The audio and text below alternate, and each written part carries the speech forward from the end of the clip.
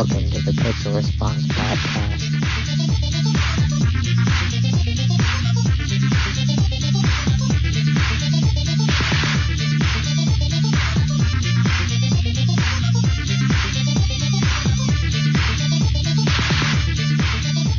Ladies and gentlemen, who are we kidding? Hello, gentlemen. Welcome back. The Pixel Response Podcast. We are both still alive. I am Paul. With me is Nathan. Hey, Paul and Nathan are back. We did it. We're going to talk about video games, movies, Nietzsche. It's going to be awesome. I have a feeling this is going to be either a really shotgun episode of this happened, or the most long drawn out bullshit you've ever heard on the internet. I'll try to, some of these things have just faded in my memory because it's been so long.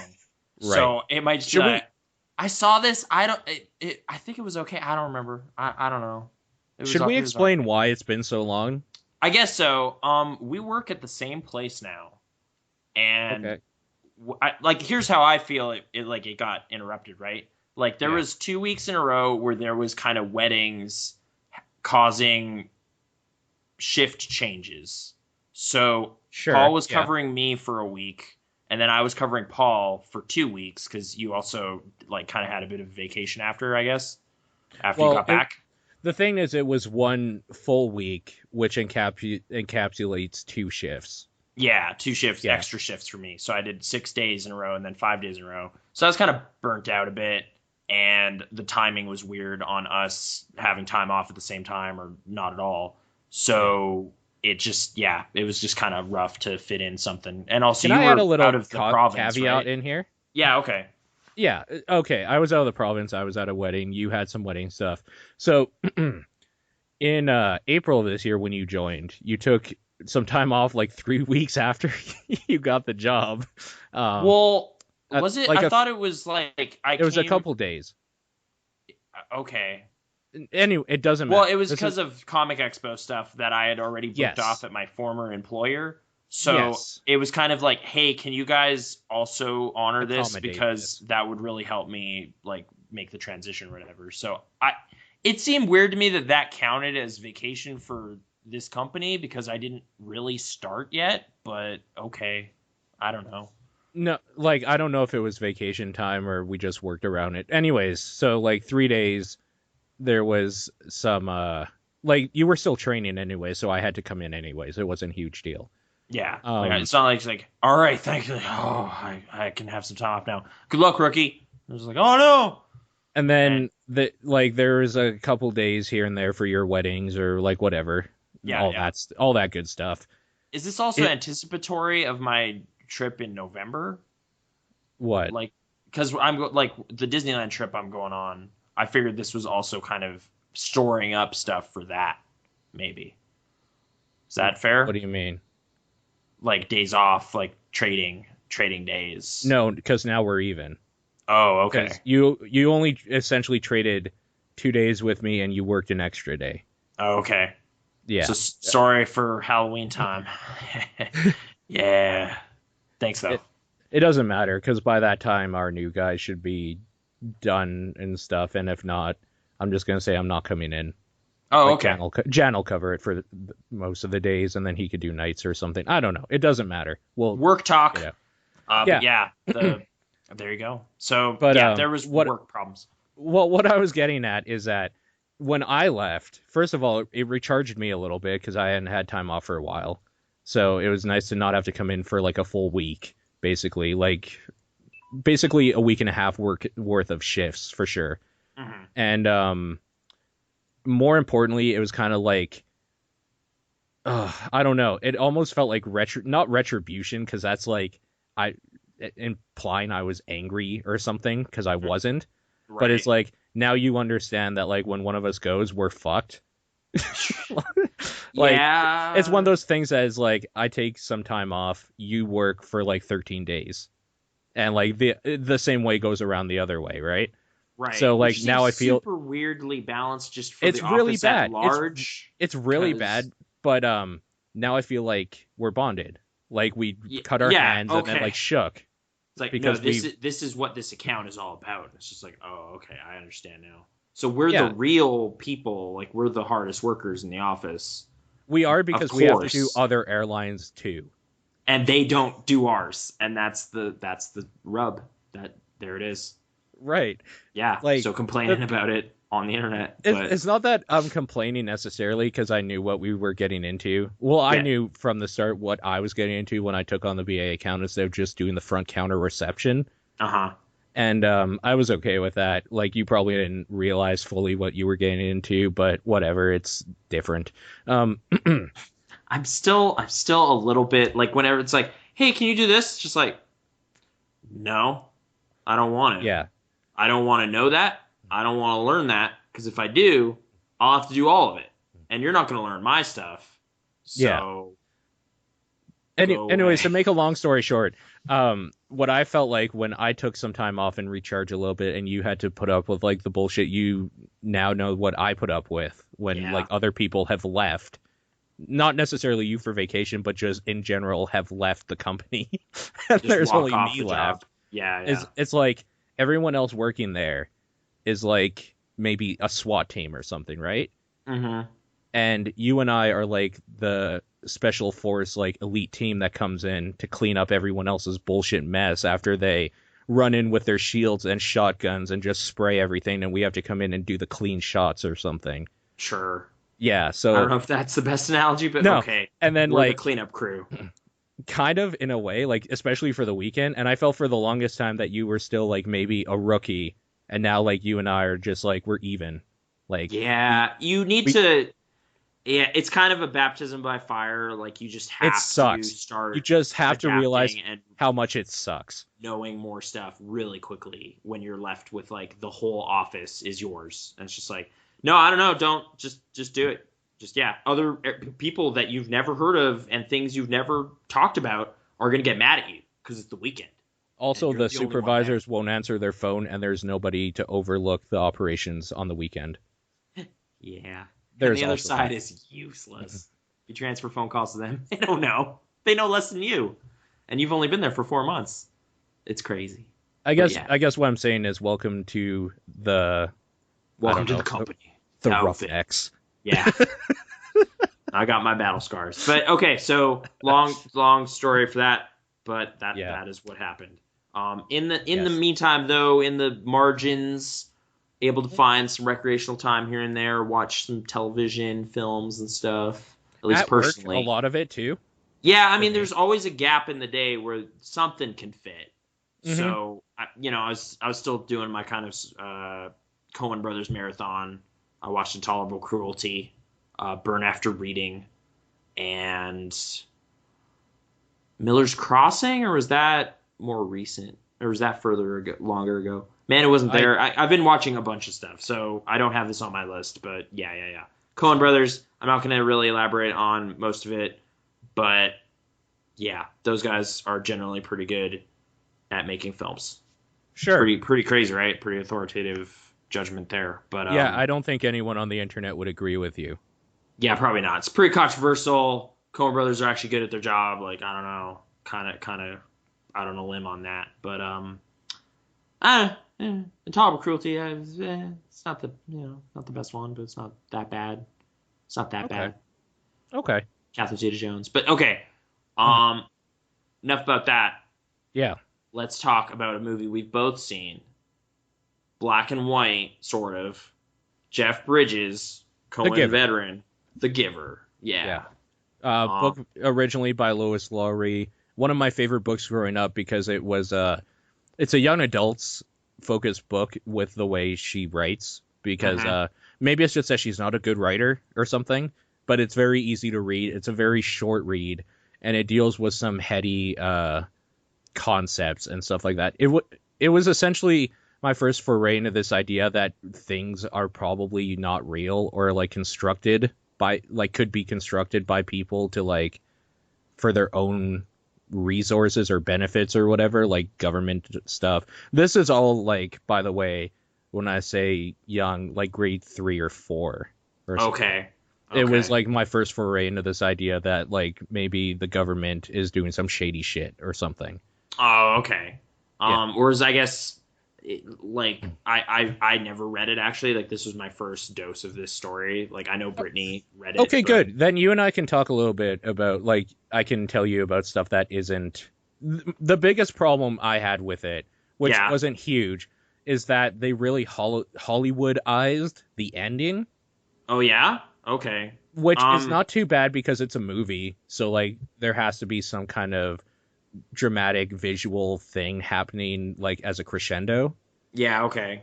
Yeah. But anyways, so The Giver, it's basically a story about a utopian society far flung in the future where people are very strictly controlled down to the climate they live in. Yeah. And like their daily behaviors are just kind of like you have an assigned job at a certain age, you were just given a job. You take your drugs every morning to kind of keep you tempered, and you go to work and just kind of do your function and then come home and eat with your kind of assigned family unit that is not like genetic necessarily. It's just you are assigned to this domicile and all that kind of stuff. Like it's very, very like, I don't know, like planned community style. Like, yeah, just a circle with like set number of houses and all this kind of stuff. And what's beyond there? Who cares? Like we have our community here. Don't worry about it. And I guess the book is kind of the black and white stuff is mentioned in there too, right? Like that's kind of a very specific thing about color in the movie. Yeah. So Philip Noyce directed this movie. I don't know if that helps anybody, but he's kind of a veteran guy. He's been around for a while. I think he directed Salt, that crappy Angelina Jolie action movie. Sure. But visually and stuff, I didn't have any qualms at all. Like personally, I thought it just kind of worked. But I don't know. As like this, I'll let you elaborate. I should explain a little bit more about this story because we haven't really gotten to why it's even called The Giver. Yeah, what happens? Yeah, sorry. In this society, throughout like all these generations and stuff, they always deemed one person as the keeper of memories because people aren't born with like there aren't history books and stuff like that or born with these memories of how life is sort of thing. They're kind of tempered by the drugs they're given or their shots or whatever. And these memories include just being human. So like pain, they don't even feel pain. They don't know what like it means to be really happy or like really sad, any of that sort of stuff, down to like what you were saying, color. Like everything is just kind of bleak when they see it. Muted, I guess. Muted. Well, it's their color's still there, but I'm guessing they don't really elaborate in the book or in the movie that the drugs probably like make it so nothing really pops out. It's all kind of just, I don't know. Yeah, although I forget, dude, I honestly forget the main character's name. What's his name? Jonas, yeah. So he's a little bit different. He kind of sees little hints here and there. Something's weird. Like he'll look at a girl's hair and be like, because it looks red to him. But other people don't know what that is or what. It's like, why are you looking at my head? What? Oh yeah, sorry. Like productive speech, always speak exactly what you mean is kind of also a thing that society does. But okay, so yeah. I guess there's a rite of passage in this society where the graduation, essentially, you are then assigned your role. Yes. And everyone is assigned a role except Jonas. Until the very end of the ceremony, he is given the receiver role, which is getting the memories from the giver, who is Jeff Bridges' character. And like it's kind of a nebulous job. People don't really know what it entails, but he's just supposed to go essentially hang out with this old dude all day. And I guess I'll hand it back to you to kind of elaborate. Yeah, so it's basically the next in line for that position sort of thing, the receiver. Yeah. And it's very rare that's one's chosen because this is all stuff they don't want to expose to the general populace because people in this state wouldn't understand how to deal with any of this shit at all. Right. So they have to choose one specific person, train them very, very slowly until they're able to like cope and deal with all these like things they've never had to deal with before. And Jonas just so happened to be the next one in line for that. Like they study you when they're going to school and stuff when they're very young. And that's how they determine who is good for what. So I'm sure they've noticed like his little stirrings, they call it. And we're like, okay, well, he has some like little bit of insight to some of this, so he might be able to handle these memories and all that sort of stuff. And it's the reason nobody knows about it is because in the society also, nobody is permitted to lie. Everybody has to be extraordinarily polite. Everybody has to basically, they were born and bred to like just always tell the truth and all that sort of stuff. And one of the very first things that the receiver role is you can lie. So like they lie about what they're learning because they have to hide it from the general populace and all that sort of stuff. Anyway, so yeah, the giver begins very slowly, showing Jonas very pleasant. I think they describe it in the book a lot. It's probably a good word. Memories of color, music, this sort of stuff, like happiness, love, that sort of stuff.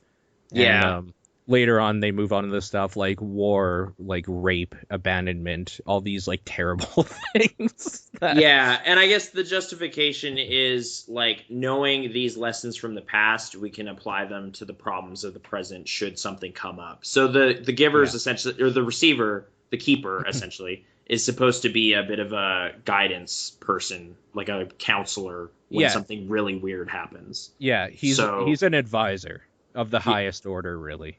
Yeah, so there's like these elite council member people. The main one in the movie is played by Meryl Streep, who are kind of keeping an eye on everybody. Like, I guess kind of like a lot of this seems like kind of junior 1984 of just like the society where you're being monitored at all times and that sort of utopic, dystopic thing. But I guess it is. That's why it was written for a younger generation and why it's taught in the schools. Although it's weird, like, I mean, this book came out like 20 years ago, so it's kind of exempt from like this current wave of stuff that's going on. But like extremely unlikely societies just seems to be a thing that's happening more and more in like popular like young adult fiction of just like, how would this ever get to this point where things are already like this? And they just kind of don't need to explain. It's just like, yeah, what if society was like this? Like there was a trailer while I was watching this for this movie called The Maze Runner. And it just looked like, why would that ever happen? Like, it's like we built in a giant death maze and we put kids in it. And it's like, what? Why would that? Right. Okay, like, I guess the Hunger Games is popular, so we're going to kind of try to get in on that. But, or it just seems like Lord of the Flies, but like more and more kind of ginned up. Like, just kind of, we need to come up with some reason for kids to be pitted against each other. And contests and that kind of stuff. So this at least doesn't really have that. There's not like vying, like there's no kind of competition that really, but I found part of my problem with this was like the story early in the story, like there's kind of, they've set up this concept that like there is no greed, there's no envy, none of these kind of negative emotions have a role in this society. But then at the graduation ceremony, they still kind of treat the role of receiver as like this weird thing and like this rare opportunity. And I was just like, if I lived in that society, I would immediately be like, what the fuck's this? I want that job. What the hell? Like, that's the only one? That's bullshit. But you don't. That's why that's why they all, like, applauded him. Because that one kid gets pumped that he's a pilot. So there's still kind of, like, pride and excitement. It's just kind of, like, measured, I guess, or something. Or it's within these kind of confined boxes of just like, well, you could be this job. Yay! And it's like good attitude because you have to do this job. That's what you do. Okay, so full disclosure, when we went to go see it, we were running late, so I didn't get to see a lot of. I only got to see where he went up, sort of thing. Oh, okay. So I don't know about this whole pride thing. I can't measure like his excitement or whatever. In the book, it was more of a they like before the thing is happening. The first chapter starts with the three of them talking. Jonas and his female and male friend there. I can't remember their names right now either. And they're kind of guessing, like, just based on their aptitude tests or whatever, or, like, what they could potentially be. And instead of, like, an excitement, like, woo, I'm a pilot, it was more of a, like, yeah, I thought, like, feeling of accomplishment that he was right. Okay. In his guess. Or something. Yeah, like it. So it's a little more subtle emotion than like fist pump. Yeah, you keep it. Yeah, Sweet. It wasn't anything like that. Okay. Yeah, like just little things like that kind of undermine some of the notions of this society to me of just like, oh, well, this is obviously not going to work if people are already feeling these kind of jealousy and whatever, but don't really acknowledge it. Like I don't know. I guess this was like a passion project of Jeff Bridges for decades. Like he really wanted to make this movie for a long time. I could see that. The Giver is the only book that I had to read in school that I read 3 times after on my own. Okay. So something about it stood out. Yeah, I think I really liked the idea of, like, by the time I had read it the second and third and like concurrent times or whatever, I had grown up. I had seen movies, television shows, and stuff that deal with the idea of a weird like utopian society or like a kind of just like a weird thing like that, like 1984, like the government thing specifically there, and like what if the authority figures are lying to you? Like what if they don't have your best interest in mind? They just care about the collective. Sure, like maybe to a fault. Yeah, so the ideas in The Giver weren't new anymore after like there was growing up that was done on my part. But there was still something about how they do it that was so original to me, even reading it again, where there's a keeper of memories and he's holding the memories of like humanity and emotions and stuff. It's just so weird. There's like a weird mysticism, like this weird old shaman or something in a very modern society that's just like, this is how things were. He touches you and all of a sudden you're going down a sled. Yeah. Well, you're going down this thing you don't know and feeling this like weird, chilly feeling you've never felt before on your face as you're brushing through the trees and stuff like that.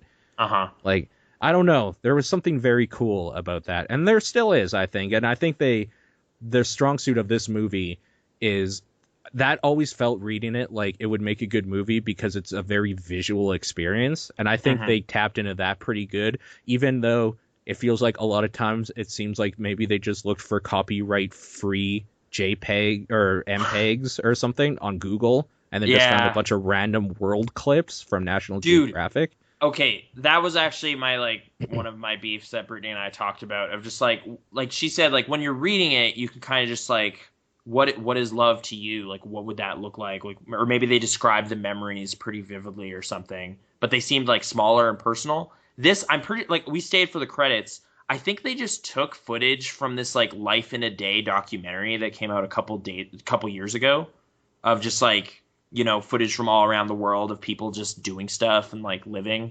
And, like, yeah, it almost seemed like a World Vision commercial or something sometimes. Just, like, here's an African kid, like, smiling and dancing. Here's a lantern ceremony somewhere.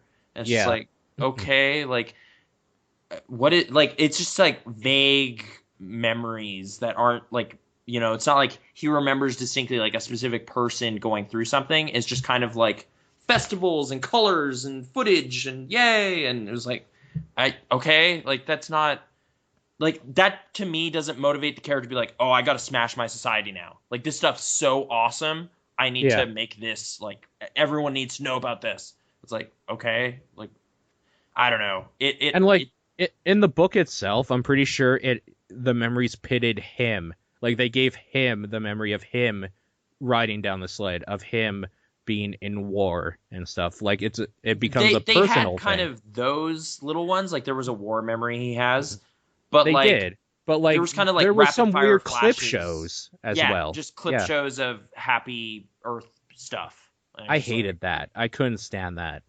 Yeah. Yeah, that stuff kind of wasn't to my liking exactly. I mean, it's weird. I went into this movie with a head full of kind of Nietzschean philosophy because I just finished reading Thus Spoke Zarathustra, which, like, I still am grappling with a bunch of the kind of heavy, thick concepts that dude is laying out. But he seems to have this kind of preoccupation with, like, man should look to the future. Like, you should look to tomorrow kind of thing. Like, That's an ironic thing for you to be reading. Really? Yeah, because there was a while there. Maybe it's just been like the way you've been thinking has changed in the past month since we've spoken. Okay. Or something. There was a while there where you're just like, we should blow up the internet. I fucking hate technology. Everything should be VCRs. No. But dude, that's not what I mean. Like that wasn't like, I think it was like it cheapens the past in this way of just like, oh, you can just recall everything. Like it just comes up. Like it's just like it makes like yeah, I was talking about like there used to be something cool about like going down to the store and buying a new movie or something or a new book, and it's like, oh, I found this thing. Whereas now the internet is just like, oh, I heard this thing exists. Type. There it is. I could read this if I want. I don't care. Like I was kind of also talking about like how weird and mysterious Song of the South seemed to me at a time because it was banned. You couldn't watch it. Right. Yeah. But then once it was just pointed out to me, it's like, oh yeah, there, I downloaded a torrent of it for you. I was just like, oh, all right. And I just never watched it. I don't care anymore. Like it's not as cool as if I found a dusty old Japanese Laserdisc of it or something. Like that would be exciting. Japanese laser. That's how it was released. So if I found that, I would be like, oh man, this is crazy. I found this ancient artifact. But it's just like, yeah, I have this file on my computer. I mean, I could watch this kind of middling Disney movie from the 40s if I wanted to. But apparently there are people that liked it. It looks really dumb. Yeah, just old guy tells stories and they're animated. Oh, and he's black. And he's black, so like, you can't have that. That's racist. And that's it looks like stereotypical as all get out. But yes. It was like 70 years ago, so I wasn't really expecting like, yeah, I mean, the civil rights movement hadn't happened yet. So, and like Disney that was Disney for a long time. Yeah, just straight up casually racist. Like it was just the time. It was a different time. So I don't know. But yeah, like I mean, in that context, and like I was watching Transcendence and stuff and talking about like that group of people that want to smash the internet. And yeah, but I don't necessarily view the internet as like the future. Like that is the thing that makes the future good. Like it's kind of this weird thing that I don't know. It's just a part of like future. It's right. I don't know. I guess the reason why I say it's future thing is because I grew up without it until I was coming of age. It's our generation's television or whatever. Like it's the new thing, the new technology, the new way of consuming stuff, and I'm still getting used to it. So. Fair enough, I guess. But yeah, I went into this movie with a head full of kind of like, look to the future. The future's important.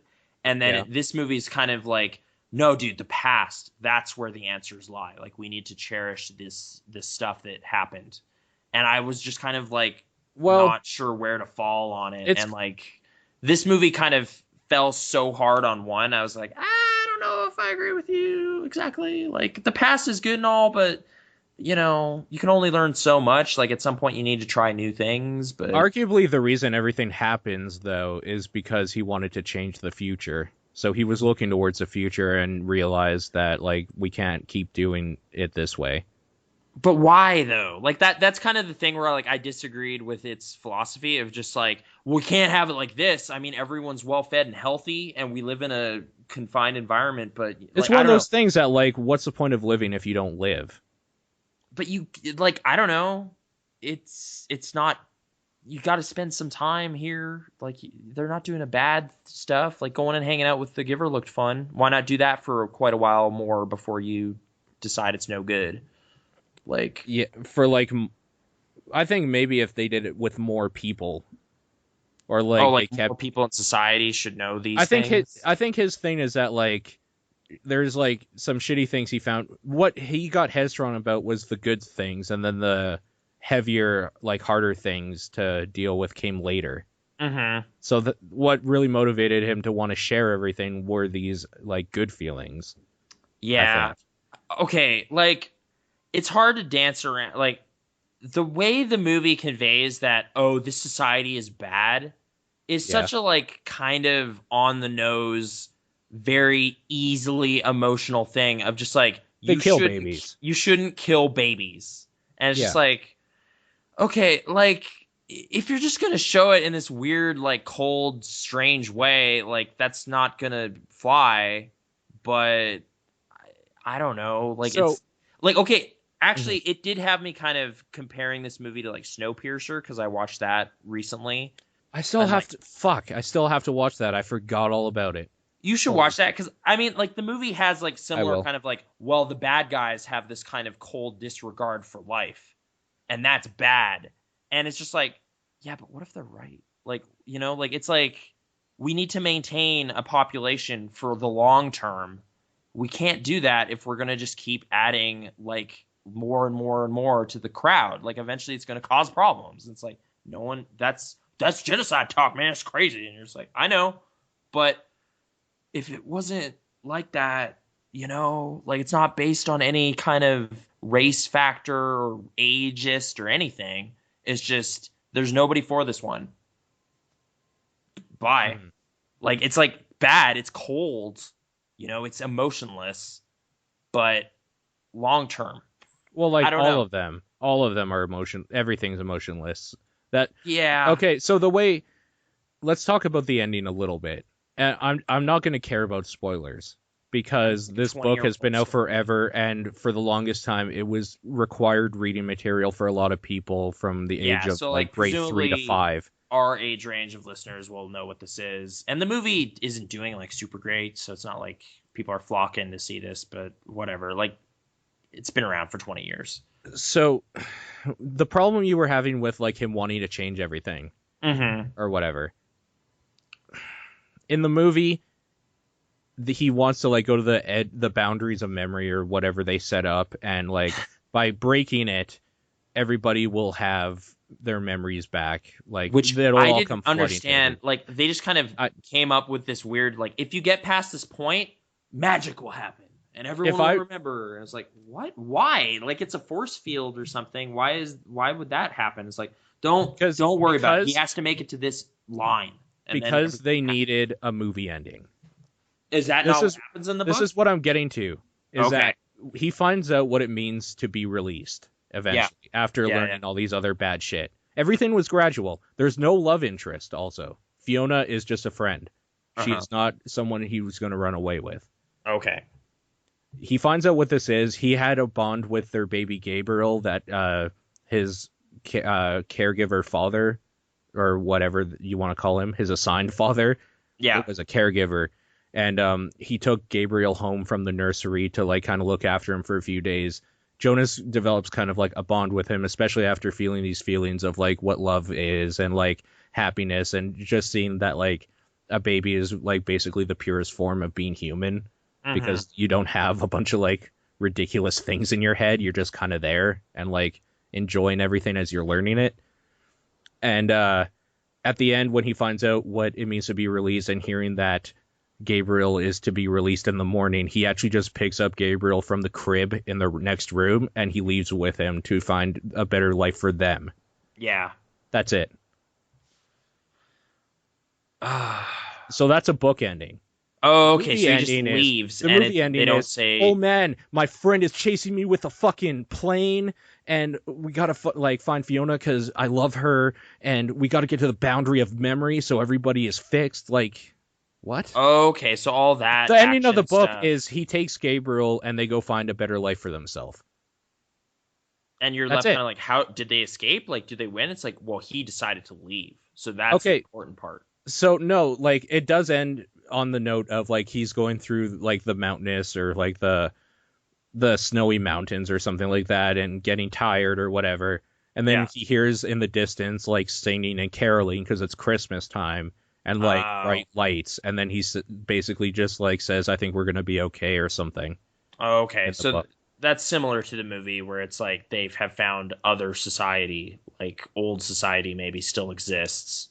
And I guess Brittany kind of compared this, like she's felt it was kind of like the movie The Village or whatever, where it's like, oh, like normal stuff is still happening outside of this weird microcosm, but they don't know that. So as far as they're concerned, like this is the world to them. And then, at the end, it's like, oh no, like other things are happening. But I guess if you read the sequels, they kind of start getting more on larger scale, and I guess it kind of falls apart. At some point. Like I haven't heard as much praise to the follow-ups to this book. But I don't know. It just kind of it seemed very kind of simply like bad. This is good versus evil. This is not right what's happening. We need to stop it. And I'm like, there are like it's weird because like the story kind of acknowledges that there was bad things to humanity's past and like evil that happened then. But for some reason, that old evil is still preferable to the modern evils this society is practicing now because emotions Right. or something. Like it's like Sure. it's like it would disagree with the Vulcans from Star Trek in that emotions are bad things that make bad choices. This is like, no, you need those. In fact, I'm gonna make an impulsive emotional decision right now and smash it all. And you're just like, okay, good job. Like I don't know. I wasn't really on board with the hero's viewpoint. So Sure. yeah, it kind of was perplexing. I ate some good food after though, and we talked about it. So it was fun, but I don't know. It was not like it was like a well made telling of a story I'm not sure I agree with. So Okay. Well, and to be fair, you haven't read, so your opinion isn't worth anything in that regard. no, I mean the whatever the story the movie told. Yeah, the story the like movie it. told is kind of weird. It's Okay, different. they tweak it a bit. Okay. They focus so much in the movie on like the betterment of everyone, where Mhm. the book is more like opening your eyes to like how things are and Individual then making freedoms your or something. choice to leave. Yeah, okay. Like, yeah, oh, sure. I guess that the movie seems to hinge on like he's gonna make this choice for everybody. Like Yes. that really changes the like my motivation behind like championing what the hero does. If it's like I don't want to be part of this, I should have the right to go. Yeah, no, okay, that's what I mean by Hollywoodizing it, is that they okay, made this character so central to life in the movie. right. And they had to like get his friend to chase him. They jailed the giver. Like what? None of that. Okay. None happened. Okay. So the version I saw, I had significant problems with. If those aren't present in the book, then okay, that's fair. Well, it sounds specifically like the biggest problem you had, if I remember correctly, wasn't apparent in the book, which is that like the whole thing is him making the decision to leave. Yeah, that's a smaller Yeah, scale thing. That's not as like weird then and changing the operatic world. and ridiculous. Yeah, like I was Yeah. not. No, you don't have the right to do that for everybody. Stop doing that. And it's just like no, society's broken. I decided I'm a Like teenager. I know. maybe Fiona likes it there. Yeah, Why are like you? I guess it was like that. A teenage rebellion is like the thing that this movie gets behind. Was kind of like no, like that guy doesn't know what he's doing. He's a kid. He's Don't let him do kid. this. But yeah, just That's a like stupid kid. that's like when I read Twitter and like Yeah. some of the younger people I follow, like between the ages of I would say probably 12 or 13 to maybe like 16 or 17, Mm-hmm. and like I just see them talking the same way I would have talked if like Twitter was a thing when I was that age, and I'm so glad it isn't. It Like wasn't. it wasn't there. Yeah. Because like Oh I man, just if there was a record of all the dumb thoughts I had when I was that age, oh, just dude. like a record of like just reading their things and stuff. I'm just like I understand why they feel this way because I remember like being in that state of mind, but that state of mind is so wrong. Like that changes in a matter of 4 years even. Like it It's like, changes so quickly. I don't even know if it's just like, oh, my hormones settled down. What was I It doing? is. I Yeah. think it is. Yeah. For me, honestly, what I think it was graduating and then having to go into the real world of money and working a minimum of 40 hours a week and paying for stuff. Mhm. Like it was like growing up. Like when you have to grow up, when you're kicked out of like your parents feeding you all the time and like you're the only responsibility you have is to wake up and like catch a bus that's provided for you, like basically Eat shelter food that's that's provided there. for you, education, like Yeah. and all this It's sort like, of stuff. no, Eat we got this food when covered. you We got get this home. covered. Yeah. Yeah. And then Like it's like, having a, oh no, there's a point where nothing's covered. You need to cover all of those things yourself. You need But to then on the- find those meals every day. It's like, oh. yeah, but then there's also the benefit of I decide when I go to bed. I decide when I wake up. I have to deal with the consequences, of course, Mhm. but like I decide when I leave the house to go do something. I decide if I want to go out with friends or if I want to stay in. There's more freedoms later, but it comes at the cost of More roughly responsibility. $800 a month. Sure.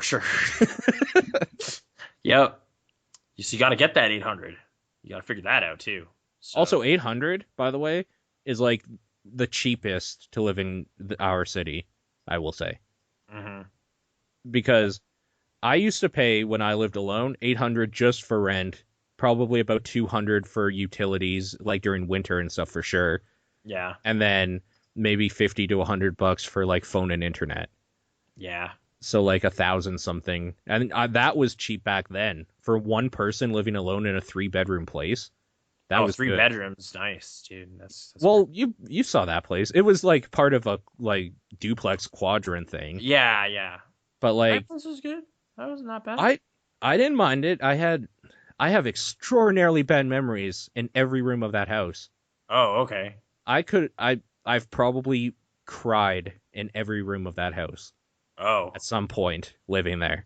Well, that For wasn't different happening reasons. while I was playing Meat Boy there and stuff. That's crazy. No, those were all the good times. There was Yeah. so many bad times and weird Scott Pilgrim. sexual encounters. I don't know. Mm. There was weird shit going on at that time. Anyways, so yeah, The Giver. Is it going in the barrel? Personally, like the movie, yeah, I think so. Maybe I'm gonna go ahead and put it in there. Okay. Yeah, sorry, I sorry, Jeff Bridges. I know you fought for this, but I don't know. It just disagreed with me, and I was like, no, I have no place for your sentiment here. I don't know if I'm throwing it in, but I'm not for sure that I'm keeping it out.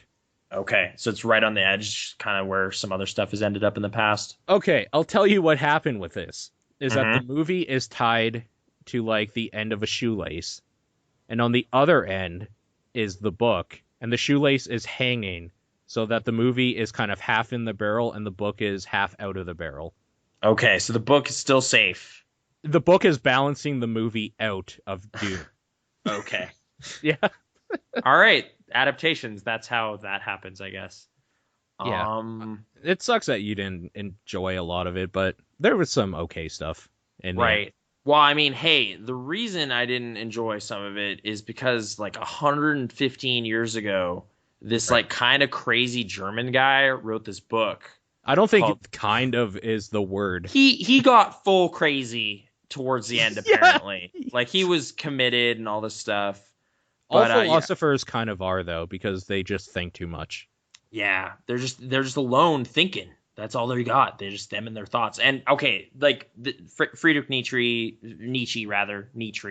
Thus Spoke Zarathustra, is about a kind of crazy hermit guy who comes down from the mountains and just kind of dispenses wisdom for like 300 pages or so, and then that's the end of the book. At some point, he retreats back up to his kind of sanctuary, and other people are there, and he kind of doles out some lessons there too. The one thing that always gets like quoted from this book is God is dead.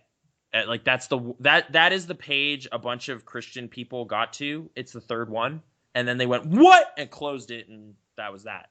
It's the third one. It's like the third page. It's really early in the book, and they kind of elaborate on all of that kind of stuff over the course of the whole book. It's kind of like a big thesis statement thing about, okay, what if that thing you kind of your life revolves around, what if that's not real or isn't anymore, maybe, and stuff. Like he kind of starts venturing into other reasons man should be alive and doing things, and the nature of the world and what man should be doing.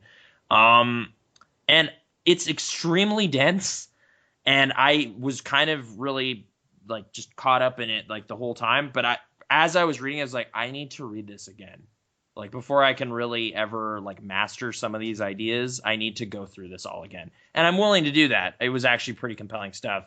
But in the meantime, I'm kind of reading some of his smaller essays and things, but those are a little more dry. I like that this one has like a narrative to it, even though it's kind of like simple. It's just a guy. There's a character who comes down and starts saying a bunch of stuff, like kind of almost mini essays inside this larger context. There's a larger context, whereas like the stuff I'm reading now is just Friedrich Nietzsche kind of riffs on art and music for a while, like 80 pages. And it's just like, oh, okay. This is a little flat. This isn't as kind of, this isn't pop in the same way. Is this where he talks about the Ubermensch? In Zarathustra, he does a lot. Okay. Yeah. Like cool. That's a core idea in that. But that's kind of like the thing mankind should be trying to do, is like become better. Like evolve to the next step or whatever. Like there's kind of some become superhuman. Yeah, essentially. Yeah. So Like, it's like, hey, don't worry about your current lot. Like, you're not the superhuman, but you could be an ancestor of the superhuman.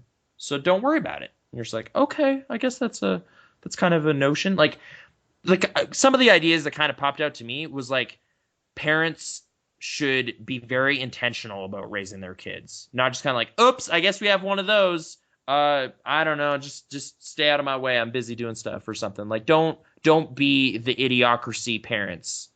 Were Like, your parents actually, that?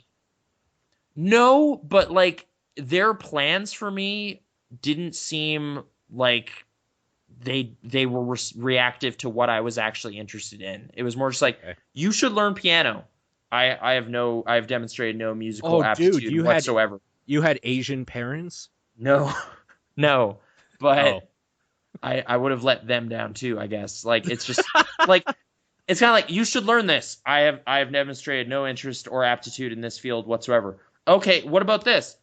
No. Have you been paying attention? Like, I've been doing this stuff this whole time. All right, just go to school, and if you get a piece of paper, it'll all work out. Okay. And now I have one, and I don't know. I'm not. I'm starting to be like, I'm gonna just kind of plan my own objectives maybe this time. See how that goes. Sure. Because Yeah. you guys, like, the world of the 60s and 70s and 80s doesn't seem to really sync up with what we're doing now. So I don't think your advice is up to date. Maybe some of those realizations. Whereas Nietzsche, it's like 130 years ago, and some of his stuff is kind of like, that's still a problem. There was actually a line that like stopped me in my tracks because I was reading it at an airport. He says if mankind should ever gain the ability to fly, his rapaciousness would show no bounds, kind of thing. And rapaciousness is kind of just this blind greed for just more with no real reason. And I was kind of like, that's exactly what my job is. Like, that's it. That's why we're just flying things from place to place, and money is changing hands. And I don't know. It's more. It's I weird. want a dog. I'm gonna buy one. I'm gonna buy one. In Texas. I want a Texas dog. There's dogs in California. I want the one that's thousands of dollars from the other side of the world. Yeah. Okay. Why isn't it here yet? What? I don't. What do you mean I have to pay $50? Oh my Sorry, god. we're getting way too inside. We're getting inside, but maybe this. I don't think we can officially say this on behalf of any party other than ourselves. Buy local dogs. Can we say that? Can I say that? No, like, I'm gonna say that if you want a dog and you don't go to like a kill pound or like the SPCA in your area and get one, you're a fucking piece of shit. And if for so many reasons. Yes. Also, I hate dog exporters that sell dogs. I don't like them. I don't want them around, but they keep coming back. And they keep having dogs to sell. It's like someone else is having the same problem in another part of the world. They're buying our dogs. And it's just like, buy your own. The thing is, if you pay money for a dog, you are a piece of shit. Yeah, there's dogs that need help, and you don't want that dog. The only time you should be paying for a dog is when you're getting one and they have their shots. You're paying for like a fully vaccinated dog. That's it. Yeah. Oh, dog ownership and stuff. It's definitely tainted my, like, I mean, I was already on kind of a negative perception of pet ownership because I felt like a bad pet owner and didn't want that responsibility anymore at a point. And then, like, now I'm like kind of, people are just still doing this and still getting really excited about it and posting pictures on the internet of their cute new puppy. But it's gross seeing the kind of just misinformed, clueless folks that are doing this sometimes. So yeah, dogs. What was I saying? Flying stuff. Nietzsche was kind of like, man, if mankind learns to fly, its greed is going to get crazy. And yeah, like, it certainly seems to have contributed. And I love that though, because it was like 15 years before it happened. Like, it was like, those Wright brothers, man, they didn't even know this German guy was so pissed that they were doing this. But oh well, like, it's just kind of this part of like the larger human narrative or something. But honestly, last point on Thus Spoke Zarathustra. For me, it was really like compelling reading for me because I grew up reading the Bible every night. Yeah.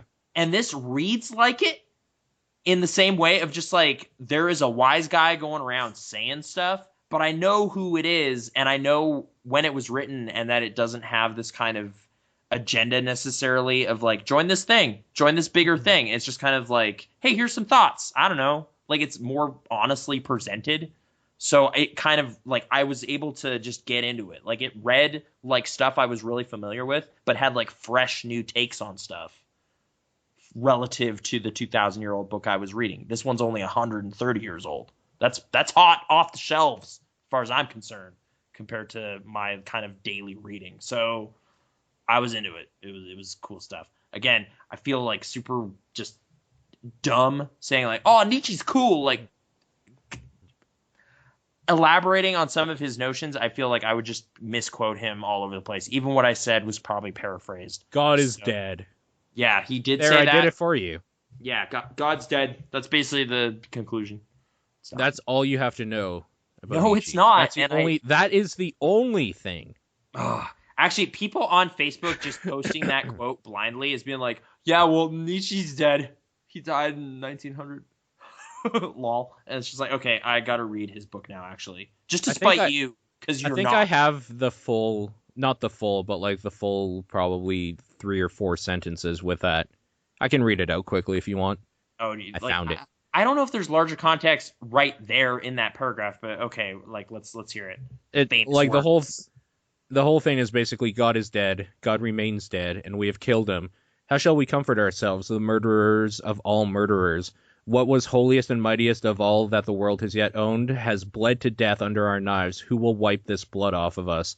What water is there for us to clean ourselves? What festivals of atonement, what sacred games shall we have to invent? Is not the greatness of this deed too great for us? Must we ourselves not become gods simply to appear worthy of it? Mm-hmm. Yeah. I guess just trying to like react to that. I don't know that he's necessarily saying we should kill this notion of God. I think he's basically saying this has happened already. No, he said this happened already. So yeah, because but I of think that, he's basically saying like over the last 60 years of his life or whatever, like it's just, or like since he was born, it's just kind of like the world I've grown up in seems to be distancing itself more and more from this fundamental notion. Maybe we should start planning for a future where that is the case. Like this is catching on. I think more it's basically saying like if we are like trying to be so big for our britches, maybe we should start acting like it. Like take responsibility for our own destiny. Well, if we want to be so great, maybe we should be great. Yeah. Like, I mean, if the whole thing is saying God is dead, we killed him. Like, if this is the case, are we even like? Should we even have been able to? Shouldn't we be worthy of being a killer of God to kill God, basically? Right. But I kind of like I didn't get the sense that there's a lot of kind of just hand wringing and guilt and stuff about it. It's more just like, okay, this is what has happened. What do we do now? Like, what should we be doing? And I was like, because he's still human. I've been waiting for somebody to kind of lay down some stuff about what humanity at large should try to do, because there just doesn't seem to be like post religion. I'm like now without any kind of like what is the point now? Like I know you're all wrong. That much I know. But what do we do? Like, what are we doing? And it's just, I don't know. I think this at least had some thoughts. I think it really shows, like, even just from that line and what we're talking about here, the difference between a philosopher and someone with, like, faith, like a priest or something, maybe, is that... He has passages where he's basically talking to a pope and, like, a minister and stuff. Yeah. So... Whereas, like, the faithful will basically be saying, this is what we should do. The philosopher will always say, I don't know. What should we do? And question stuff. Or it's just like, why are you doing that? If you don't know why, like, why? But, like, they're not... The philosophers don't say, this is what we should do. They are saying things like questioning why and how we should be doing stuff. Because they don't know either. That's why they're thinking about it. Because they have no idea. Yeah, it's nice and ponderous. It like leaves some stuff in your hands, and I was pretty happy with the results. So yeah, Thus Spoke Zarathustra's nowhere near the barrel. I think that one's important. We should probably keep that one.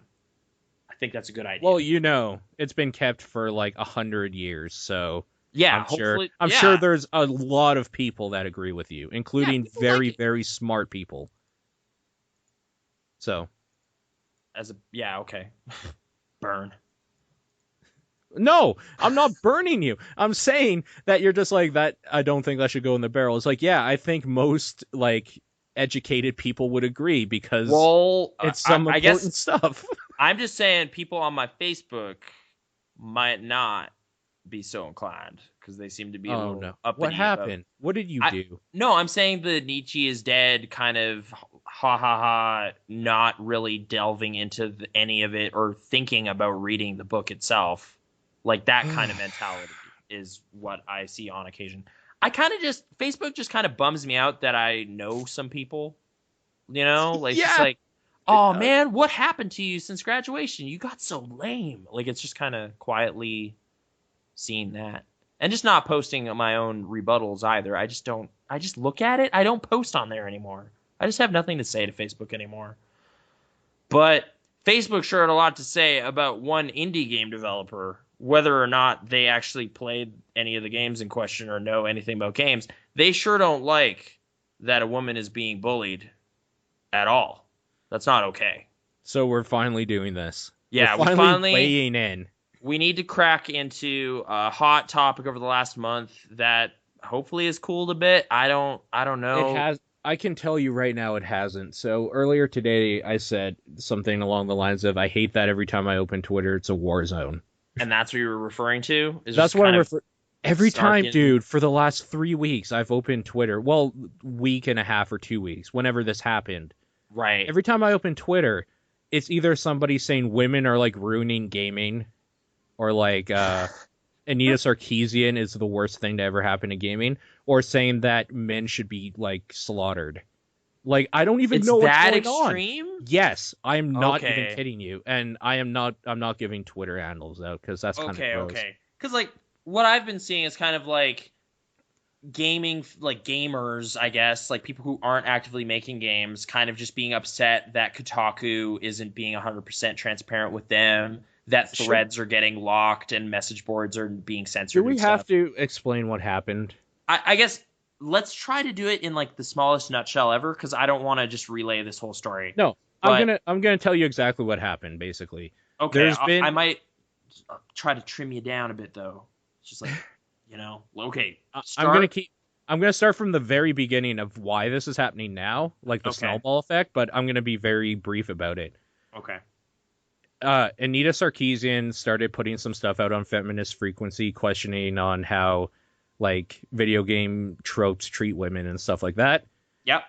This was felt by most gamers, most male gamers specifically. I say most gamers because there have been like studies or statistics coming out that like it's still mostly a male game thing. Like a lot of gamers are male. I would say most vocal message board posting gamers. Oh no, all message board posting vocal gamers are right. male. I'm saying this group might be overrepresented because like they are. Yeah, like Brittany plays games. She didn't spend hours and hours listening to podcasts and posting on Giant Bomb about it. I did that because I'm crazy, but I don't do that anymore. And you're misogynistic. Anyway, yeah, by proxy. The whole story is there was some tempers flaring back and forth, very directed at Anita Sarkeesian. This pissed off internet feminist people, like rightfully so, because it's gross anytime you're being just a complete dick for no reason, being a bigot. So the feminist people started like opposing this trend or whatever after these videos came out and people were giving her death threats and rape threats and all that dumb shit. Yeah. They got too hostile. So then the other side, less vocal people started coming out and saying, whoa, calm the fuck down. And then they did it in a way that wasn't tactful either, that more feminists came out. So it's been a snowball effect back and forth that came to a head when an indie developer who made Depression Quest, Zoe Quinn, was reported to have a sex life. Like, God forbid a female be able to do something with her own body. Yeah, and the source of all this was like probably the least reliable source ever, a bummed out ex-boyfriend who wrote the most tedious, exhaustive Tumblr post that I tried to read to see what the hell everyone was freaking out about. It's so bad. Like, I just have no sympathies after reading parts of it. Of just like, I would see why you'd break up with this guy. This guy just kind of is clingy and annoying. Well, Jesus Christ. But it's just like, okay, whatever. That aside, she was dishonest with him, was cheating on him with some that's game none and of our business even. The thing is, like, I've been dishonest with people. I've done some really shitty stuff to exes I've had. Yeah. And, like, if I was in the public eye, I'm sure some of them would have something to say, like wanting to take me out after I fucked them over. Okay. For whatever reason. Personal life happens. The problem is she had the unfortunate side effect of 1, being a game developer, 2, being a vocal one, and 3, being a female. Okay. That has been kind of the summation of like dismissal that has been around a lot of gaming posts. Like I know Patrick Klepek kind of said something to the same extent, like, this isn't worth commenting on. This is so gross. This is TMZ level story. Go away. The point where there's like a seed of like actual, justification behind like the smallest percentage of being upset with this situation and considering it more than just personal business that has no business being out there, is there's a point of intersection where some of the people involved write about games on websites. Okay, so the problem is, some people how are, you're like, talking about that. Yeah. You're talking about a seed of like credibility, which there is. The problem is when there's a scorched earth policy, a seed won't ever survive. Mm-hmm. So what's happening is both sides are being equally dickish and stupid and fucking vocal and annoying as fuck. Yeah. And it's one of these things that calmer heads are not prevailing. They just aren't. The vocal, I'm not even going to say minority, because at this point it's become trending topics on Twitter worldwide. Right. The vocal majority of people for either side have dug trenches so fucking deep and like have just their heads and rifles picked out that anybody that dares cross the minefield of the actual topic at hand here is going to get fucking destroyed if they try to cross it. Right. And so the people that have the calm heads about this are backing off, and rightfully so, because the reason we didn't bring this up on TDP, we were asked about this, is because I even agreed with this. Sean and I agreed on this, and John was just kind of at PAX, which we'll talk about maybe in a bit. But Sean and I agreed that like this isn't something that is affecting us directly as people or what we do. It's none of our real business, but more importantly, it's just something that will like stir the pot where it doesn't need to be stirred, because that pot is fucking boiling right now.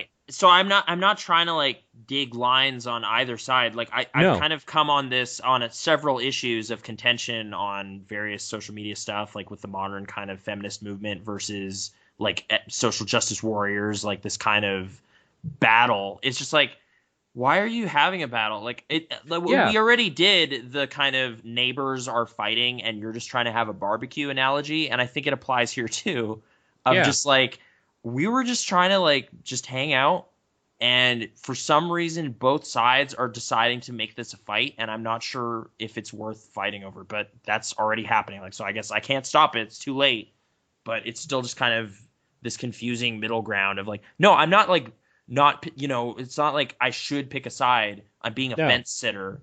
It's just, you shouldn't be fighting. Like, this is so beneath both parties. Like, this is weird. So yeah, like both sides have like the smallest, like both sides have legitimate parts to their larger arguments, but then they have annoying fuckwads with megaphones to get it across. They're using them so poorly. Like, so it's like this could be an like legitimate thing of just like, well, are game developers and like people who cover games a little too close? Like, I'm not even saying it has to be sexual. You and I have been talking about this forever. I know, for like years maybe, of just like, it's hard to like talk to somebody like in a friendly manner about a game and then have to go cover that product. So that's where it gets weird. It's just like, I don't know. Like, it's, their game's okay, but they're nicer. They're a nice person. Their game's not that great. That's why like it's awkward. I really liked Crunch when that came out, or like that the build I played of it. Yeah. After playing it, I liked it enough that like I reached out to those guys and wanted to talk to them more. They turned out to be real cool guys, and I like them a lot. That being said, I will not give like an official opinion on their video game. Their next Right. now. And here's where I feel like the one side of the argument, the one that's like so angry at Zoe Quinn, like their argument starts eroding pretty quickly in that Depression Quest is a free game. So she's not like, oh man, raking in that sweet Steam money. It's like, what? Like there's no money changing hands here. Maybe she's getting some reputation. Like just she was, I guess, before all this negative reputation from just coverage and stuff. She had reputation though, actually. There's like kind of this indie game community that just knows and supports each other, and that's still happening. So she was still pretty big though, because like she did a panel with Patrick Klepek at I think PAX East about bullying, cyberbullying or something. I don't know, one of the things they talk about. Okay, yeah. And like she was big enough even back then before all this happened that she was getting threats and stuff. So this saying like, yeah, it is kind of weird because like a lot of people are pointing out like this relationship specifically with the Kotaku editor, but when you actually look, it's like he didn't review the game. Like he barely wrote about the game at all. So yeah, no. I mean, I know what you're saying could have happened where it's like, oh man, they gave a good review, but this was going on. It's like that isn't actually what happened. That could have happened, I guess. So I understand why you're sort of mad, but not this mad. Like part of my kind of like just supposition on this is people are just really jealous of all this positive attention some small time game developers are getting. Maybe that's what's happening. Like, I mean, I'd compare that to the Anita Sarkeesian thing of like people weren't so much mad at her YouTube video. They were mad that she got hundreds of thousands of dollars on Kickstarter. Because they're just like, what? Why would this cost that much? Like, she actually only asked for $6,000. Like, people gave way too much. Like, I don't know. That's not her fault. That isn't at all. And okay, like, I was madder at the potato salad thing, but that didn't stop it from happening. Oh, dude, fuck that thing. Anyways, I'm madder at Fish Plays Pokemon because I'm trying to play some Dark Souls here and see if people are into that, and they're watching a fucking fish swim around and Pokemon play in the background. Right. Anyways. So yeah, internet. If we want to talk about Sarkeesian quickly, the things she brings up in her videos, this is also kind of a iffy topic to talk about a little bit in this regard. People get really mad about it too, and I don't. Because she has a really bad habit of cherry picking only the things that fit her argument, which is fine because that's what all YouTubers do. Yeah.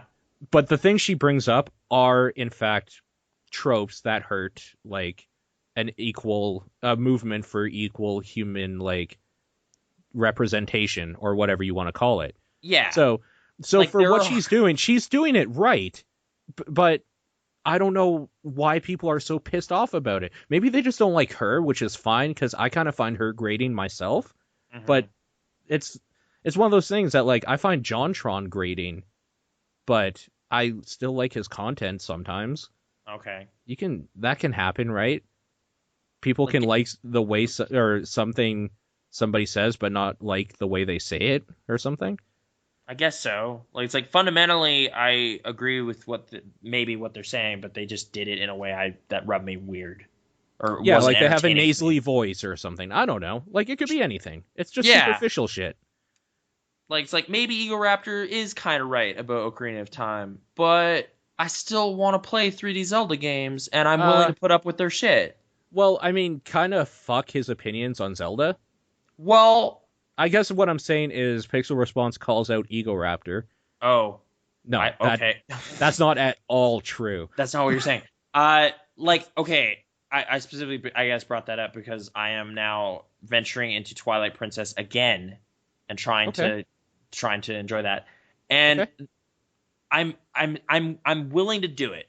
Like there are things that are fine that I'm like, yeah, man, Legend of Zelda, I'm up for this. But wow, that game opens so slow. Like the beefs people had with Skyward Sword about opening slow, like it are much more present in Twilight Princess in terms of like that first dungeon is kind of condescending. There's like monkeys leading you to the doors you're supposed to go through. It's like, come over here. This is the next place. And it's just like, I can this is my first game, and like all the combat's really easy. Like I guess because the waggle controls are really kind of dicey. So like at the time, this was a launch game, so they're just like, you hit him like twice, you're fine, you win. And it's just so far I have not been kind of stimulated at all in the combat. It's very boring. But playing it, I can't help but think to some of his points about waiting around for the game to kind of let you play. And that definitely happens. Yeah. Like, it's like, why is it showing me all the monkeys lining up on this rope so they can swing me over? Like, I know what to do. Like, just let me go. Or it's just like, it also has this thing. I don't know if it's just a problem with the Wii or what, because Skyward Sword did it too. But every time you load up again, like I stopped playing it for tonight. When I go to play it tomorrow, when I pick up a 5 rupee, it's going to tell me what it is. It's just like, hey, this blue rupee, it's worth 5. And you're just like, I know. I still know this. It's kind of weird because the original Legend of Zelda, you had no idea unless you looked at the counter go up.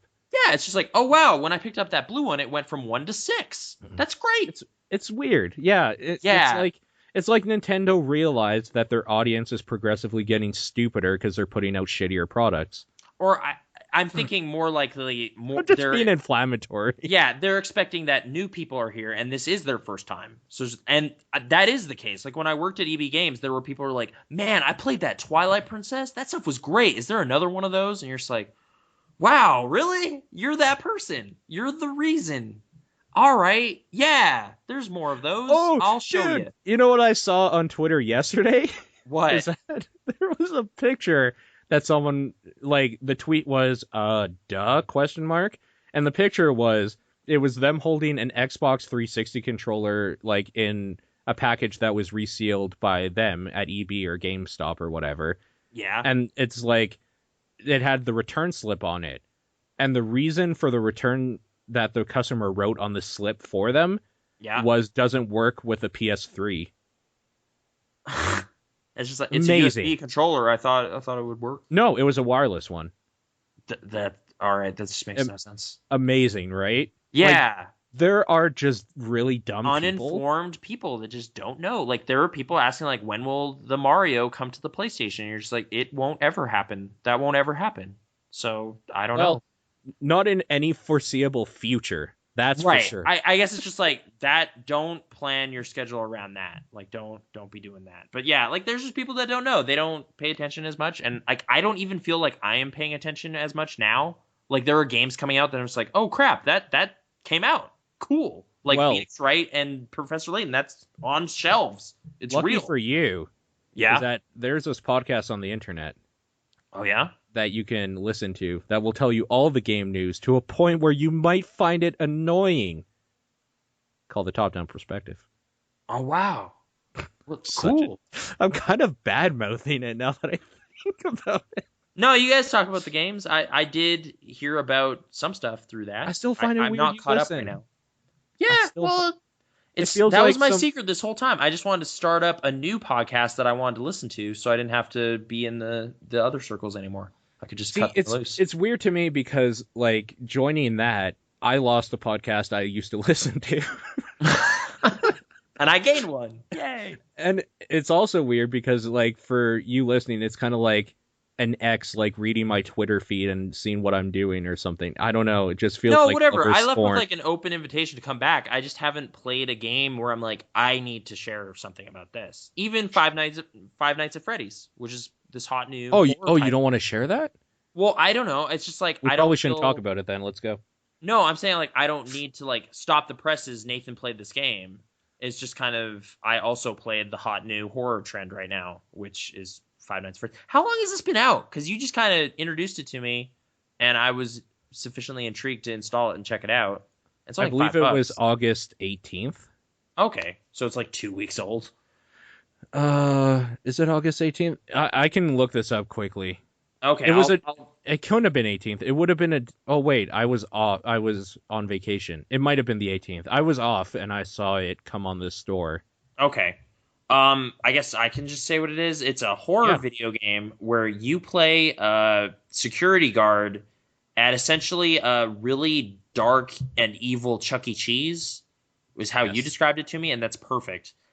Basically, the animatronic animals that are at this pizza place come alive at night and wander around looking for like life forms that are. I guess they basically just, if they see you, they will assume you should be a robot and they will cram you into a robot suit and kill you in the process. So the whole game is basically slam the door at the right time, but Yeah. you can't keep it slammed all the time or you'll run out of power and then the doors default to open. So you're fucked. Yeah. Yeah. And you have 6 hours, so you're basically just waiting out the clock and trying to like meet out your energy to the like your power levels to the point where you can keep all the ward away these monstrous like robot creatures from killing you. However, there's a twist in that if you don't use the video cameras, like I was kind of just like, oh, whatever, I'll just like turn on the light on the left, then turn on the light on the right, then turn on the light on the left and check and just make sure nothing's right there. And if it's right there, I'll close it and hopefully I'll have enough energy and that'll be fine. And that got me through the first day because it's kind of a tutorial. Second day, started running into problems because the fox is a motherfucker. And I hate him. Can I interject real quickly? Yeah. I had something happen that when I was streaming it, people were surprised and had no idea could even happen. On the first day, the fox killed me instantly. And they're first day? He's like, he's not even supposed to come out. What happened? And he scared the shit out of all of us. Like, did you check the camera and saw him booking it down the hall, or did he just burst into the room and fuck up everything? He just burst into the room and fucked up everything. And people were like, what the fuck? He's not supposed to come out. Jesus Christ. So, the game, I really appreciate that they let you know right away. Like, there's just like a little splash card. The same way Capcom would be like, hey, this game contains gore and violence. And you're just like, well, yeah, that's why I'm playing it. This game is like jump scares. There are jump scares in this game. Like, this is just about jump scares. This game has jump scares in it. It doesn't say it that many times. It just says it once. But I appreciated that they tell you that because, yeah, it's essentially just there are several ways to have just a face in your face screaming at you, and then you lose. Yeah. And, yeah, the first time I failed was day 2.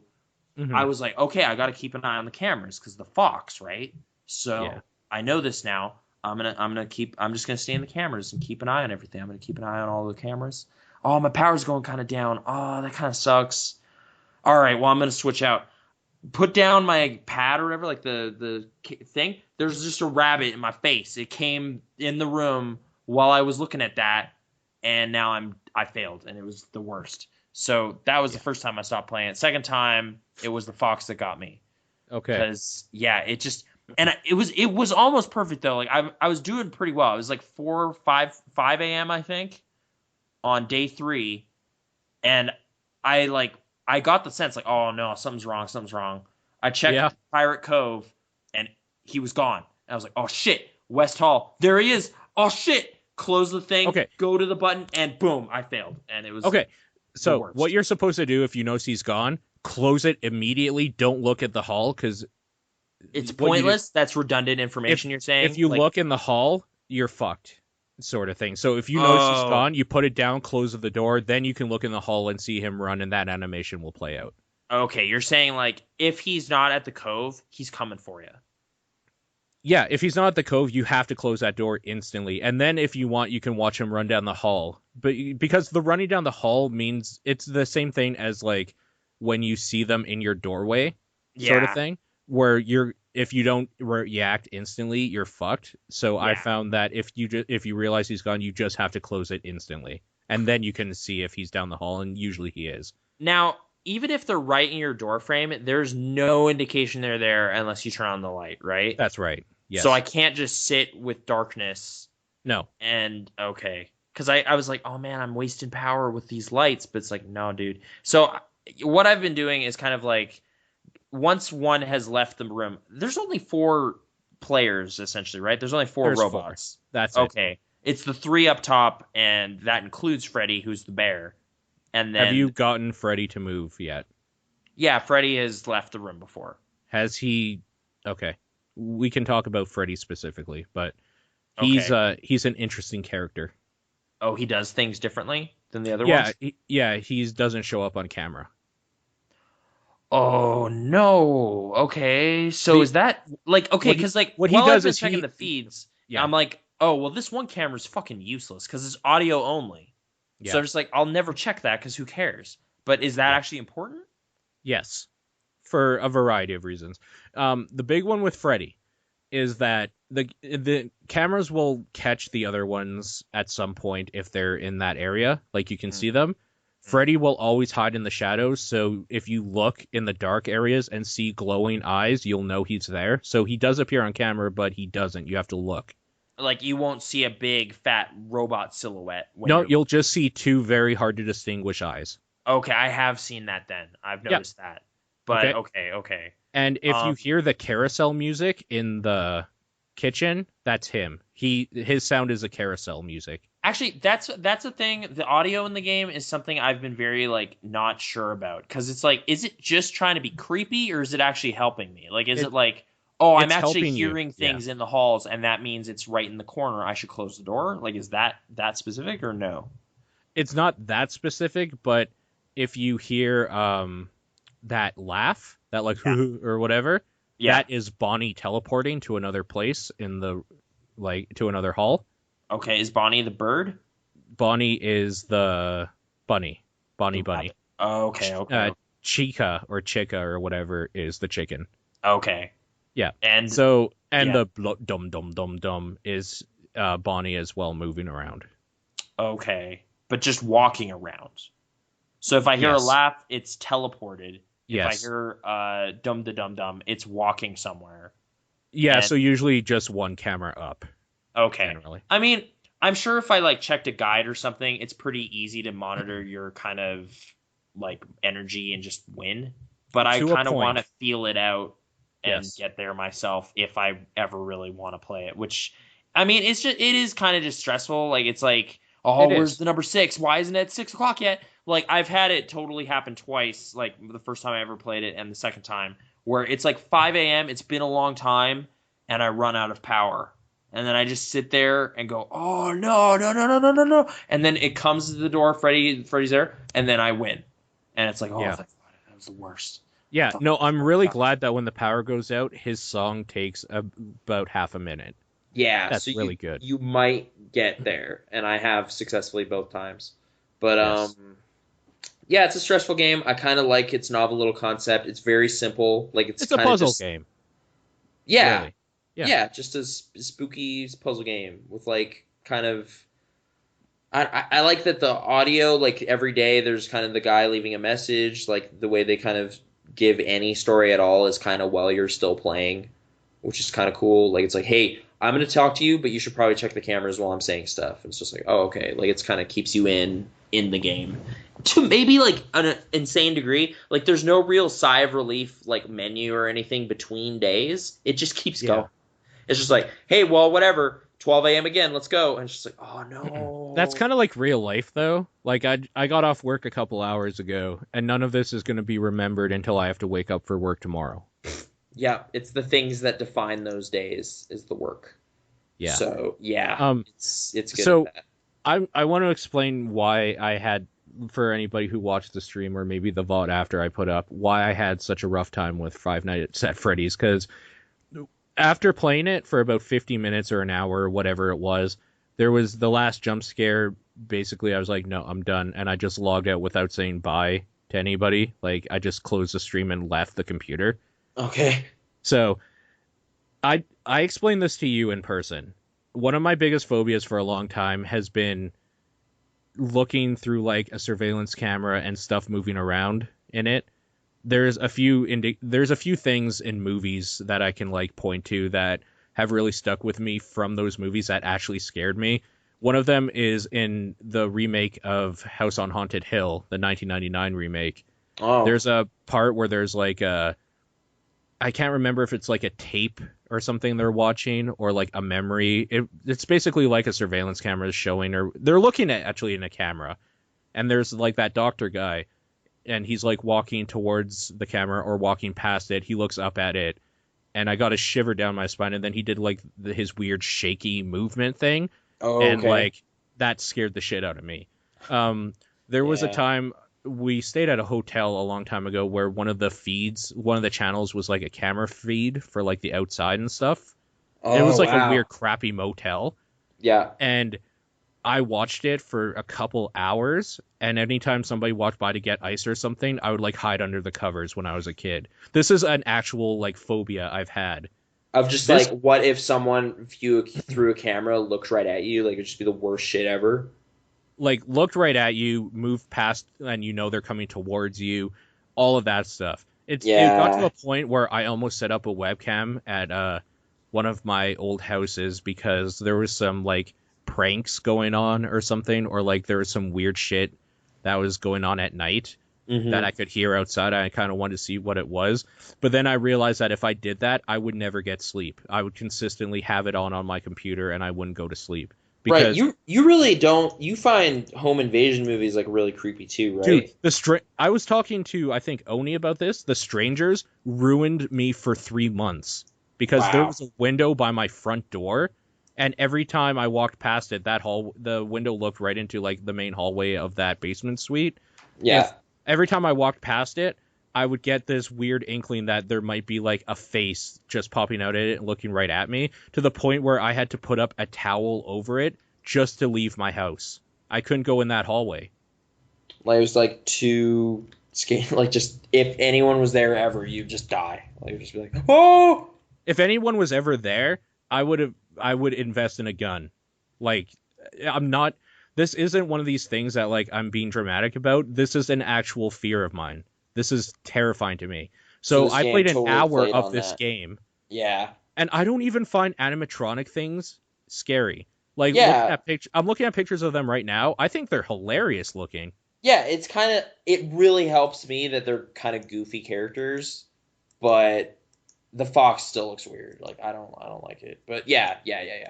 It helps. But still, that it's anything kind of rushing at you, the whole game is just stuff is coming to get you. And like, yeah, I was just like, every time after I play it, I'm just like, what the hell? Why wouldn't you just like knowing that these robots are essentially patrolling the place, why wouldn't you just turn off the power and leave every night and then just like lock up at 6 a.m. and get your paycheck? Like, it's like, if anyone broke in, they would get murdered. So the place is secure. Get out of there. But, plot holes. It doesn't matter. It's not even spooky scenario to put you in. The thing is, it's not even scary. It's stressful. It is a stress it's just game. Stress. Yeah, it's just like, is the thing that ends my game there? No. Is it there? Yes. Okay, what do I do with that information? Like, is it going to come for me right now? Like, that's the kind of thing. When I pinpoint something on a camera, it doesn't really help me much unless it's in the corners or like right at the door frame, because then I can do something. Or it's the fox and it's done anything. Yeah. But okay, so I guess so long as I know there's only 4 things. Although, are there twists later where it's like, oh, yeah, you think you can just lock the doors and wait it out? No, they can get through or something. Like, is there anything weird like that or no? There kind of is. Well, to a point. You can't see Freddy in the side door. So if you don't see him on any camera, you have to just shut the door. Otherwise, he's probably he's already in. Wait a minute. You're saying you turn on the light in the door, that wouldn't help you, right? But wouldn't you see his eyes in the door frame? Nope, you just see a shadow. If you can see the shadow that quickly. So basically, once Freddy's in play, you have even less information to go by. Like, you need to be looking at the cameras to know where he is at all. Once Freddy's in play? Yeah. Yeah, dude. Like, once Freddy's in play, if you don't see any eyes in the things, you have to keep that door closed. Jesus Christ. So it's like, the lights only really help you with Bonnie and Chica. The fox rushes right through. You don't get to stop him. And Freddy is immune to the lights, so the cameras are important. That's interesting. I didn't know that about Freddy, so that helps. But I honestly might not ever play it again, though. So I don't know. It's well done, though, I guess. It's complete, and it's $5. It's not very much, so that's a good idea, I guess. I don't know. But yeah, video games. The new Sin City movie isn't very good. That's all you had to say about that one? Pretty much. I mean, it's like it just isn't fresh the second time, right? Like it's nothing super terrible about it. It's just the first movie got by so much on its style that's just like, oh man, this weird kind of CG black and white, like kind of white blood and kind of extreme contrast and everything. That's really cool. Seeing it a second time though, it's just not as cool. And they don't really up the ante with the violence or anything. Like it's actually less violent than the first one. Like That's I remember weird. like I mean, specifically I remember like Marv just ripping dudes' balls off and shit like that, or like feeding people to their own dogs and stuff, like gnarly stuff. This is kind of just like, yeah, there's a lady with a sword, she kills like 30 guys, but it's just kind of video game blood splattery stuff. Like it's not that crazy. It's just, yeah, it's a severed head, but it's like a cartoon essentially right now, so it doesn't really feel, oh man, that's crazy, that violent thing just happened. It doesn't have that quality. I mean, it's kind of almost like an anthology movie, the same way the first movie was, in that it's like several kind of small stories that are part of a larger thing. And with any anthology movie, like some of the stories are better than others, and that's true here. Like the intro in this one's just kind of flat.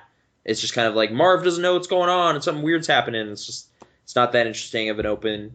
The actual Dame to Kill for story is okay. And the overarching thing is basically Powers Booth, who was in the first movie, is like a bad dude. He's that senator.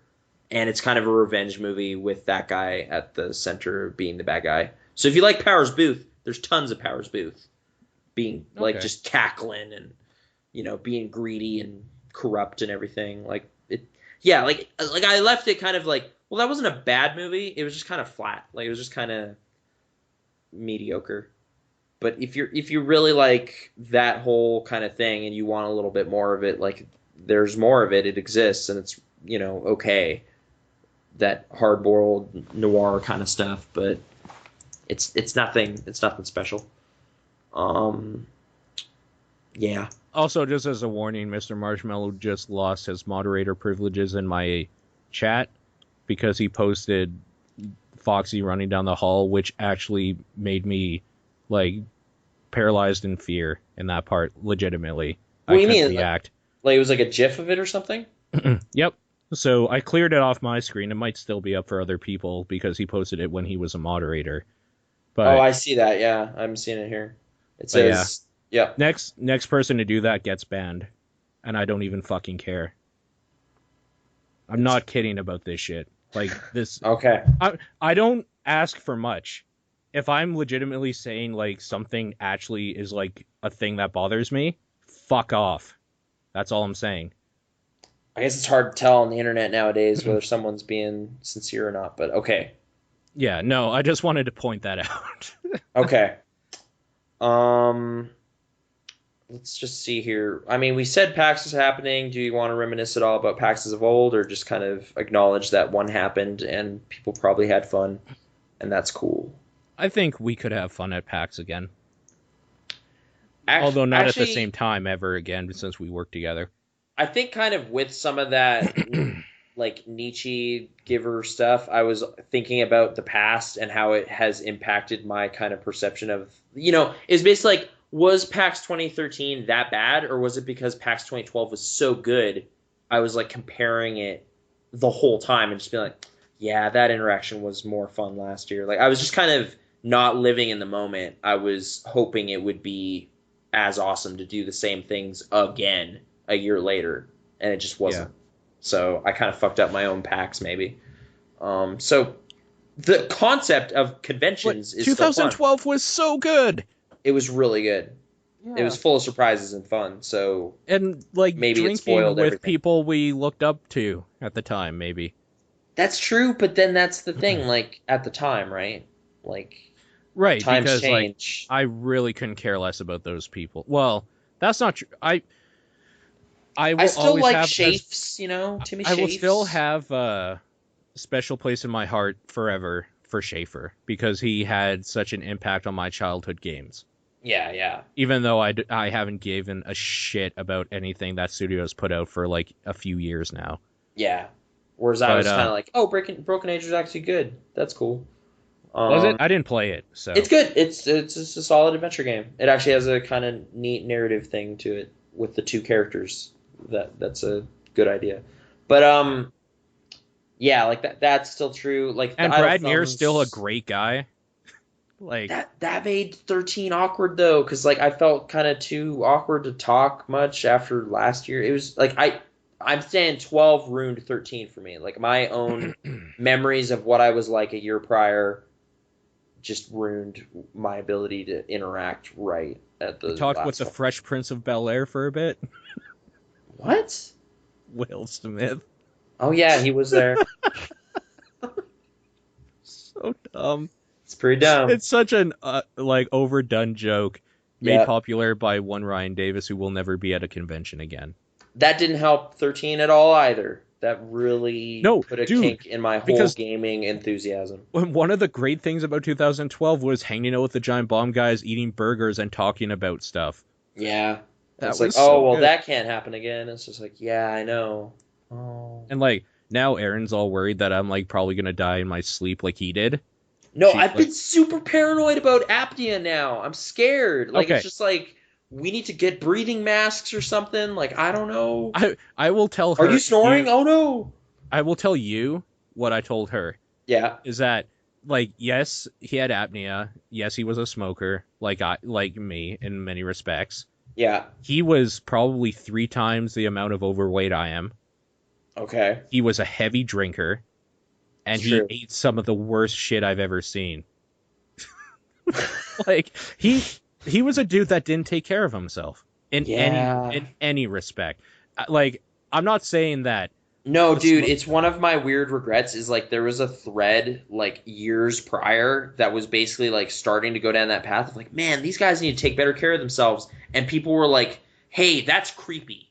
Like shaming us carrying like scared people out of like just quieting us down. And I was like, all right. And it's just like, I should have stuck to my guns maybe. Like, I don't know. But then I don't want to be a naggy person, but you're right. You're right. All those things are true. Yeah. I don't know. I don't really watch their stuff anymore. I sometimes, if I see something from Giant Bomb East come up, which is essentially Vinny because he's the video guy, Yeah. I'll probably watch that. There's been 2 instances of that in the last month, so that's very, very rare. Like I don't know if you watch a whole bunch of their stuff. Brad has gained probably double his regular size. He's pretty big now. Really? Which is, I don't know. It's probably just like part of the job, right? Their job is sitting at a computer typing stuff and then going home and sitting down and playing something. Yeah. They never move. Like ever. Yeah, it's true. I don't know. I haven't been keeping tabs really. No, I keep doing this thing, and it's like I don't know, just like Bombcastaholics Anonymous. I keep listening to old ones. You gotta stop that. It helps. Oh, It helps, I swear. But like, it was my favorite podcast, man. I listen to it all the time. I know, but it's not. And I don't want to listen to the new ones. Oh, this is a thing. I think we've talked about this at work before, but this is something that I was thinking about for a while after he died. Was that the internet provides this weird thing where it's like there is one of the things they tell you to do when you're grieving is to kind of move past it, right? Like you can remember the good stuff, you do your grieving, and then you kind of have to put it away. Like that is done, that point in my life. The internet makes it so nothing is ever over. Yeah, there's like a huge digital record of so much stuff that it's like really easy. Just like, I'll just watch this old video. There are I'll private just play Chrono servers. Trigger. There are private servers running vanilla World of Warcraft up to level 60 with like the old world and everything. Like there are ways to relive the past forever. Yeah. The Bombcast, listening to Ryan Davis on the Bombcast I started doing it a little bit after he died to just like relive some of that glory. And I found it was really hard to get over his death doing that because it felt like it was just a dream. Like, right. It really makes it die. feel like, oh man, like when's the next episode? It's like, there isn't, it's over. It's the last one. But Okay, well, I haven't listened to all like the driving streams. I could go back and watch the archives or whatever. It's like I never watched the full Deadly Premonition thing. I could do that. I could, but I probably shouldn't. I don't know. I never finished the Chrono Trigger one. I got close, but then I finished the game. That's kind of thing. It's like some of the video game centric content is only like makes sense to me if I'm playing the video game, and once I'm finished the video game, I have no interest anymore. The same thing happened with Persona 4. You know, like I guess I don't get people that watch a complete Let's Play. Yeah. I don't understand the entertainment value, even if it's people I really like. Like it just kind of, it's like this like is that kind of Proton John. Sure, yeah. I really like that guy a lot. But like I don't want to see entire video games and they're like I don't know. It's like I almost look at them as like inefficient guides. Yeah, that's what they are. But it's like I know I'm not getting all the secrets or anything, but I can finish the game if I watch someone else finish the game. Sure. But once you have, it's like, okay, I got this from here, guys. I figured it out. How do you feel about like a first impressions video where somebody like talks about what they like about a game and stuff and show maybe 20 minutes of it? 20 minutes, okay. Okay. Hours, I lose interest. Like the reason I say that is because I really like Total Biscuit, and he doesn't do Let's Plays. He only like shows a part of a game he's been playing and then talks about it. Right, and it's like, oh, I played all of Wolfenstein, but I'm not going to show you all of that. Like, no, I'm only going to show you the part that's real cool looking. Yeah. No, there's something like purposeful to that stuff, I guess. But sure. Just that kind of in-depth video game stuff, I just kind of I don't know. Like if I hear about something that I want to play, I'll play it. Or it's like, hey, I never played this. I'm going to play Twilight Princess. Like I can just self-determine these things. I don't feel I need to really look for guidance because I don't think anyone is kind of the definitive like there's no kind of like, oh, this person has the correct video game taste. I don't even think there's people that are exactly on the same page as me at all right now. I haven't found anybody. No. Like it's like people I have liked for a long time can just be dead wrong about stuff sometimes, and it's just like I don't understand why you thought this was good or why you thought this was terrible. Like it's so personally driven that I'm just like, I know what's going on. I'll just figure it out. Can I give you a little bit of a compliment, a little boost right now? Okay. I think there was a while there where you were getting really angry at video game industry, the coverage industry of it, so on and so forth. And it made you a pretty bitter person for a while. Like, admittedly. This whole, like, what you're doing now, I think, has given you a clearer head, and that's why I like talking with you. Okay. Like, because for a while there, you were getting mad at some of all these stupid hypocrisies and stuff like that. I like this thing where it's like, I'm just going to play stuff that I, like, hear about that I might like, and then you, like, talk about it. I think it's yielded a better response from you. Okay. So, I no longer have any notion of what the standard thought is on new stuff, so it's just like I'll just see it. I don't know. You're finding stuff on your own terms again. And I think it's making you, from like the outsider perspective, I feel it's making you a happier person with media. I am happier with media right now. It's true. Yeah, because there was a bit there where I think it was like the Lego movie had Transformers. Age of Extinction really made me mad. It's true. It kind of like ruined you. If I remember, like you had seen it on Tuesday and you came to work Wednesday and you were just so fucking angry that whole day. Really? Yeah. Was that the day I left early? Yes. Oh yeah, no. That yeah. It like ruined your day. Well, it was weird because it's like I saw it coming too. I was like, guys, I don't think we should do this. I don't think we should see this movie. And I still felt weirdly like obligated to, while friends are going, I'm going to go. And Yeah, it made me like angry at people I know that they wanted to see it. It was having an actual impact on your real life situations. Yeah, my So, relationships were getting impacted. It's just like, how could you sit there and tell me this is worth looking at? right. What is wrong with, yeah, It was pretty weird. Whereas, So, yeah, I anyways, guess people congrats, just good job on that. like people just go to movies for entertainment, I guess. They I can. don't, That can I don't happen. know. I haven't done that in a long time, maybe. Yeah. It's like, no, this is the serious new thing. We got to go check this out. This is important. Can I So, hazard a guess as to the last time you did? Yeah. Hobo with a shotgun.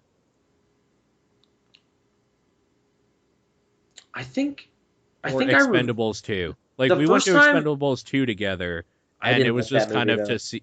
It was just to go to and see a dumb movie. Yeah, it's like I'm not expecting anything special. I remember The Yeah. Protector I saw in that spirit and had a lot of fun. Okay. Even though it's garbage, it was like fun garbage that I was happy about. Okay. But I'm trying to think. Like Hobo with the Shotgun, I actually reviewed that movie. Oh, okay. So I was like supposed to see that movie, but I didn't really like know what I was in for and was pretty happy with the result. But there was like reasons aside from just, oh, I want to go have fun, as to why I went and saw that. So that's why. Okay. Yeah. You should talk about a movie you saw. Yes. I've been talking a lot. We've been crossing off a lot of my list, but yeah. I feel like I've probably seen more in this time. I can't remember though. Okay. Like I rewatched Hook because Robin Williams died, which we didn't talk about on here. Oh yeah, we watched Jumanji to celebrate that man's life. That's a great choice. I really like that movie. It's so much darker than I remembered. Like it was yeah. Oh man, even just the core thing right now is this guy was trapped in a board game for 26 years and his family's dead. Like, because so much time went by. That's horrifying. And the little girl dies from being poisoned. Yeah, like that plant just shoots giant poison quills into her throat. Neck. Yeah, it's the worst. It's like, I can't believe this movie is like, haha, crazy fun, nightmarish deaths, and giant spiders, and it's weird. But yeah, Jumanji, Hook. How does Hook hold up? Hook is a fantastically whimsical time still. Okay.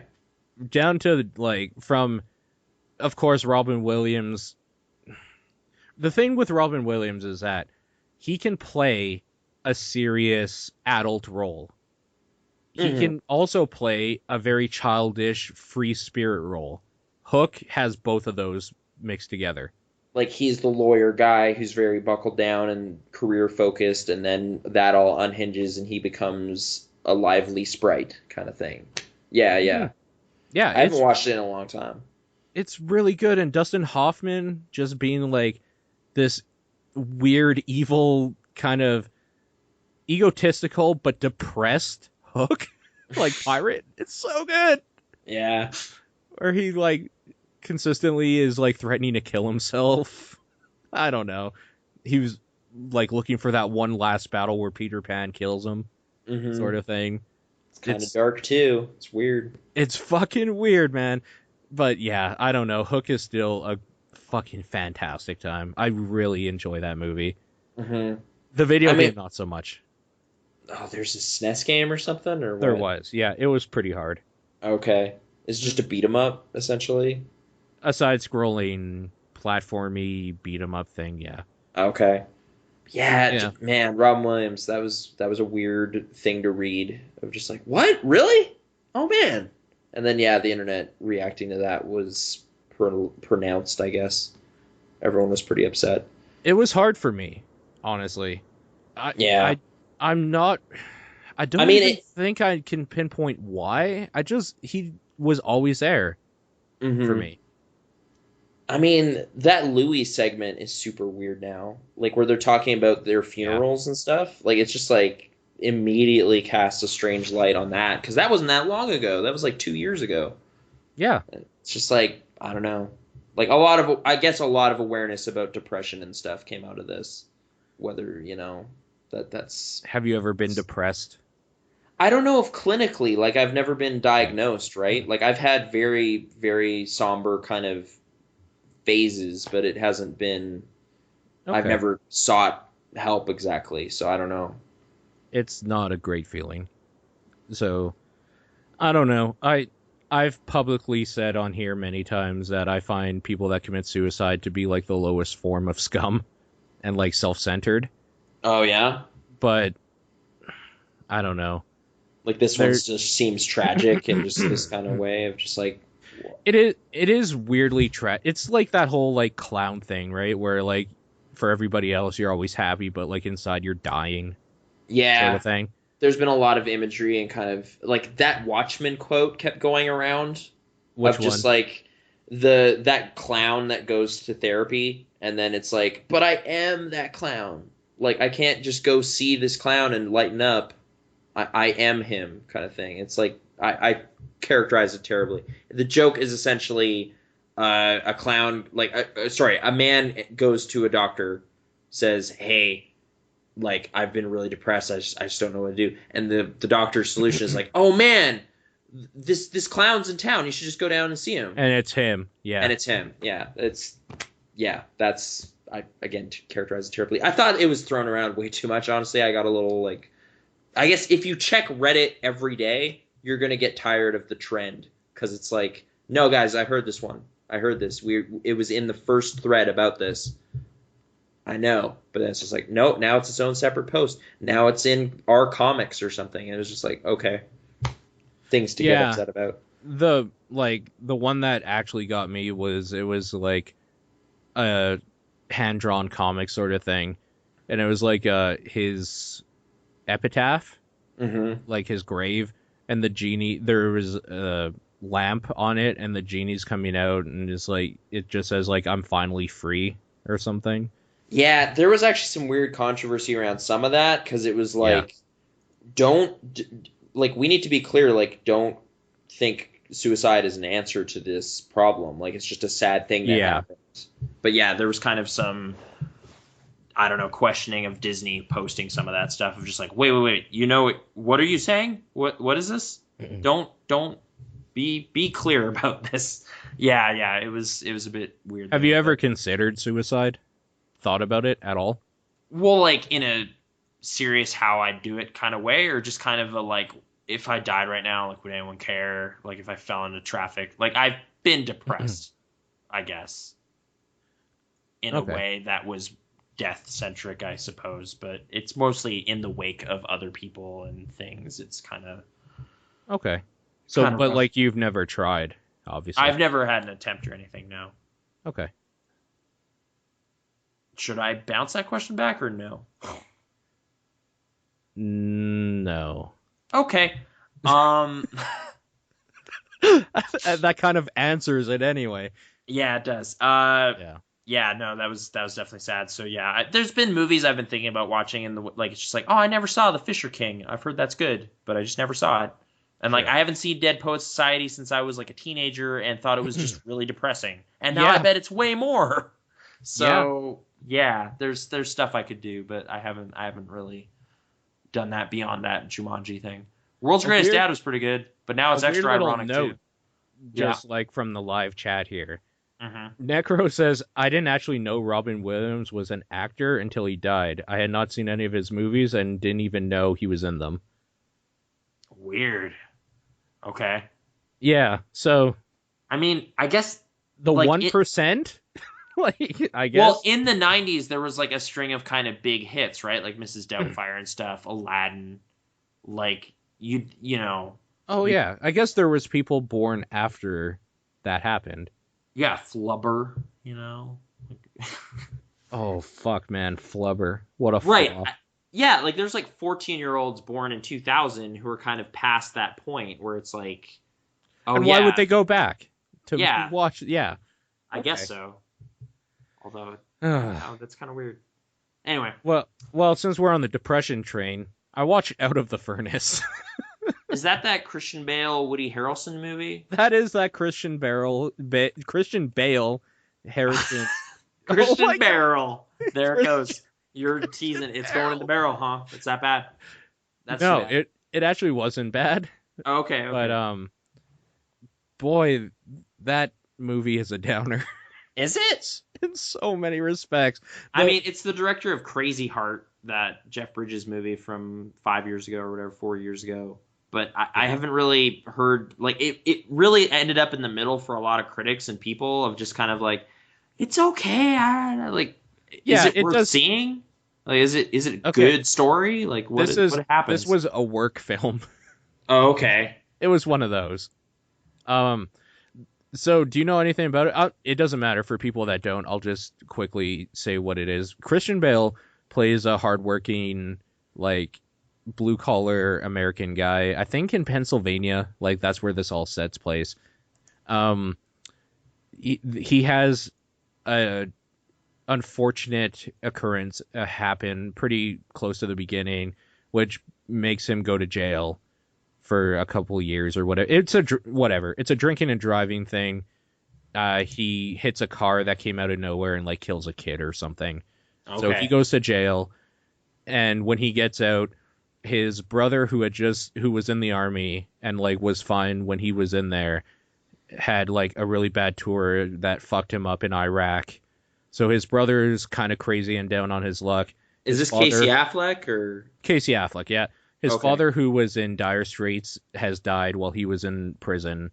His girlfriend that he loved very much left him and, like, went for someone else. Everything. His life moved on kind of thing. Well, life moved on without him. Yeah, exactly. Because he was gone. So this focuses more on his relationship with his brother the most, who has gotten into kind of like a Fight Club thing, like a crime syndicate, and it's like basically think cockfighting, but like with actual like grown men beating the shit out of each other. Okay, so just bare knuckle boxing kind of stuff. Bare knuckle boxing sort of thing, and he wants to like finish this because like he doesn't want to put his brother through him thinking that he might like get the shit kicked out of him till he's dead or paralyzed or something.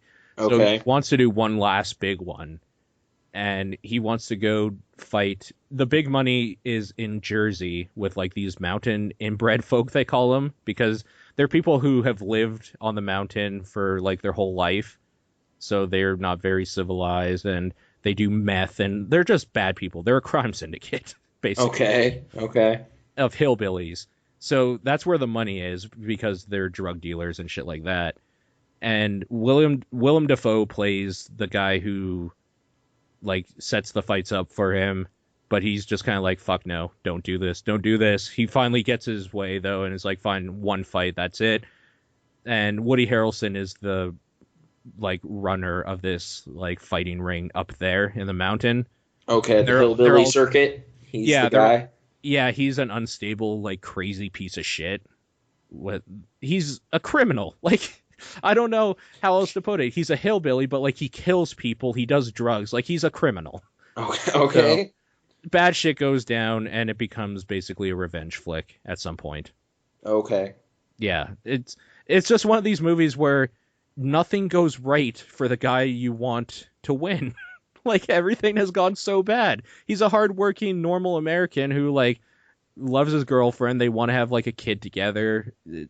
Then something happened. He was meeting his brother after work for a drink. His brother didn't show up because he was doing something else.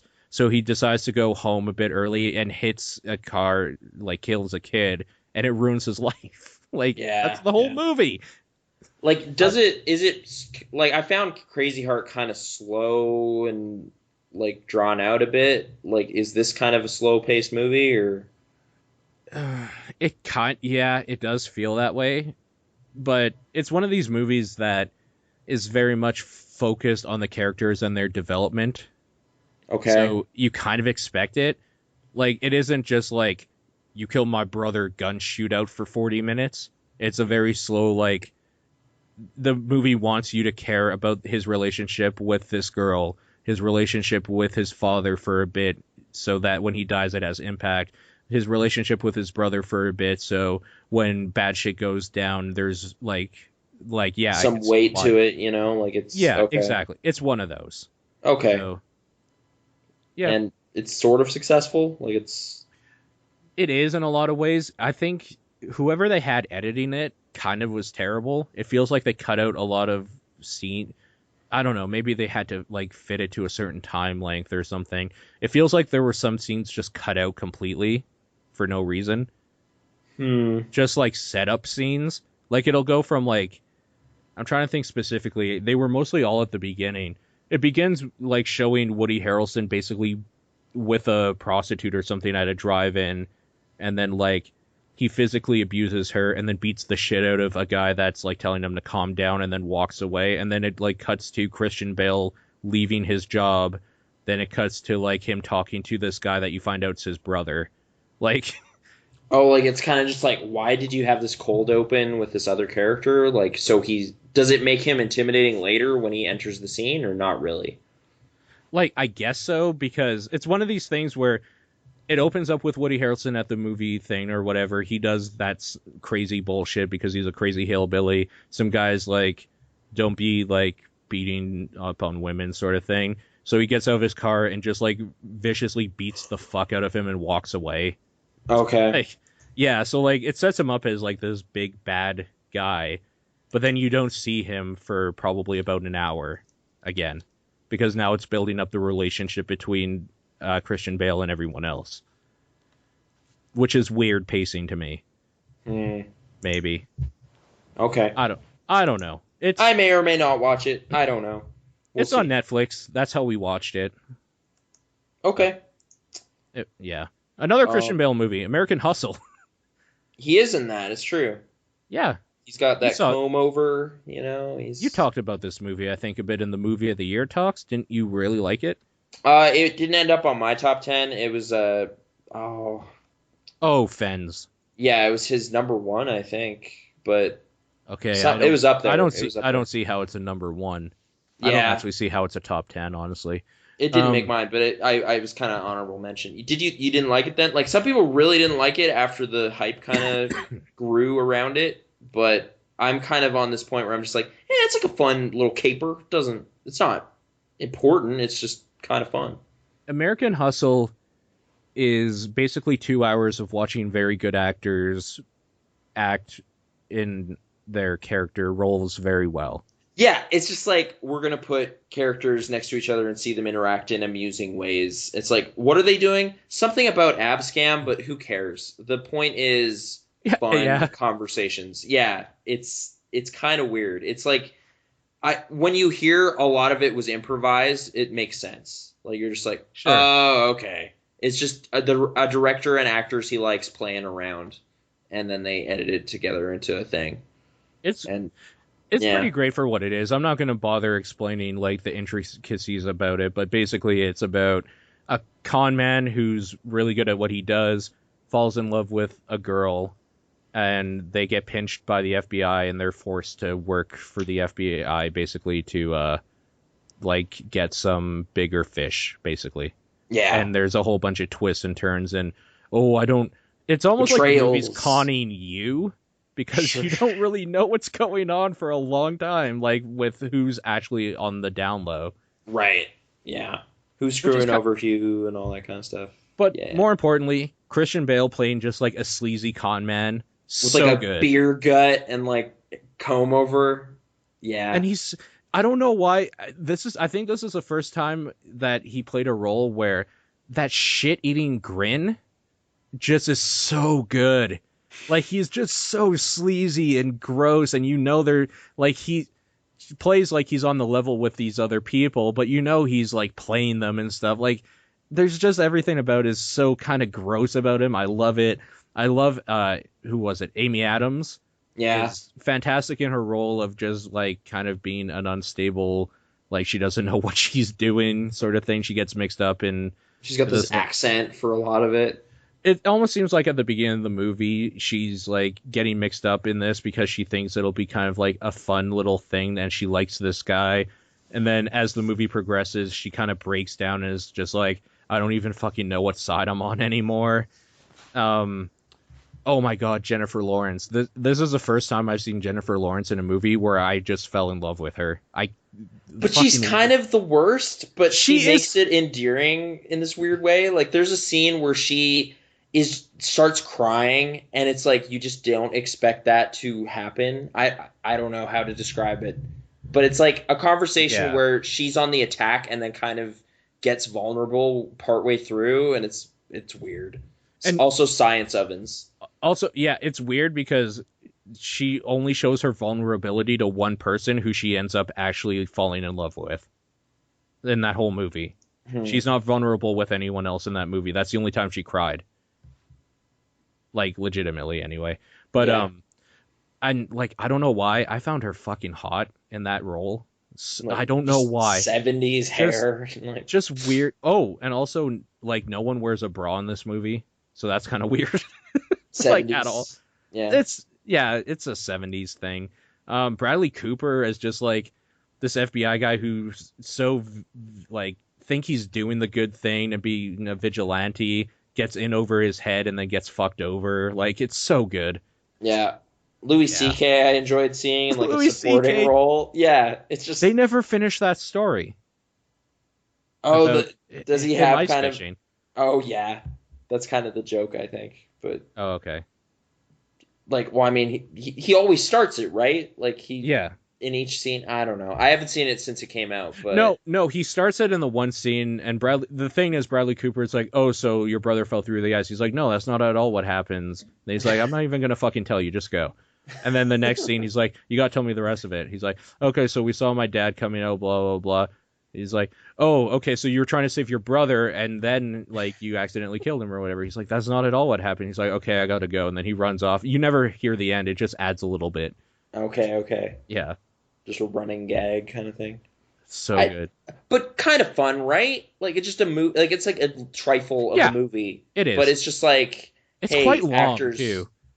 Actually, yeah. Brittany fell asleep because we started watching it at like 10:30, and it was like a late show after a day of work, and she just couldn't. Like, it's just people talking the movie. So I get why you could check out of that, because it's just like nothing's really happening. There's just people saying nonsense to each other.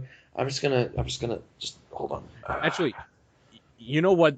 You saying that now, like, and the heist thing. It's basically like, if you want to know what it's like watching Ocean's 11, but instead of like stuff, the plan coming together, it's all conversational. Sure, that's all it is. And there's something really compelling about it when you see people so good at the craft doing it. Mm-hmm. I don't know. It was really good. It's not a top 10 movie of that year. I'm sorry. No, that's okay. So it's Ocean's 12. I didn't put it on there. So don't look at me. I'm not saying sorry to you. I'm just saying sorry to anybody whose opinion was wrong. Okay. Yeah. I watched so much Sopranos in the last little while. I'm almost at the end.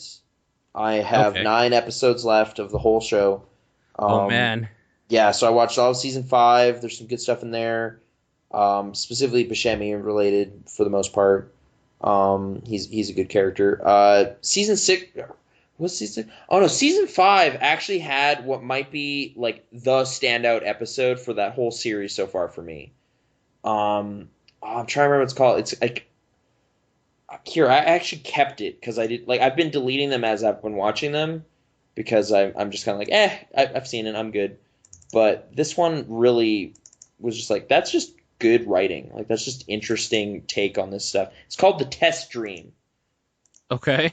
Yeah. Season 5, The Test Dream. The best Sopranos episode?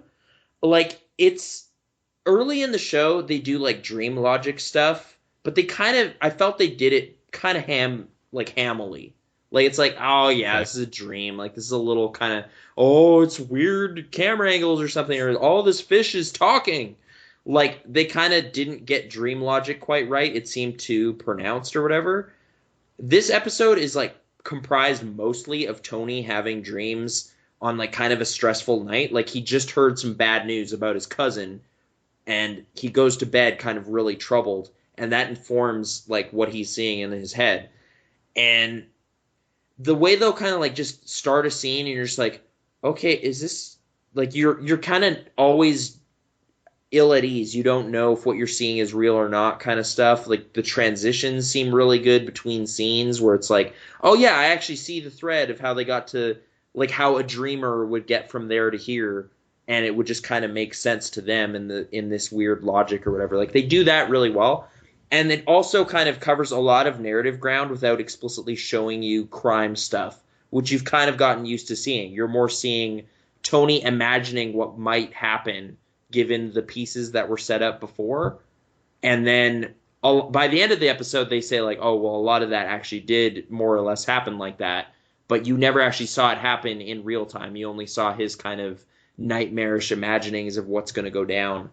And it was really weird. It was cool. Like I was really impressed with that kind of like strange way of approaching kind of conventional revenge beefs and this kind of stuff, but from a perspective of someone who isn't directly involved, but they're being impacted by it, like mentally. It was neat.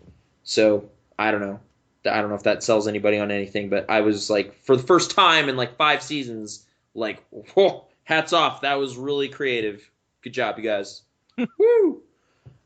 Season 6 though has been pretty solid and just kind of like setting up a beef. Like season 5 sets up actually like an antagonistic character for like the Sopranos to deal with, like another family that's kind of getting a bit too big for their, like starting to muscle in and kind of bend some rules, and it's starting to kind of raise tensions, and it's doing a pretty good job. I know how, like, I've seen the final scene of the show, but I had like no context whatsoever. So I'm kind of looking forward to going into those final moments with like a full understanding of what was going on. Like it'll be like seeing it with fresh eyes again, kind of just like, oh, weird, that was that guy or something. Like I'm looking forward to that moment. And in the meantime, there's been some solid episodes along the way too. But that one episode was really like the thing for me. That was stuff. And like I don't want to say it's like exactly 100% why, but the people I was most interested in, like the reason I started watching this show was like some of the writers and creators of Mad Men started working on the show in season 5. And some of their credits include that episode. So I was kind of like seeing that DNA and just kind of being like, oh, okay, yeah, like I'm seeing these kind of tendencies and kind of writing things. Like there's actually a really cool episode in season 6 too that's like mostly a coma fantasy. Okay. Like it's like Tony is in a coma, and like the way they just kind of address it, like he's just kind of having this completely different life in his head, and then they'll kind of keep you up to date on like what some of the other characters are doing, like they're worrying about him in the hospital and stuff. Some family business is still going on, but like Tony's story in that episode is kind of cool because you get to see kind of this like, I guess, metaphorical like layer to like stuff that's happening of just like, why would Tony's brain conjure this kind of story? And like, because you have this full sense of what his normal life is like, it kind of makes that stuff more interesting. So I don't know. It's kind of just like stuff you can get away with once you've like been hanging out with a character for a long time. You can kind of just do these weird introspective episodes and have it resonate and like click because you know who that person is.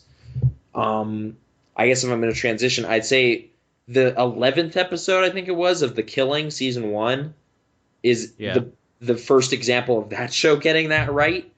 Okay. I'm still generally liking that show, but they just kind of hit the ground and like went into this whole mystery and like who killed this person, what's going on, and they never really like established their main character very well. I felt like it's like Detective Sarah Linden. She just kind of struck me as this really weird, like cold wooden person. Like I wasn't sure if it was just this bad acting or if she's just like that's what's supposed to be happening. And that episode finally kind of like explained a bit about her character's background and like what she's thinking. And it was like, okay, good. Like I kind of wish you did this like 9 episodes ago, so I kind of had a firm understanding of who this was, because like I'm going to be watching them a lot. And like so far, the supporting character played by Joel Kinnaman, like the RoboCop guy, like he was so much more interesting. But now they finally kind of evening that playing field a bit. And it's mostly those two characters getting to talk to each other a lot. And you kind of appreciate that because the show's been up to that point juggling a bunch of different characters, some of which you care about, some of which you don't. But like the two principal leads haven't really established like a dynamic or anything yet. So they do that. I guess I just kind of jumped in. Do you know what the killing's about? No. Okay. I'm guessing it's about a killing. Yeah, there was a killing that they refer to a lot because it's the killing. Yeah, actually, as far as I know, the whole series, which is like 4 seasons, is about one murder, which I kind of like that idea because like that's kind of it's more realistic. Yeah. Yeah, and like that's kind of what Twin Peaks was supposed to be, but then producers kind of screwed up like season 2 or whatever. They're just like, "No, we need to solve this murder. People have been writing all these angry letters." And it's like, "Okay, sometimes the audience doesn't know what they want. Like they shouldn't.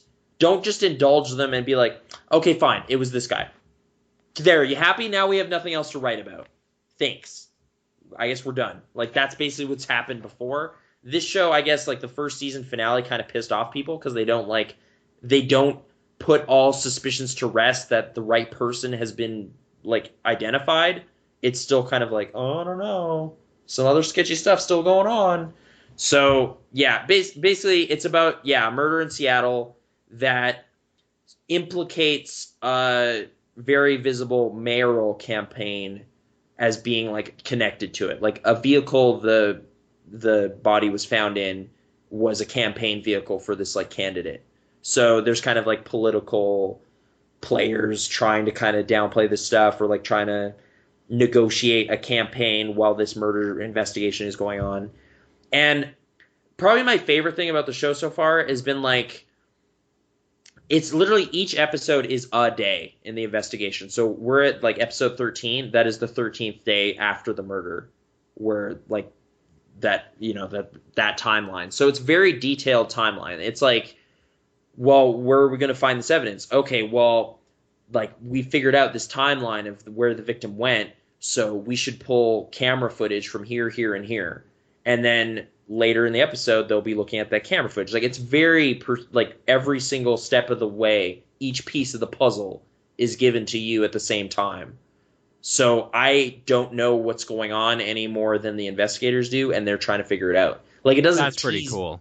Yeah, it doesn't tease you unfairly with kind of like, oh, it's this guy, but who's going to know? Like, it's like, no, I don't know. Like, I am only finding out things as the show finds out things, and it doesn't feel kind of cheap about it. Like they're sincerely trying to figure it out. For the most part, there's been like maybe that's why I liked when the show focuses on the investigators because they're being left out of the loop by some of their witnesses and stuff.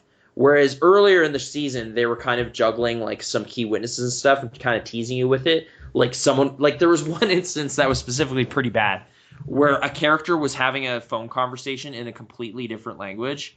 And then for the last, like, stinging bit of the phone conversation was like, yeah, I'll see you at the place tonight. I'll bring the passports.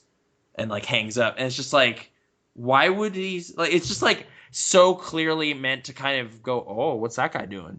That's suspicious. Like, right at the end, when you shouldn't know what he's saying. Like, why would he do that? Like, it's only for the audience's benefit that he did that. But they eventually...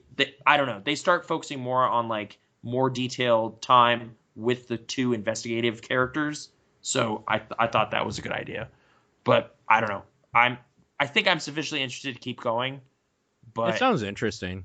It's okay. It's a decent. Well, like it doesn't sound interesting like inherently. It's inherently a murder mystery show. There's a but lot the of way those. they're doing it sounds interesting. The level of detail is it's good. It's a good kind of distinctive. Would you thing say about astonishing? The show. No, I won't say it's Okay. astonishing. I'd say it's pretty good. Can I say something that's gross about me? Okay. Like, I've been listening to you, right? Yeah. I've also been trying to find these naked pictures of Jennifer Lawrence because I was remembering her in American Hustle. Okay, I was actually wondering, like, I was surprised we didn't just immediately transition from American Hustle, but I guess I kind of stole that. I kind of forgot about that happened, but like after I was talking about it and I was saying how like this is the first time I actually found her attractive, I'm looking really hard now. I can't find them. Can't find them anywhere. They're gone. Really? Oh, okay. Okay, I guess, yeah, this has been a big topic of conversation since it happened yesterday. Labor Day weekend, August 31st. Yeah. A hacker of, at present time, mysterious identity, no one knows, started just posting a bunch of nude photos of celebrities on 4chan. And Reddit quickly got way into that and started reposting them and stuff. And eventually the front page was just like, hey, what is all right? And yeah, I don't know. It's like it immediately started causing this kind of big like shouting match between people saying, "Oh, you're such hypocrites. You're always decrying the NSA spying on you, but if someone's spying on hot celebrities, you're way into that." And yeah, I they're guess not wrong. But it's weird because it's kind of this fallacy of treating Reddit like it's a person. And it's sure. Like it's like these are completely different parts of this website talking to each other. Like it's like, well, yeah, the people that subscribe to our celebs and which is primarily focused on hot pictures of celebrities aren't going to be the same people who are subscribed to our politics and our news and our I guess X chromosomes or whatever. Like there's very kind of like gender politics centric sites and like subreddits. Yeah. So yeah, this kind of forced those groups to like recognize, oh yeah, I'm here too. I've been here this whole time, just kind of jacking off. What are you doing? Just kind of jacking off. That's been the thing. It's just like, oh yeah, that's what we use Reddit for, right? No, what? I've been talking about like political discourse and philosophy. Oh, that's great. That's all right. All right. You know what I find disgusting? Okay, so first of all, she's not the first. She's not the only one. This No. also targeted Kate Upton, Yep. Mary Elizabeth Winstead, who I'm also furiously trying to find. She was pretty bummed out that happened. Yeah. Yeah, she wasn't too happy about it. But I'm reading some tweets that like there's like a bunch of news articles, and I'm scouring the comment section for links. Yeah. Anyways, I'm also kind of skimming over the articles. Some of these tweets that people are sending them are disgusting. Down to sending to the celebrities themselves. Like Yeah. sending to these actresses, I guess. I was just like after she tweeted about And like singers good and- anybody looking at the photos, good job on like seeing something me and my husband took privately years ago or something. That was her tweet. yeah. There's people just being like, "Bitch, just be grateful people even know your name now" and stuff. It's just like, what the fuck is wrong with people? I never did really follow up on what Twitter was saying about it. It's disgusting. Okay, so we were talking kind of about the Quinspiracy or Gamergate or whatever earlier a little bit. And the misogynistic gamer thing. Guess what, people? It's not misogynistic gamers, it's misogynistic people on the internet. Straight up. It's not just gamers, it's just disgusting people on Twitter. Yeah, I mean, it does kind of bring up this kind of like, should comments made on social media, like, shouldn't that be actionable? Like, in the same way, it's I think it should. Like, what makes it that much crazier than just like, yeah, I found like a note, like just with like pieces of magazine like glued to it with a knife stabbed into my door. Like, that's scary. What if the same verbal content was just expressed much easier on Twitter? Like, just the same level of severity to the language, but just it's easier to send on the internet because it is. Like, it's weird that it's like such a different thing. I was like, well, this is clearly a crime. We have physical evidence. Digital thing, I don't know. Like, who knows who sent that and when and where and whether they're serious or not. I don't really know what to make of that. Like, yeah, that was kind of just, I mean, wasn't it this past week too where Anita Sarkeesian essentially left her house because she felt unsafe? Like, that was a story. Yeah. Oh God. Okay. Like, just so threatening tweets and stuff. Like, Tim Schafer retweeted one, so that's how I found out about it. But, there was also stuff like Phil Fish is saying he's out of the game completely now.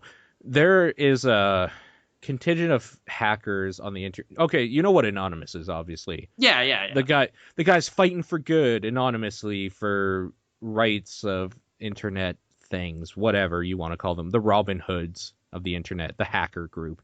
Yeah. There's one called like the Lizard Lounge or something. I don't know.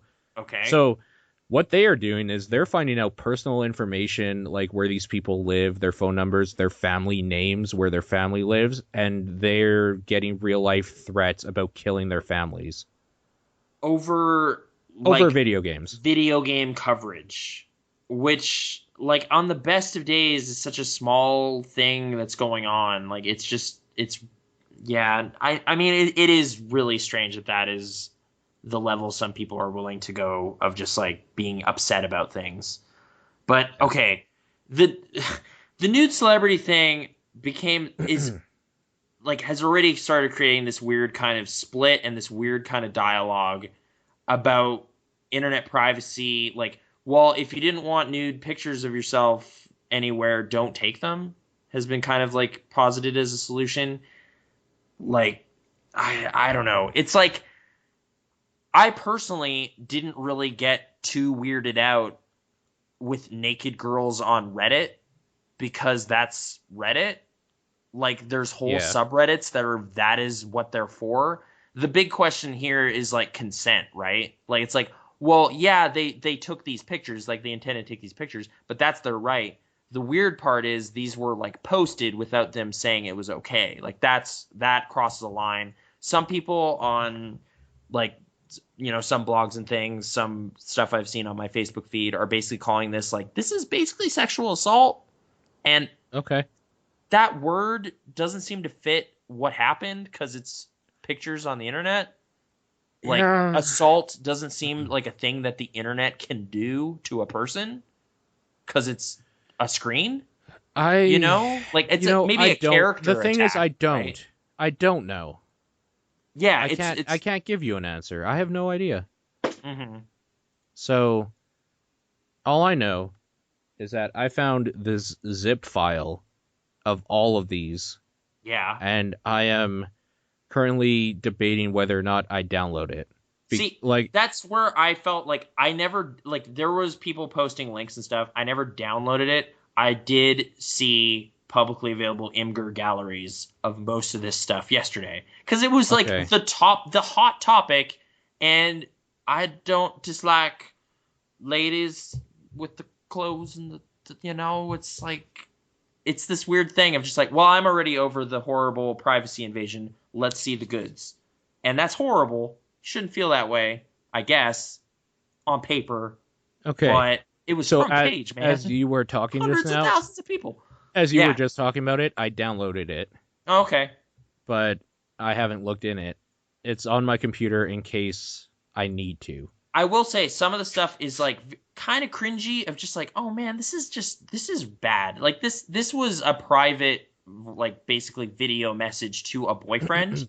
And now we're seeing it. Like, it's really weird hearing people, like, personally address the camera and being like, oh, make sure you delete this. And it's just like, ooh. Like, that's kind of the thing of just, like, that kind of peeping Tom, like...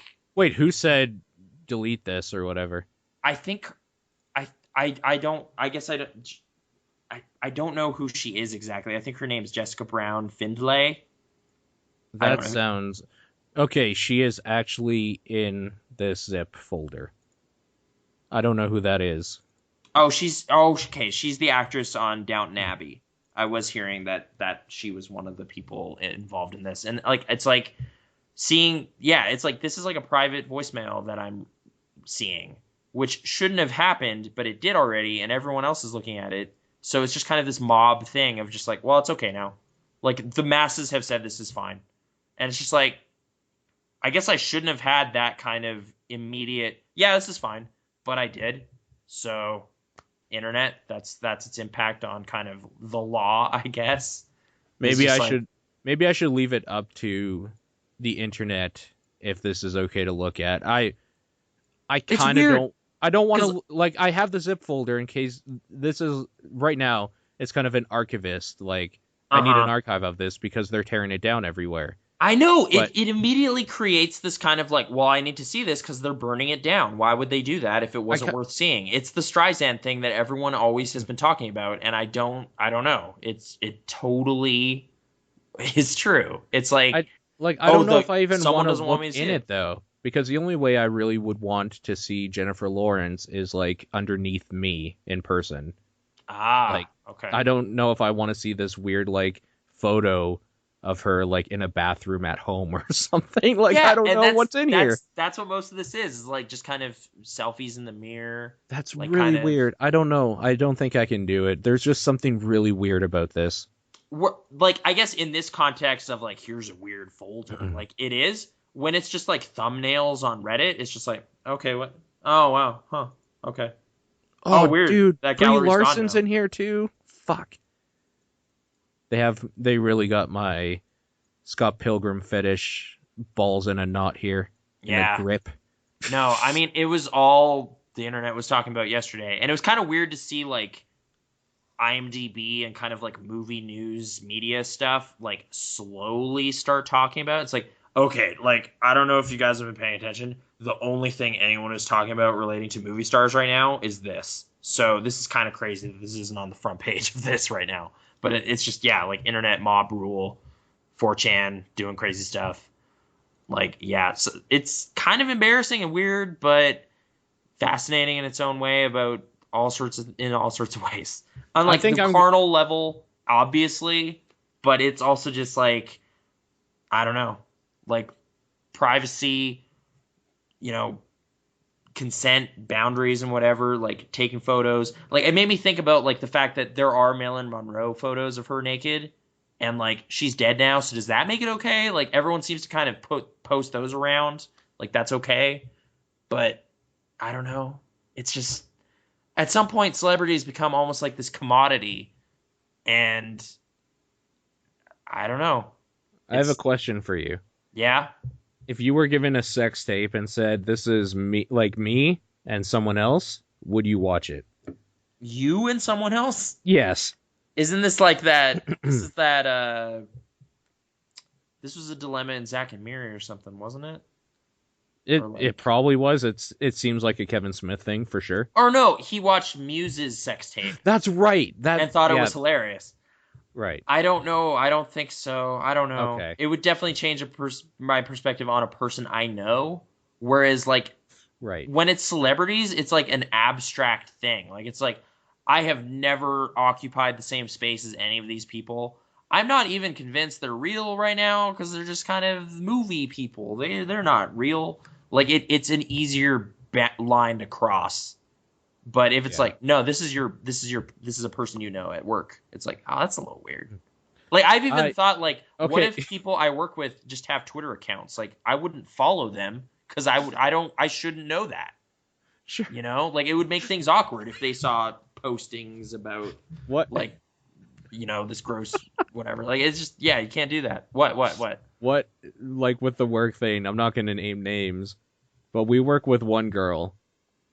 Oh, okay. Like, we essentially work with one girl. The rest are kind of like older women. Yeah. Now that I think about it. Would you look at pictures of her naked if they were readily available? No, because it would create such a weird thing in the office for sure. And I don't know. Like, there's been such casual kind of like, around the office that's just like, yeah. This is that harassment I've heard about. Yeah, this news. is like this is a little this weird. Is what we have to watch a video on. Like, yeah, like it's what like, is sexual harassment? And you it's guys not are even breaking like, all of it. I'm not even saying necessarily core staff. It's like people that come through like quarterly or something to check up on dude, stuff. No, it's drivers. It's drivers. Yeah, it's two people of core staff. Yeah. Okay. Well, I would say three, but one of them is literally dipping his finger in the pot. Mm-hmm. Like, so that's not really sexual harassment. That's consensual. Right. No, it's weird being in a kind of an office situation where like a cliched scenario is happening. Like it's just kind of like, really? Are you serious, you guys? Like you watched that episode of Mad Men / The Office / whatever. Like all of it knows about this. Like I don't know. It's really weird. Honestly, it's not the thing in The Office that bothers me the most. So it's So it's whatever. Yeah. Yeah. Like if nothing else, it's just one of those. I don't know how to put it delicately. It's the thing about working in a warehouse with all guys is that when there's kind of a cute girl around, everybody talks about fucking her. Like, it's just Jeez. kind of that. I guess, like, in answer to It's like like the jail. original, in the original, well, you're in this isolated, it changes everything. I can smell your cunt. That's what the guy Silence says of the in Lambs. Silence of the Lambs. And then It's true. then Hector makes him kill himself. So it's He does. all good. Hector, Lecter, but yeah, Lecter, yeah, Hector. yeah, good old Hector. Good old Hector. H. Lecter. So no, yeah, I guess it's like it is disrespectful. Like I guess it would be For kind sure of the thing, right? And it's like it is that like the color, like the weird thing that changes it all is like, well, they're celebrities. Like it makes it less personal in this weird way of just like, well, they're Unless already you kind know of her. like commodifying their image for fame and fortune. Like, okay. And also some of them, like honestly, one was like, oh yeah, Kirsten Dunst. I mean, I saw Melancholia, so I've seen better lit Kirsten Dunst nudity before, so that one's okay then? Well, I don't know. It's like this shitty selfie isn't like, what are you guys doing? Like, yeah, okay, I guess, but I don't know. Like, I guess it's kind of I cannot fap to this is basically what you're saying. Well, it's like the forbidden fruit angle on it makes all of it that much more intriguing to people, right? It's just like you can't have this. It's like, oh, they don't want me to have this. So yeah, it's been bizarre. It's been a weird 24 hours. Okay, but I guess this leads me to like, I've been complaining about Facebook a lot. Yeah. I know the term social justice warrior is so just kind of snide and dismissive of people with political opinions and whatever. Yeah. But at the point where like almost all you're ever talking about is like perceived injustices in society, like what are you doing? Like are you just expecting me to read it and like change my life? No, they're expecting either a fight or something. Like they're trolling basically at that point when it's all they talk about. Or is it just kind of this like weird white knight kind of thing of just like, well, I'm standing up for the virtue of these poor celebrities, and you're just like, dude, don't use the term white knight. Why is it dangerous now? Every feminist now hates our site. Oh, I'm sorry. I mean, I think it should be, but it's okay. No, like I don't mean, know, like playing the gallant hero or something, or trying to have progressive attitudes and just wear them on your shirt, and it's just kind of like, no, I mean, yeah, don't commit crimes. Like it just seems kind of like this obvious answer kind of stuff for the most part. Or it also just seems kind of like in this case, it's like you are just not even acknowledging that there could be another side to this that is extremely large and like they're really happy about this. Like there are people that are like ecstatic that this happened, and it's like, oh well, they're all dirty pervert sex criminals, and you're just like, are you really saying like 100 million people are dirty? Like at some point it is the majority, and you have weird reclusive like sex impulses or something. Like you're like, I don't understand why anyone would ever masturbate, and it's just like, okay, well, really? Like, are you serious? Have you ever tried it? Yeah, it's easy. It's easy. Like it's I don't easy. Know. Yeah. Like masturbating, it's easy. Krasnor 2014. Yeah, that's the quote for the year. There just seems to be this like completely like extreme other side that's just like I obviously would never click on something so lurid and disgusting. Ugh. And it's not even religious people. That's the part that drives me mad. Is it's like, what do you mean? It used to be. It is, yeah, and now it's like, no, I'm an atheist, progressive, like person. I'm trying to kind of adapt to new things, but sexual politics, no, like the patriarchy is the worst thing that could possibly happen, and we need to stop this. There's gender imbalance is terrible. And it's like, do you know women? Like, I don't understand. What are you trying to do? Like, this isn't your fight, or if it is, why? And is there a fight? Why is there a fight? If there is a fight, I don't agree that this idea that it isn't yours if you're not a woman. Because the thing is... Like, it's the same planet. We're all here. Like the thing is, like, I love women. Like... Yeah. For a long time, most of my best friends I've ever had in my life have been women. Like, they're just... easier to talk to or something. Can hang out, play games with, whatever. Mhm. Like, so for those people, I would fight for them. And that's like all I really care about, I guess, Mhm. maybe. Is that like I don't agree that if you're not a woman, you shouldn't like be a feminist or whatever they want to call it. I don't care. Yeah. It's just that I don't know. It just seems like the only thing you're doing is posting stuff like that, you're trolling for a fight. Like you're It just seems kind of kind of like looking for fights. I'm just yeah, like, well, surely you agree with this, and it's just like, do you want me to respond to it? No, I don't. Oh well, let me lay some studies and facts on you. It's just like, I mean, okay, but that I wasn't polled. Like, you don't know what I feel about it. Like, I just don't agree with this whole premise. I don't know. Like, the internet decided it was okay. That doesn't make it legal, I guess. But it's so many people. You can't prosecute the internet. right. Like, it's. I mean, but I guess you could say the same thing, like what I was just saying about like sending threatening notes and stuff like that. Like, you can. That's gross. Like Yeah, fuck. like specific users should be like called to task for like their behavior and attitudes, I suppose. But I don't know, like I'm the just so consumers fucking of the end angry. product of And the what? I don't even know. That's the problem is that both sides have been so fucked up. I don't even know who to be angry at. Like Yeah, besides maybe both of them?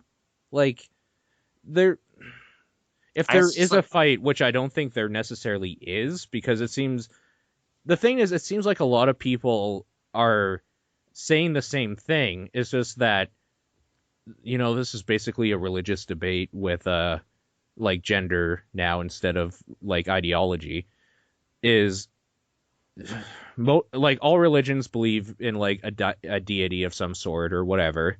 Mm-hmm. It's just that they all like argue about stupid little bullshit things on like how to get to that end goal of like we believe in one higher power sort of thing, Mm-hmm. whether that be like your own psyche or whatever, like meditation, reaching nirvana, or whether it be like Allah or like I guess God, like a Roman Catholic God or Odin. Like the thing is, Okay. there's just wars and shit based on this stupid thing. It's like, no, you have to do this and this. I think this is what this is devolving into, where I don't believe there's actually a group of people that says fuck women necessarily. I think it's just that it's been reactionary back and forth, and people are saying, no, you can't be a feminist, you have to be a humanist or whatever they're calling it because we want equal rights for everyone. And then the other side's like, no, feminism is equal rights, you fucking idiots. And then it goes back and forth when people are talking about the same thing in the end.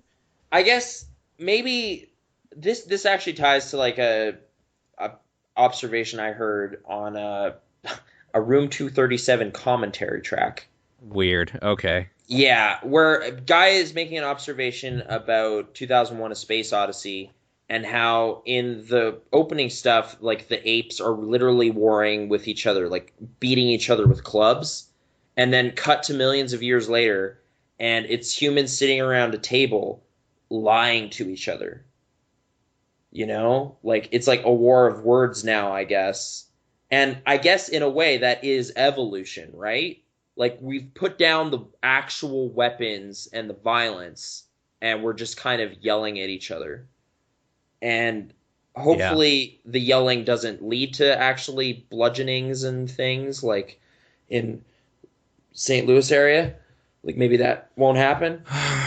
Fucking But Ferguson, man. Like, this is the problem is that we go away for like 3 weeks yeah, and the and the world world explodes. explodes. Yeah, So it's nuts. everybody listening to us right now, you should be thanking whatever God or whatever you believe in that we're back. We are finally going to be able to maybe start spinning this world back in the right direction. We're sorry that we let it get to this point. I feel so bad.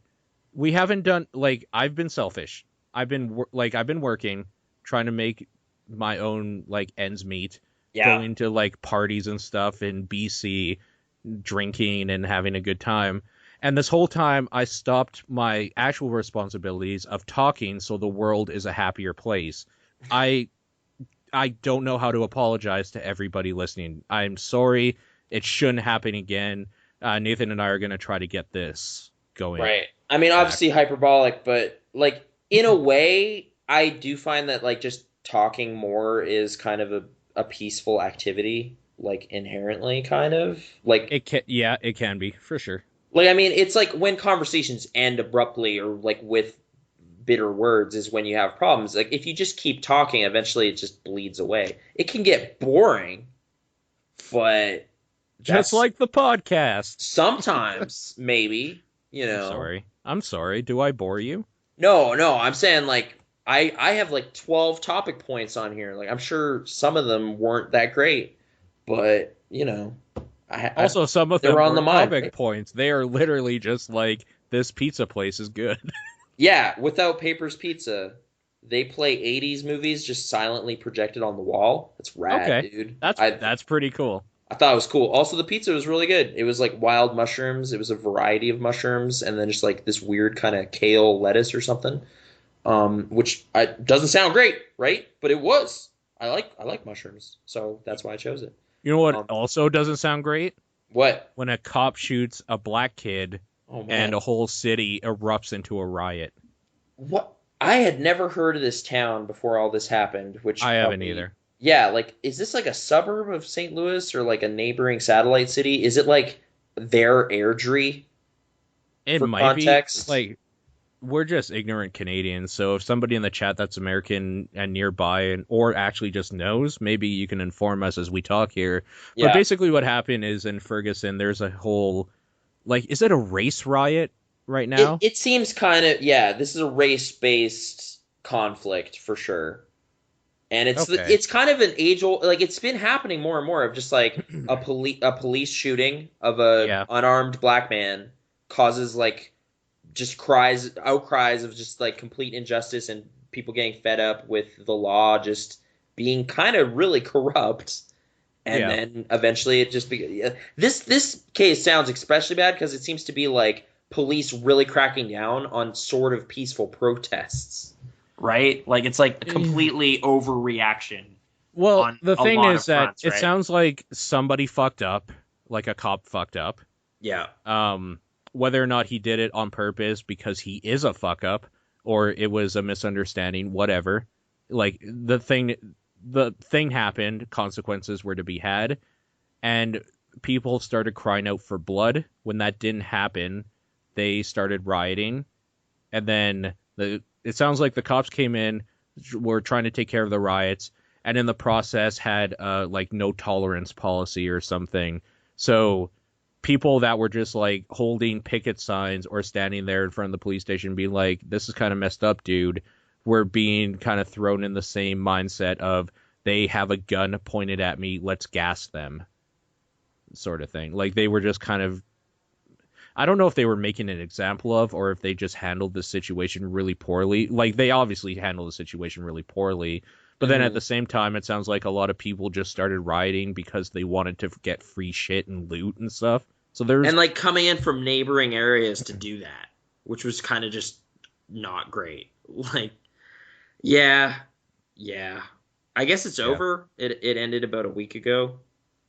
You know who had a lot to say about it was Phil Fish. Did he? Yeah.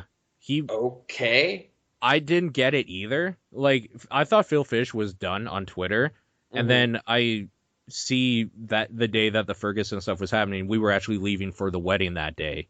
Okay. And I was reading Twitter, like, on the car ride, and there was just, like, hundreds of people retweeting everything he was saying, and he was posting something every, like, 5 minutes about it. Okay. Socially conscious man, I guess. Social justice warrior. I didn't say that. I didn't say that. I know. I just said he was socially conscious. I don't know what he was saying. I don't know if he was posting kind of banal, oh, man. Can I make one comment? Yeah. I don't really, like, the whole social justice warrior thing, I don't know if I would necessarily identify as one, but I think the name is kind of cool sounding. Oh, yeah? Like, social justice warrior. Like, it's kind of badass a little bit. But I think it's coined by the opposing side, meant to kind of No, point it's out supposed how to this be is like a inflammatory or self-inflating derogatory. thing. Yeah, No, for sure. like slacktivists. Slacktivist is more like degrading though, because it has the word slack in there and activist. Like it's a dumb pun and it has something that has a You're right. negative It's connotation. like it's clearly negative, whereas Yeah. social justice warrior is like when sarcastically said is negative, but I guess it's a title that could be Like, owned. I dude, suppose. in the video games I play, like I love being the paladin, so I like the whole like lawful justice thing. So Mhm. social justice warrior, I picture this like badass paladin, maybe with a shovel, like a shovel knight of some sort, Ooh. coming in and just like, I don't know, fucking hitting people with their shield. Like, I don't know. That seems cool. I don't know why they're just like, oh, you social justice warrior. It's like, thank you so much. That's the nicest thing anyone said to me. But I don't know. Maybe it's just me. Either way, I know what they're getting at. I don't really. I don't go on either side of it. Yeah. I don't know if it's even so much that I'm sitting on a fence as opposed to this hasn't affected my personal life, and I think both sides are equally fucking retarded. And yes, I'm using that word. Also, JonTron. I talked about him a little bit earlier about how like I find him a little grating, Yeah. but I still like some of his content. He got in some big trouble on the internet for calling someone a retard. Oh, really? Yeah. Okay. So he said something about how something about the PS4 was retarded, and somebody tweeted him and said, like, you really should try not to use that word because it could be like taken as an offense to people or something. Uh-huh. And his response was, "Oh right, sorry, I forgot you're a retard." It's such a glib, like grade school type thing, and now it's a big deal. Yeah. Oh man. Okay. Yeah, it became a weird thing, and I guess he felt some repercussions from it. But anyways, Wow. I just thought I would bring that up, that the word retard thrown around to the wrong person can create a stir and piss a lot of people off for whatever reason. But I guess again, like, is this the actual people who are like, hey, like, yeah, I have this disability and you need to, like, please don't do that? Or is it like someone on behalf of this imagined party that could conceivably be offended? I need to let you know not to do that. That's where I feel it's the second one. Yeah. Yeah, it's like that's where I feel like you are inheriting this moniker of social justice warrior. You are fighting on behalf of something that you are not actually, like, no one asked you to. No one is like, "Man, this guy keeps picking on me. Like, I need some help." It's just I'm going to go do this. I'm going to go crusade and solve these problems with the internet. And I'm going to go fly around and appear in message boards and just shame people because they're so terrible. And it's just like, okay, thanks for raining on the parade, I guess, is a way to look at it. I don't know. Like, it's like word use, semantics, that kind of thing. Like, it could be offensive, but there are, like, I guess it's at some point it's just like there are 1 billion plus internet users. Everything will offend somebody. Yes. Like, I might be offended by your lack of honesty and candor. You know, like, it's like, speak more plainly. What do you mean? It's retarded. Okay, now I know what you mean. Thank you for using words I use. And it's Twitter. You have 140 characters. You have to say some outrageous things because you can't put out a full conversation. Like, this is why I didn't want to do a discussion or give any thoughts like myself about Quinn stuff, Quinspiracy. It's too hot. It's too sensitive. It's just, I don't know. It's because my tweet probably would have been regarding #Quinspiracy. Both sides are retarded. Right. And it's just like, oh, now this other team is mad at you for completely different reasons. It's like, oh, right. Okay, I wasn't even weighing in on the issue. I don't know how to get out of this now. Sorry, I painted an interesting little postscript to the JonTron thing, by the way. Yeah. So, he kept getting a bunch of tweets from these people about like you shouldn't have done that, like, well, that was rude, blah blah blah, and one person irked him enough that he responded to them, and I guess he said something along the lines of, there are literally people like dying here because of ISIS like right now, like shouldn't you put some of this rage towards this stuff Like or something something? important. Yeah. And another person came out of nowhere and was just like, I have cousins over there right now. I can't believe you of all people would use their deaths to make a joke or something, or to prove a point. To prove a Like, point, fair so, enough. Yeah. to prove a point, yeah. So, okay.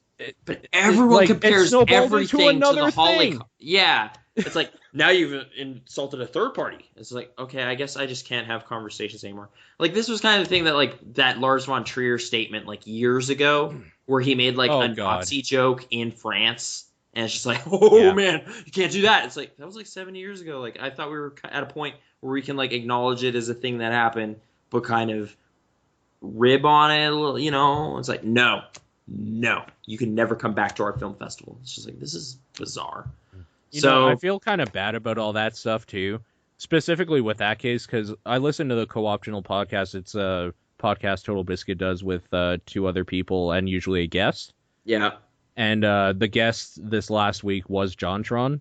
Mm-hmm. And he came on, they were talking about games, and he seemed oddly kind of quiet and like just kind of talking. It seemed like his mind was somewhere else. And then after one of the breaks, they came back about just like the news of the week sort of topics, like what's going on.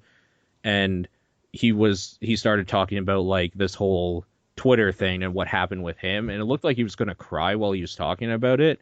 And they were talking about this, like, for us, it's not so big because we only have like a couple hundred people like listening to us at any given time.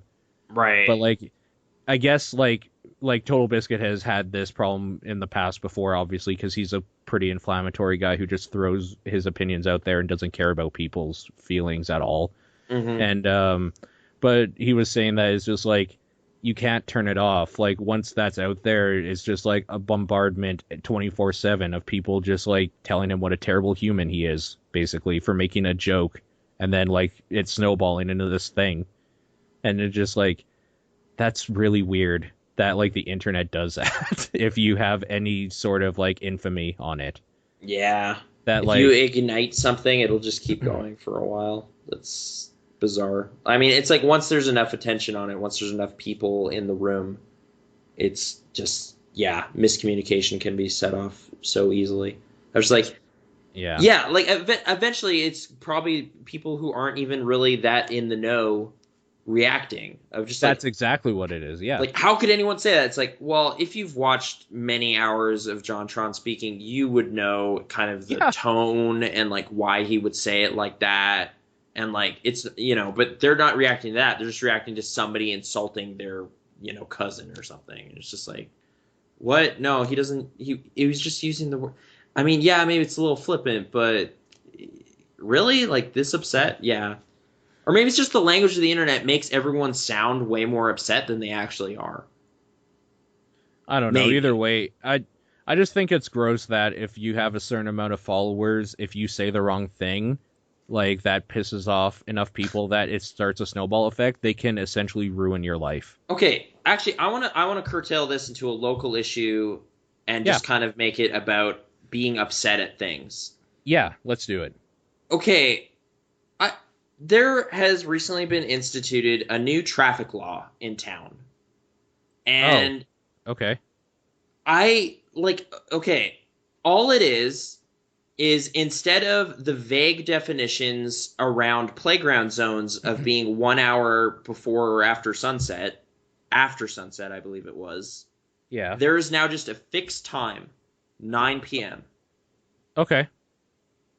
You need to abide by the playground/school zone speed limit of 30 kilometers an hour until 9 p.m. Sure. Okay. Then you can drive 50 or whatever.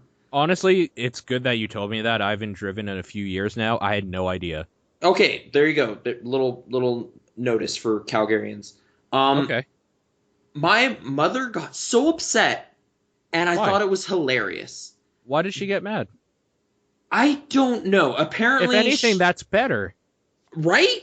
Yeah. But like I've seen like her sentiment, like my cousin, like this basically at like a family dinner parties when like this came up as a local topic of conversation. People were like, like kind of annoyed in a way that I thought was kind of ridiculous. And then people on Reddit and stuff, like local Calgary subreddit stuff, are getting upset about it. It's just like, that's so stupid. That's excessive. And it's just like, were you guys all speeding through playground zones? Like, were you driving? Like, did you plan like a drag circuit near a school or something? Like, why does this affect you? Like, just drive slower for a little bit. Like, who's driving in like suburban areas that frequently anyway? Like, you get to the major highways and then you're fine. There's not secret ones along the freeway. Like, I don't know. It just seemed like, I don't know. At some point, it was just like, I think people just like being upset about stuff. Like, people just like having a cause or something. Like, something to get, right there personally, representative about. I've always hated the 1 hour after dark because I never knew what that meant. It's like, I don't know when that is. Like, oh, it's 8:52. I mean, whatever. I like like a crystal 2 clear minutes. thing of 9 o'clock. Okay, it's 10 because I just got off shift. I'm probably okay to go a little bit faster. Right. It's like, I just left the building and it was kind of dark out, but did that happen 20 minutes ago or an hour ago? I don't really know. So I'm going to go 40. Like, you're just kind of these half-ass solutions. It's just like, yeah, you're just like, let's make a deal here. I'll go halfway. I'll go half. And then, if the cop's going to get upset about that, I'll be like, oh, I didn't know. I thought it was after, like whatever. But I don't know. It just seemed like such a strange, like petty thing to be upset about. And ultimately, like the main core of it is like, yeah, it's keeping kids safe. Like, why would you get upset about that ever? It's kind of just keeping everyone safe because I've walked to like the 7-Eleven and there's a playground zone there at 11 o'clock at night for smokes or a Slurpee or something. Yeah, like that is not a traffic law I've ever had issue with of like when you see a sign, slow down. Like it's like sometimes it's like, oh man, like turning left, like that guy didn't stop at his stop sign and then he went, that sucks or something like this. But like right of way stuff is more weird to me than the sign says to slow down. There might be kids. Okay, that's totally reasonable. I don't want to hurt a kid, so I'm gonna slow down. Oh, outrageous! 9 p.m. Oh. I don't know. That's weird. So weird to me. Yeah, weird. I mean, like, not the same level maybe of intense anger, but still just like people choosing to be irritated by minor things. It was strange. But yeah, local stuff, Calgary problems. I don't know. I'm kind of running out on stuff here. Local mini golf course of the week is COP. It's the best one. Okay. Sure. Yeah. Why not? Yeah. Check that one out. Don't go to what was the other one? Whatever. I played 2 this summer. This one's the best. Deja Vu. It's kind of weird. It has a really dopey premise that they just kind of try to lay on you, and I liked the scene where they tried to do that. Have you seen it? No. Okay. It's basically, it's kind of like drawn out, not as tight and focused source code. Okay. Yeah. But a boat instead of a train. Okay. So it's like, Denzel Washington has a chance to stop a terrorist bombing from happening because of weird time bullshit. Sure. That's the movie. And I won't even elaborate. If that sounds interesting to you, check it out. I don't know. Is there anything else? Like my YouTube channel of the week. Okay. Sick animation. Mm-hmm. I love it. And this last week, the dude who does it was given the opportunity to do like 9 little short bumpers for Adult Swim. So he's been posting one of those every day. It's weird, just dumb humor with like kind of crappy animation. It's pretty great though. Some of them are legitimately hilarious. Sick animation. Okay. Sick animation. Yep. I don't really have one. I like that Luigi cartoon Hot Diggity Demon did. But yeah, that was pretty good. I agree. Yeah. I thought it was nice. So how would you feel about taking a quick 5 to 10 minute break so I can get some water? I would love to get some water as well, so let's do that. Okay. Well, let's take a break. When we come back, we will have some questions from Twitter and a few voicemails. Not too many, because people thought we were dead. So we'll be back. Okay. So during our break, just now, Yeah. I ate a cucumber, Yo. like one of those mini ones. Mm-hmm. And I like it because it feels like I get hydration from it and water. So it's kind of like eating crunchy water in a way. You're right. Some vegetables are like that. And yeah, cucumbers are pretty good candidates. Yeah, so it was kind of weird, and it made me want to ask you, Mm-hmm. what's your favorite penis-shaped food to eat? Favorite penis-shaped food? So I guess phallic.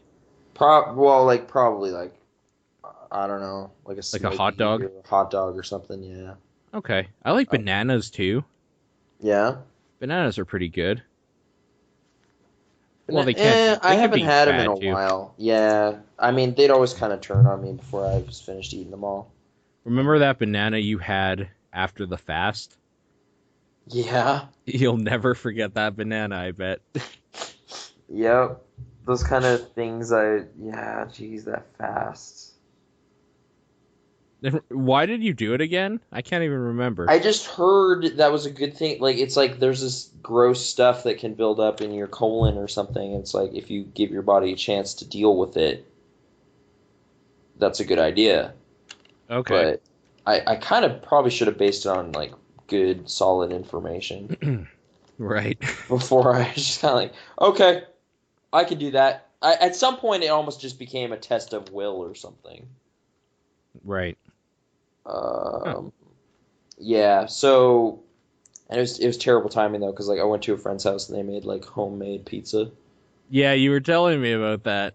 and it looked so good, and I was just like, Yeah. oh no!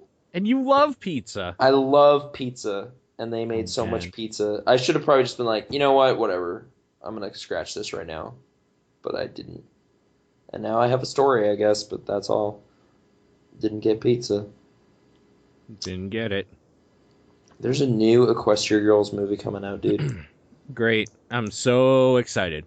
Well, it's called Rainbow Rocks. So, Can we be 100% real with, like, right now?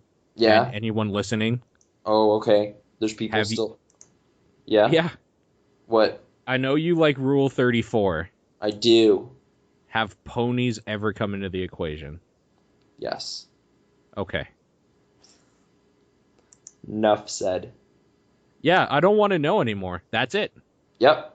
I don't care what you did with it, even if you just, like, clicked on it and were like, oh, okay. And then, like, turn it off, or if it went way, way further than that, I don't care. Doesn't matter. Okay. I just had to know. I would have guessed so, because you really liked, I don't know, that show. Mm-hmm. So, okay. Okay. I don't think less of you. Thank you. That's very good of you. Especially because I know some of the gross shit I've looked up. I mean, just today, within the last hour. But yeah. While we've been talking. I haven't had pants on this whole time. So, wait, how much question stuff do we have? Like, are we going to be on for another hour or what? Nah, it shouldn't be. I guess it's up to us, but okay. You ready? I think so. Okay. So, I'm just trying to find where the actual questions... Okay, here we go. So, Twitter. Yep. Foul Marshmallow asks, what stereotypical accent do you find the funniest? And it's easily an Indian one. It's actually, that was my first thought too, and I was thinking Because of our coworker. No, well, I was thinking of Peter Sellers in The Party, because like he kind of really goes for that, and he's not an Indian man, so that's where it becomes like, are you supposed to do that for laughs? But he does, so it's okay. There's precedent. Sure. A comedian did it 48 years ago, so it's okay. I guess maybe, yeah. Maybe. Okay. Handsome Fat Man, Carlos, asks... I really like Australian accents. That's when I like hit really weird vowels and things, and we'll just say dumb shit. So like Australian, just say it wrong, and just it's fun. It's like, for a while at work, we had like years ago, we had a guy who came to Canada to visit his sister for a bit, and he ended up working with us for about a year. From New Zealand, which is pretty similar in accent. Yeah. And I remember he was talking about like a house party he was at, and how he got one of his buddies like ran at him and speared him off the deck. Oh, jeez. But the way he said it with his accent was like he sped off my dick or something like that. I just started laughing. Yeah. Just the way like vowels are hit just completely changes words, and they don't hear it, so it's so weird, like having to ask people to reiterate and stuff. Like sometimes even on phone conversations now, it's like I'm not trying to be like difficult, I just honestly don't know, and I'm so sorry. Like you speak your language, like my language, better than I speak yours. Does that help? Like, kind of compliment a bit, but also I don't know. Yeah, it's accents, man. So yeah, I'm gonna go with Australian. He hated being compared to Australians too. Apparently, there's beef. I don't know if it's like that serious. Like it was Flight of the Conchords joking about it when I watched, like kind of tapped into that, but yeah, they don't. There's some. Maybe it's just kind of the same way we have like the Labor Day Classic between us and Edmonton. Like those assholes up in Edmonton. I guess. Yeah, it's probably. Just like kind of near regional thing of just kind of, bit of rivalry or something. But of course, because of it, there was one guy at work that would always quote Land Down Under lyrics to him for a minute at work, to a point where it just got to the point where, like, as he was walking across the warehouse and he saw him, he'd be like, "I come from the land down under," and he'd be like, "Shut the fuck up." Really, the joking there gets so just retread. It's like it almost feels like, is this the same week again? Like this is the same joke again. Like, all right. Oh, I know who you're talking about. Yeah, that's who I'm talking about. The knife. It's not like threatening. It's just It's just getting old. No, that's what we call him, the knife. Okay. That's not at all what we call him. He's so tiny. Yeah, like our coworker nicknamed the knife. Yeah, he's like a midget. Yep. He's Mexican. Anyways, Handsome Fat Man on Twitter says, Earth's most powerful soldiers are Earth's last chance against the Spiral Zone. What 80s cartoons do you guys miss? There was one called Duckula for a long time that I used to watch after school. Duckula?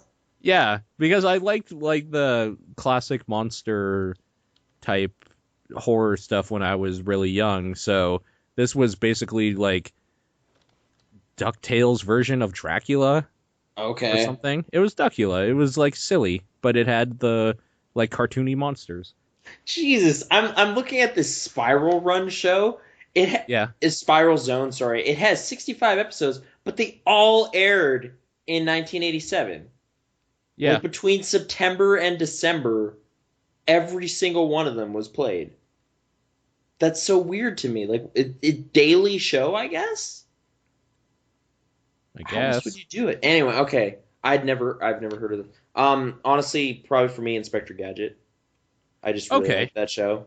Like, just I don't know if it ever really wrapped up exactly. Like, it was one of those things where you're not watching it in sequence. You're just seeing random ones, and it's like, oh, I've already seen this one. Oh, I haven't seen this one. So I don't know how many I've seen, but I really like that show. Like, I bet it doesn't hold up at all. But like, I was actually like keen on the movie coming out and stuff when that happened, and was depressed.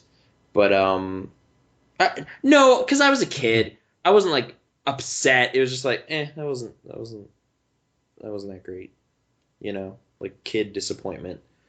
But kid disappointment. Yeah, like I wasn't like, oh man, that was really bad performance by Matthew Broderick or anything like nothing nuanced. It was just kind of that movie didn't make me really happy. Oh, Oh, I'd that's too rather be bad. really happy. But yeah, the Inspector Gadget, I enjoy that stuff. 80s. Wasn't there one called Super Dogs? A cartoon? That was 90s, I think, though. The one I'm thinking about. Dogs? I can't remember what it's actually called. Yeah, you know what? It probably doesn't matter. Anyways, yeah. Remember Cadillacs and Dinosaurs? No. Okay.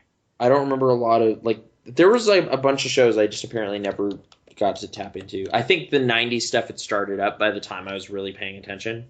So it was like Tailspin. When was DuckTales?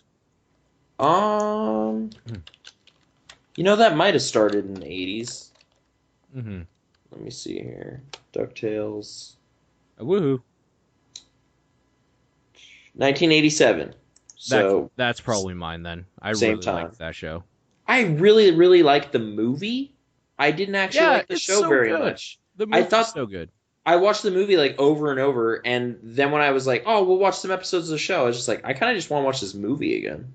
So the thing with the movie, it was just a longer version of the show, like of an episode, like a big special episode. Maybe if the show was an hour long and they could like build something up more, it would have had more impact. Yeah, but I remember just really digging that movie.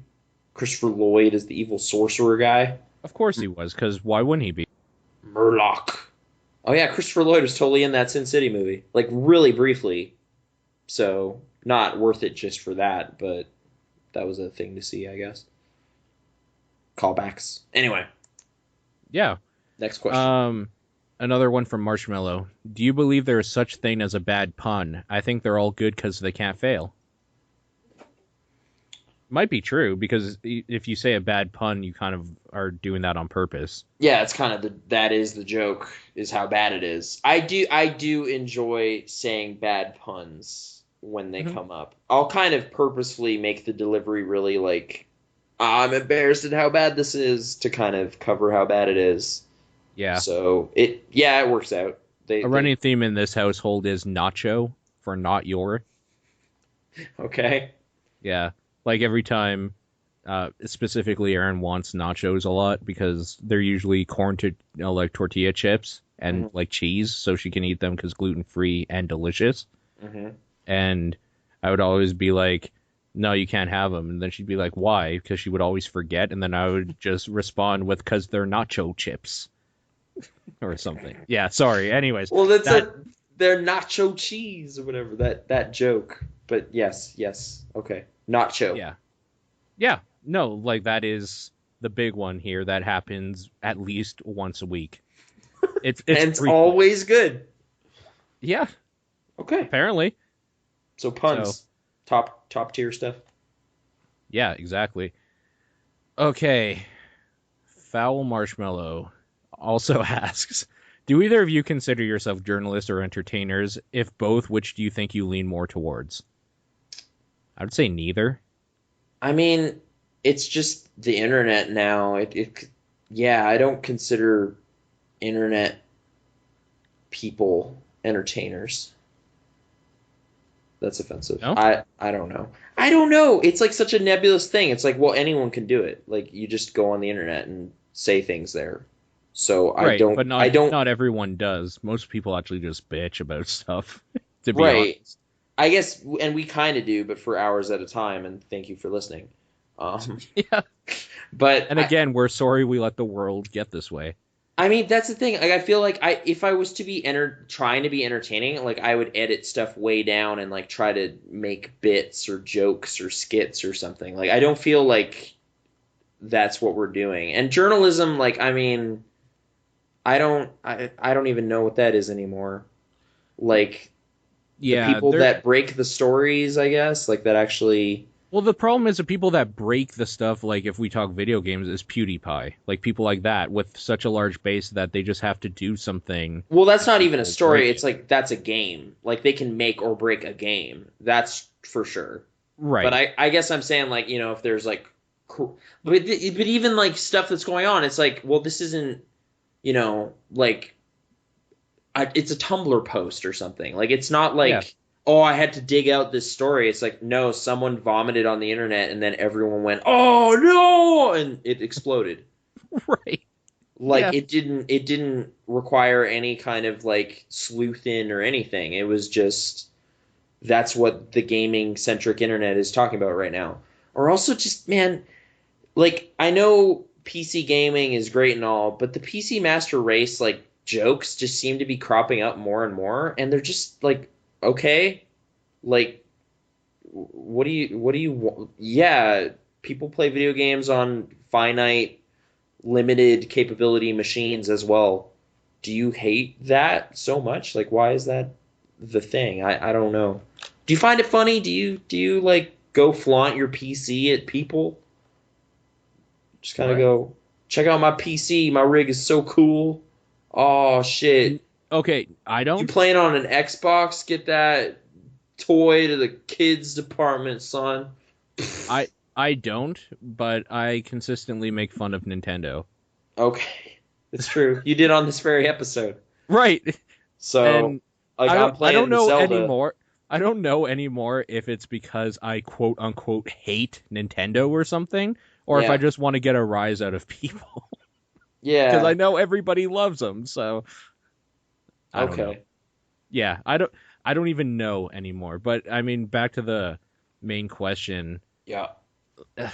If I find what we're doing here basically like an audio vlog where we just talk about like stuff that's been happening in the week and like our opinions on it and just like talking about life or Yeah. what random stuff, like an alog. It's kind of strange though, because it like what we do does qualify us for like E3 or something. Like it's like, and then we're considered a journalist, but it's enthusiast press. Like it's just I enjoy talking about like things relative to this that I do it for free on my own time sometimes. So Yeah, that's not a journalist. there was a point where I would have maybe considered myself a journalist because I Yeah. was writing I was doing news for a site called Game Guiders that went under. So like this was during a period when I was unemployed for a bit as well. I would like wake up in the morning and just like as stuff was happening, there'd be like like not articles, but like router sort of things, like the emails you would get whenever you sign up for E3. You get like the emails from the routers that just send out like news or game info or whatever Hmm. all the time. So those would just pop up in like our database, and I would write up a quick post about it. So that was like my life for a while. And then like I was also reviewing stuff and getting codes and stuff. So like maybe at that point, but that was a long time ago and the world has changed. Hmm. So I wouldn't consider myself a journalist at all.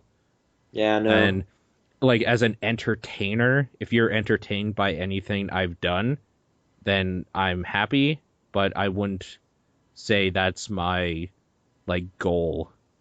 I just kind of like want to play a video game on play a video game and figure I could hang out with some internet people while I do it. That's Yeah. kind of what streaming is. So I wouldn't consider myself either. Yeah. I guess. Yeah. No. Me neither. I mean, I've thought about like consciously, trying to do something that would be entertaining, but it's like I don't know. I haven't found Like that idea yet or I something. guess the closest thing we could have said was maybe when we were doing Game Dudes, because Sure, we were kind of playing a game and trying to like joke about it a little bit and I talk about guess, it. and just kind of like that's like producing like this is us experiencing this horror game for the first time and Yeah, and something we're like that. putting it out there for your entertainment specifically because like it was a pre-recorded thing, and the reason it went up on the internet was so other people might be entertained. Right. So that would be the closest thing. Also, Game Dudes is probably dead if people didn't know that and already. And the couple people that ask me every now and then, it's probably not coming back. So, Even the Resident Evil thing like that didn't happen.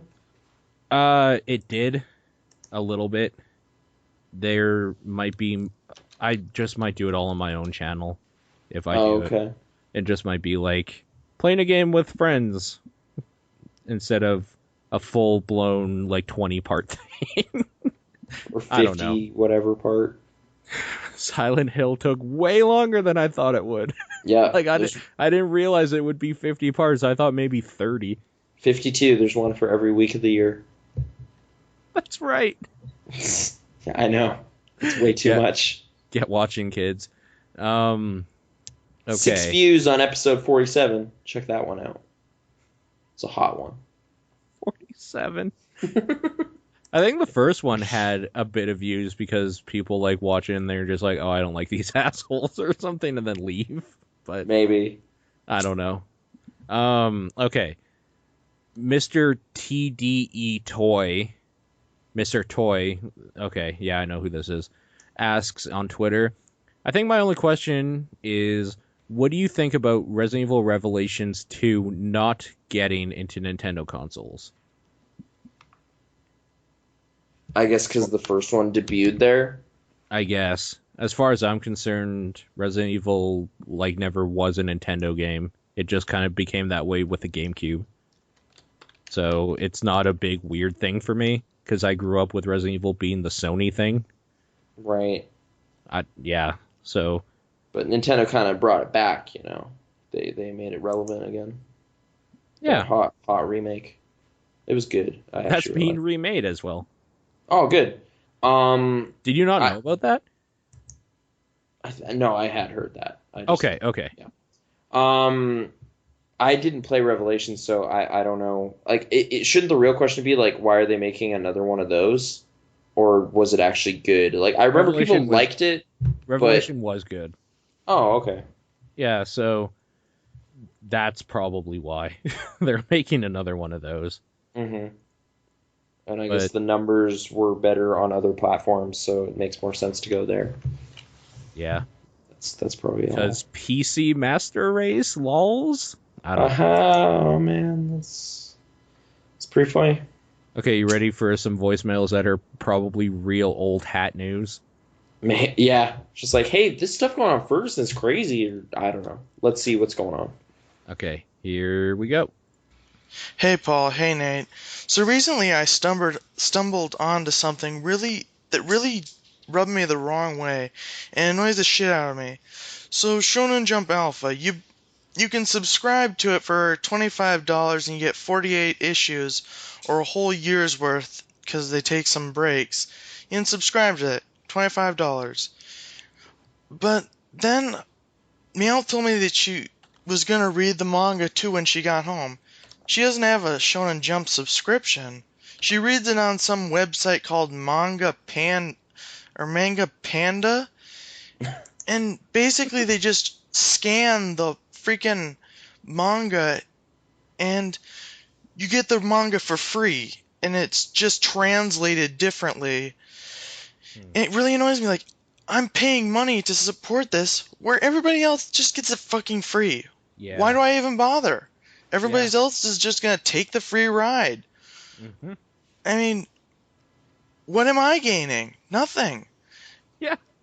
Like, what's the point? Why? There's none. No, yeah. Everybody can get the same shit I do for free.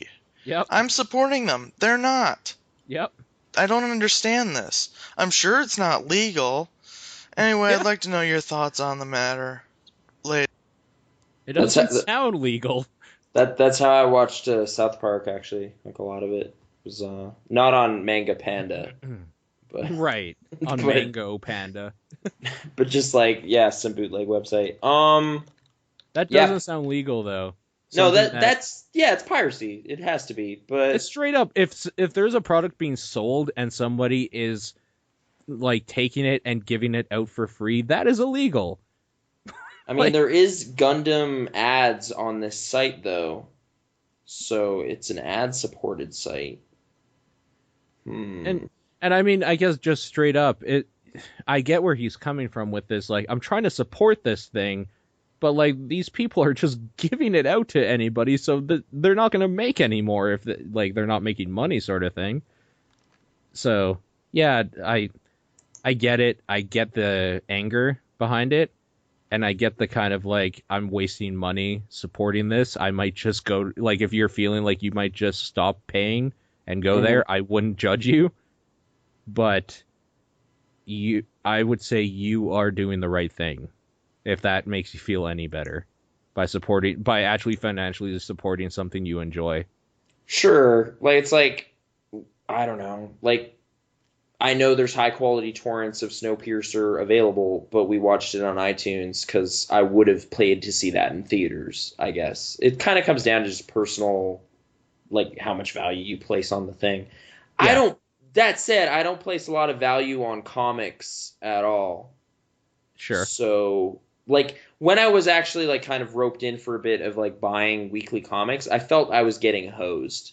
Because it's like $4 for, like, 20 pages of kind of just stringing you along narrative. Like, and then 10 pages of ads in there, too. Yeah. Yeah, like, it's just like, I wouldn't, if, like, I already kind of raised my eyebrow at spending, like, $3-4 on, like, a TV show I like, per episode as it's coming out. I would never do that. Yeah. Yeah, it's just like, I'm going to steal it, and then I'll buy the DVD box set after, if it's good. Like, I bought True Detective and I bought Mad Men Season 6 because I like those shows. Sure. Or, like, wait for Netflix or something if it's going to be on there. But, I mean, I guess, yeah, comics, it's like, you either buy it or you don't read it, or you just go on the internet, I guess. Which, yeah, I don't know. I don't place a lot of value in that media specifically, so I wouldn't subscribe either. But I guess it could be frustrating. Marshmallow's saying in the chat that he says, I actually found out it gets worse later. They actually get the chapters almost a whole week before I do with my subscription. That is a failure on their part then. On their subscription service, yeah. The way it should go is that if you want something not pirated, you have to give it out for a fair price. Yeah. And it has to be the most convenient way to get something. Yeah. So, I don't know. Anyways, let's move on. Here we go. Hello, Paulo. Hello, Krasno. I heard Resident Evil's getting an HD remake, so Paul must be super excited about this. Yeah, I guess. It came up earlier. Paul's never really that excitable. So he could just be like, this is nice. Yeah. That's about right, yeah. Games I would like to see be remade probably won't happen. Oh, like what? I list some, but they are really out of the box. Well, say them. An example of one of these out of the box games are that old PlayStation game that you played as an alligator in, and it was platforming puzzles, and you collected crystals, and you collected little furry creatures. Probably. PS1. I'm trying to remember the name. Legend of the Gobbos. It's for PlayStation 1, and it involves where you play as a crocodile or an alligator. He's wearing a backpack on his back. It's like Banjo-Kazooie, but you play as a crocodile or an alligator. But I would like to see that be remade. Okay. Hey, Krasno, what games would you like to see be remade? Are they about as out of the box as mine are? Probably not. Thanks for putting me in a box. Jeez. Oh, man. Croc Put 2, you in a box actually. and wrapped you up. Yeah, Croc. I'm just reading about Croc stuff. I don't know how I feel about it. Is this like that one where you're a crocodile is like Croc? Yeah, it's Croc. That's the name of the game. I mean, it does have subtitle Legend of the Gobbos, but yeah, it does. Yeah, you're right. The internet told me that, though. I barely remembered anything about that. Remake stuff.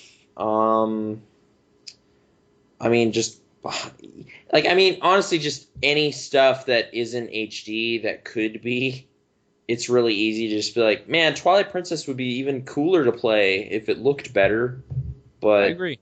It's not bad looking. It's just, you can tell. Nothing on the GameCube is bad looking. It's just that you can tell. Yeah, it's just kind of old. Yeah, Metal Gear, Marshmallow says. That would be cool. Like Twin Snakes, but buffed up again? No, Metal Gear, the first one. Oh. That would be cool to see in, like, a Metal Gear Solid style. Sure, like they ported it to on subsistence and stuff, but it was just like, man, like I am playing an old computer game on a PlayStation. Like it's just not like I would just like to see this narrative updated and made more enjoyable by today's standards. Cause yeah, like I guess that's fair. I'm trying to think if there's something like that would really benefit from just a refresh or like kind of an updated Majora's Mask. Yeah, that would be solid. That'd be pretty cool. And 60, yeah, just a lot of 64 stuff in general just kind of has worse frame rates than you remember, and texture quality is terrible. Zelda 2, Legend of Zelda 2, The Adventures of Link. Actually, after Metroid Zero Mission, which was so good, it's like, yeah, why doesn't Nintendo go back and just kind of redraw old games and make them better? Yep. Like, I agree. Zero Mission was playable and fun. The original Metroid, kind of hot garbage now. But yeah, it's, 18 years old, 28 years old, 28 years old. It's an extra decade happening there. Anyway. I don't know. I'm trying to think of... Now I'm consciously trying to think of outside-the-box stuff. Like Giant Citizen Kabuto. I've always meant to play it, and it would be way better if it was like... I was going to say, you actually played it? No, I didn't. But I've always heard it was kind of cool. But, okay. I don't know if that's true anymore. Qbert. What was that? What was that Quantic Dream game with David Bowie? Quantic Dream game with David Bowie. Oh, shoot. Omicron, the Nomad Soul. That's right, yeah. They should remake that. I don't know if they should remake that. Remember Forsaken? Actually, you know what? I'm going to go ahead and say pretty much anything on the N64 that was worth playing, they should probably remake. Yeah, and make, Because they're really ugly stuff. Yeah. I mean, it was early 3D, so you were kind of okay with it. Yeah. But, yeah, so I guess what was worthwhile stuff from N64?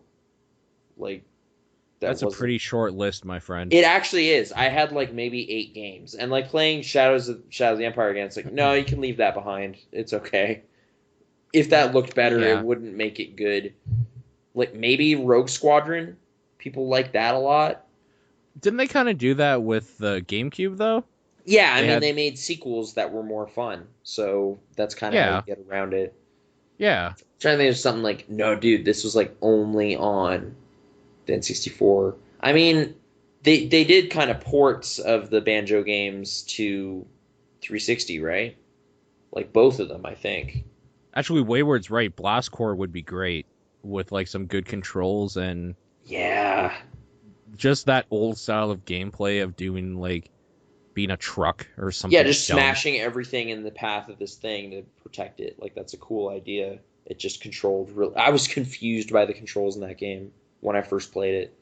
I was just like, what? Like, sometimes the dump truck does what I want, and sometimes it just doesn't. I don't know what I'm doing. Oh, dude, Jet Force Gemini. Sure, I guess Rare's catalog. I would love to see that remade to be playable. Because, yeah, like, I saw my cousin playing, I was like, this conceptually seems cool. It's like sci-fi action game, weird aliens and stuff. It was, yeah. This doesn't look fun, and I just didn't play it. Yeah, it wasn't. Well, it wasn't to revisit it, but... Oh, okay. I really liked Episode 1 Pod Racer. Yeah, it was fun. A lot, yeah. There was a PS2 version, but I never played was that. there? Okay. Racer Revenge or something. I don't know if it was exactly a port, but yeah. It was actually a good racing game. Too. That would be fun They to did see. do that. They did. They did? Yeah, the Xbox. There's Reloaded. It's the same game. Oh, Reloaded. That's right. Yeah. I have that version. I haven't played either. But okay. So yeah, those are dope games. Rare's games, I guess. They should do that maybe. Pretty much. Yeah. Like GoldenEye, dude. Dude, it'd be so sick. Cool. Oh, they did. With Daniel Craig. It was really bad. Was it? I thought that one was supposed to be okay. No, it wasn't that good. That one wasn't really bad. It was just meh. GoldenEye Legends or whatever it was? Yeah, it wasn't good. Oh, okay. That's too bad. Which is too bad because I was kind of excited about it, but maybe Bond games they're just boring. I guess. Hmm. So I guess Next thing, here we go. games. Okay. So I saw this trailer in the movie theater for a movie called The Giver. Oh, Now, wow. I remember reading the book back in middle school. Perfect. And I am pondering as to the idea of seeing this movie. So I remember the book was okay. I mean, it was a book I had to read, so it wasn't as fun as, say, the Blue Exorcist manga, because I felt the urge to want to read it. But, The Giver looks fun. I don't think it'll get a large following, because, it's not getting as much advertising. I mean, the only time I see it advertised when I'm watching some Adult Swim cartoons. Just like, oh yeah, The Giver's out this week. Why don't you go see it? And I'm like, looks interesting. Are you gonna go see it, Nathan? I was thinking of going to go see it. Just for fun. I mean, everyone else wants to see Ninja Turtles, and I'm like, no. No. No Ninja Turtles. Those turtles look scary. Yeah, they do. To me, they look scary. I don't know about you. I'm not a fan of the monster designs of fantasy creatures that are ninjas and turtles. I mean, the 1980s one, those turtles didn't look scary. But this one, oh man, they look really, really scary. To be fair, the idea of a ninja turtle should probably be terrifying. I guess so. But yeah, that it was weird because it was like, oh, everyone is in agreement. This looks like just trash, right? And then it did really well at the box office, so it's just great. Well, because everybody had to see how bad it was. Maybe, but I think I didn't go see it. We're in for a couple more of those. I didn't go see it either. At least one more. It probably won't do well the second time around. Who knows? But yeah, we saw The Giver, both of us, and yep. And it was a movie. I don't know if I'd describe it as a lot of fun though. Yeah, no. It was kind of self-serious about its whole thing too, so I don't know. Extraordinarily so. Which maybe it should be. Maybe it should have been more serious, even, and not been lighthearted at the end with a chase sequence, essentially. Yeah, this actually works for a bit of a minor digression. The Teenage Mutant Ninja Turtles movie from like the early 90s, 1990, Jim Henson Workshop. Yeah. I watched Labyrinth for the first time in like 14 years. Yeah. How do you feel about that movie? It's okay, I guess. I haven't seen it in probably 14 years, like you said. Okay, upon revisiting it, it's okay, but it's not the like. I think people have really fond memories of that movie in the same kind of, just nostalgia tinged way that happens. It's not very. There's problems. It's just some about the puppetry and stuff. Like, it's just like, that is obviously a man's arm flailing around like a thing. It just doesn't like, the kid imagination is so key to making stuff like that work, of just like, oh man, that's like a real creature that Jennifer Connelly is talking to, as opposed to just like, that's a creative fake looking rat creature type thing. I don't know. Like, yeah, I was just kind of bored sometimes with that movie. There's some really inventive gimmicks and visual stuff here and there. Like, there's a sequence where there's a whole bunch of hands in like this weird tunnel, and like they're lowering her down, and it's like hands making faces and stuff, and it looked really cool. But there's also just kind of fake stuff that, I mean, 80s special effects and practical effects and all that, but yeah, it kind of just looks dated in this way. I don't know. Sure. Yeah, so minor thing there. David Bowie's bulge. It's totally there. It's true. It's always there. Yep. It never went away. Don't call it a comeback.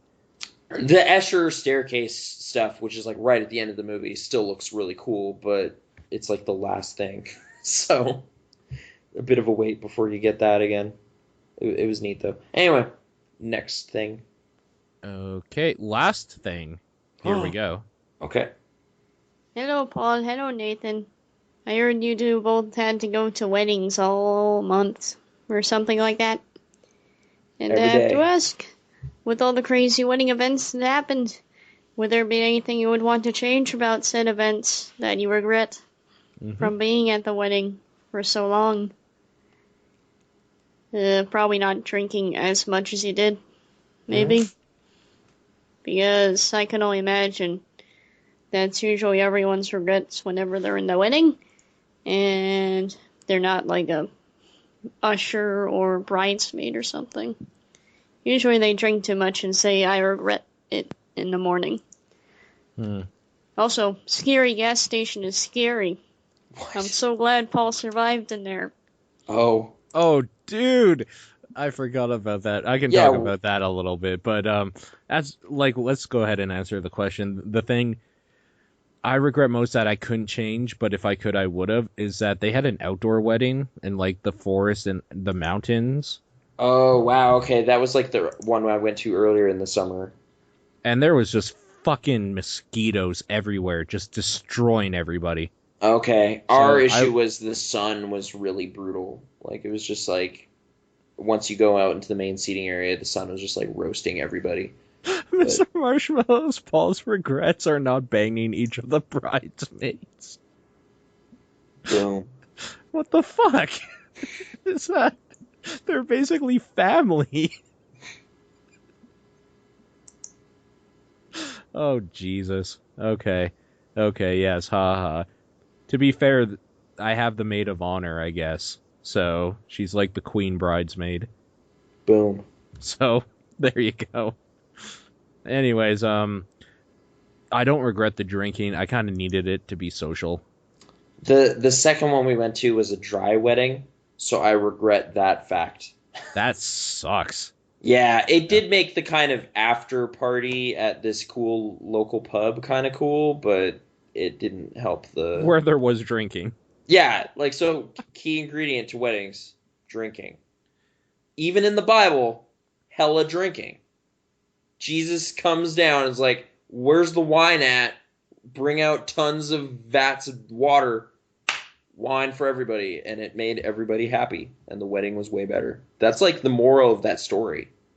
So I don't understand why this was kind of on religious grounds, dry wedding. That's backwards. Makes no sense. Yeah. Other wedding stuff I regret was that awkward table incident. I don't think... Did I get to elaborate on that? Did we Not talk about it? publicly. You and I talked about it at work. Right. It was just like I was a +1 that wasn't like registered, like reported, I guess, to the seating people. So there was Right. this like bad, awkward time where I was just like, oh no, I'm like occupying a seat that isn't mine. At some point, someone's going to come up and be like, where's my seat? And then it happened. And it was just like, I guess we were caught. We should just go. I'm just going to go. You can stay. I'm going to go.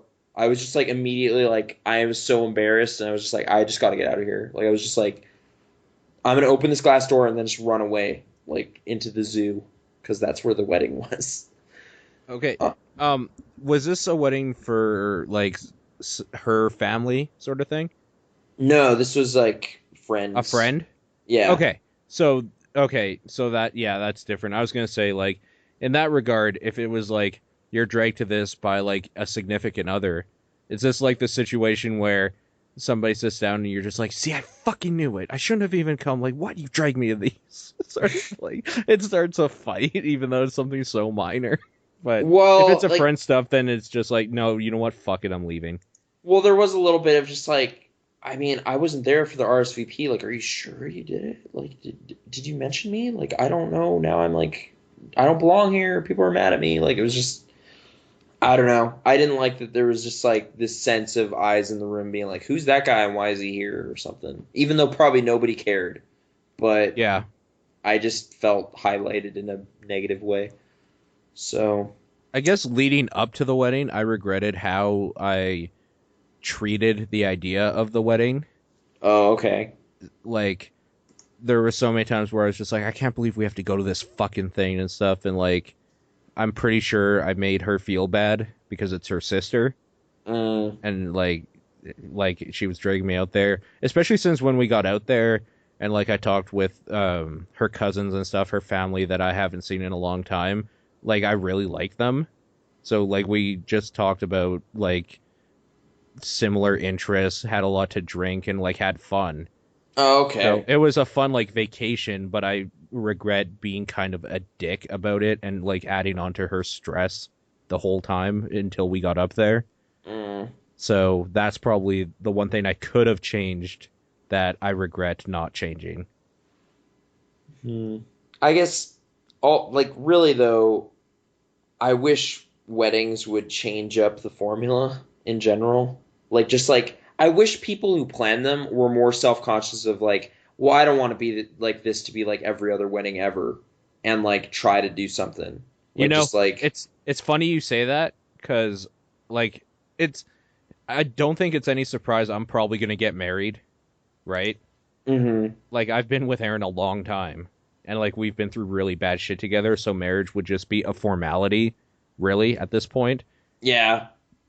And so like and we've been talking about like ideas for it, and it's probably gonna piss a lot of our family off because it's not going to be getting married in a church by a minister or any of that. The reception is not going to be held in a hall with like a catered thing or like any of that stuff.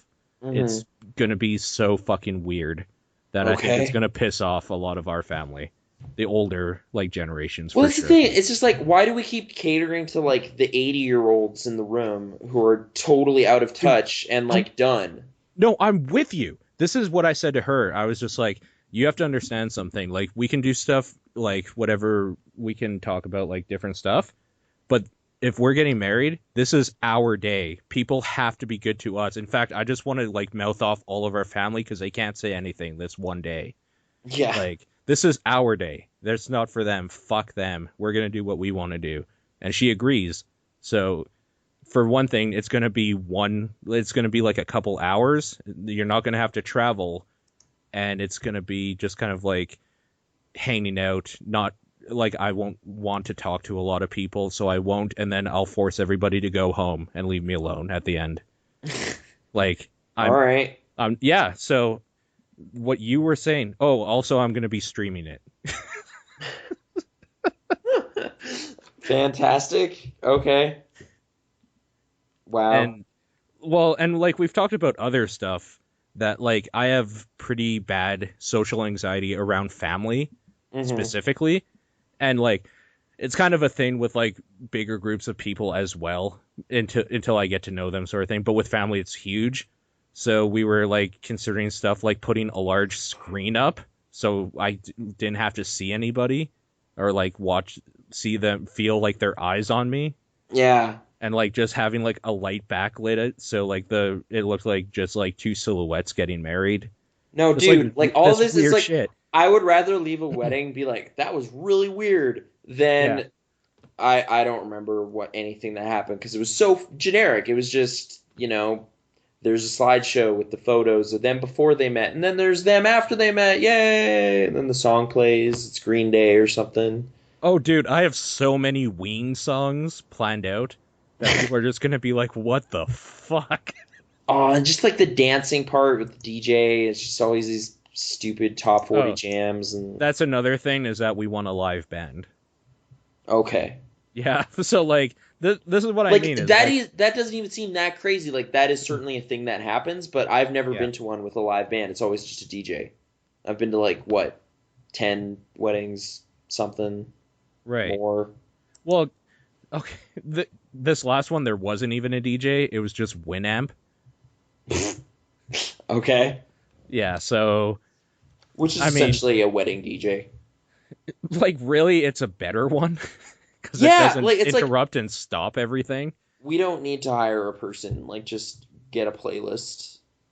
Done. Yeah. Doesn't matter. So basically, this is why I think it's going to piss a lot of people off because I don't believe in a god or any of those things. So like, the idea of a church wasn't going to happen. Not even near one. Like it's going to be in a park and there's going to be a barbecue for the reception. Like it's this sounds way more interesting than a lot of the things. So Yeah. But like my 80-year-old grandparents are just gonna be like, what the fuck? But you know what? Fuck them. Who cares? They had the most interesting day in like years, regardless of how it turns out. I don't even care about them. Like, they're ready to die. I'm more important. Like, this is my day. The youth. It's our time. The youth of America or Canada, whatever. Yeah, like we've honestly been thinking the other way of just like, should we just have like the smallest thing ever? Like, I don't like big things. Like, can we just not have? Well, yeah, no, this is the thing too. That's why I want to stream it, because I don't even want to invite more than like 20 people. Like, there's family I'd actually like wouldn't want to be there. Yes, it's just, like, absolutely. they've just been kind of like guilting me about it, or like kind of been like, do you have a girlfriend yet? And all this for years. And it's just like, well, now I do. And fuck you. Fuck you. Yes. Yeah. No. Like, and it has nothing to do with you and wasn't based on your criteria at all. Like, just go away. Family. And then you throw a beer bottle. Right. See, so, like, I don't want that to happen, so we should probably just not invite them. Right.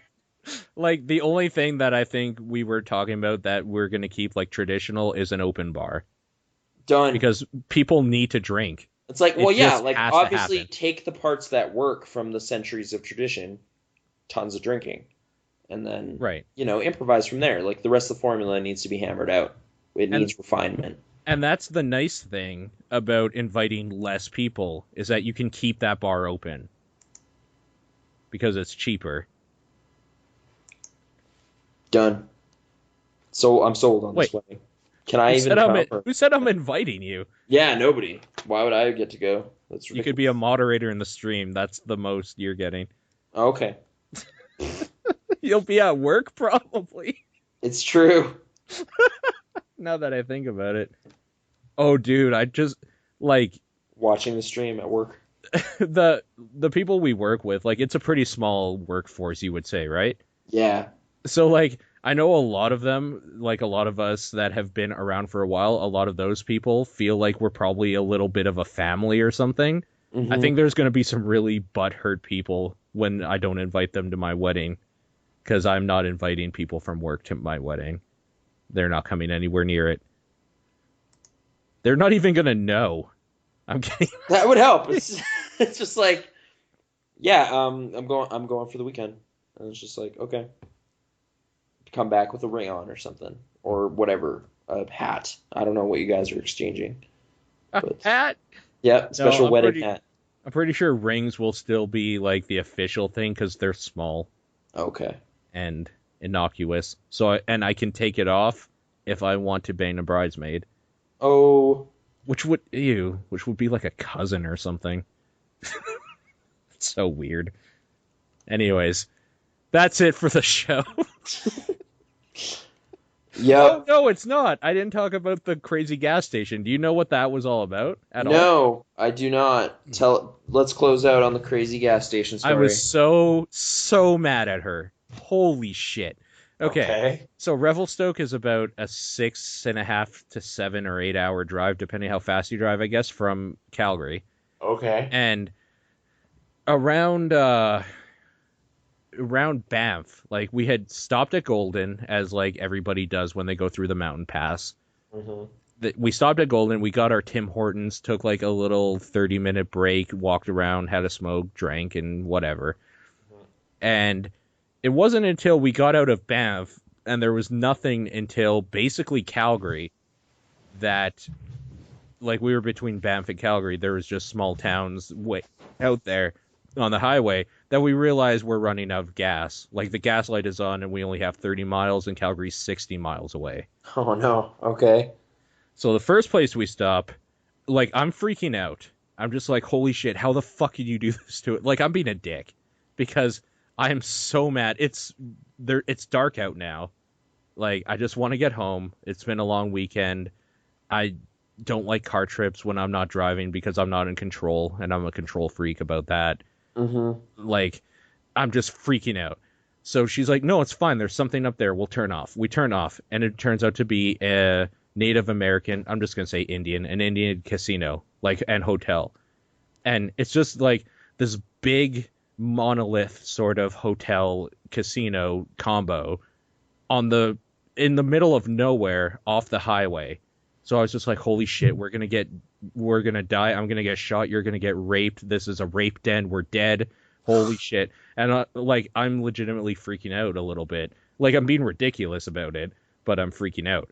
So are you verbalizing all of this? Like, you're yes. saying it? Oh, of no. Course. Oh, Okay. of course. She's just like, okay, shut the fuck up. We're going in. We're just going to ask if anybody has like a jerry can in their back or something that they could give us a little bit so we could get to Calgary, or if they know where there's a gas station. I was just like, oh, this is such a bad idea. This is where people come out to die. We're in the middle of nowhere, like just freaking out the whole time.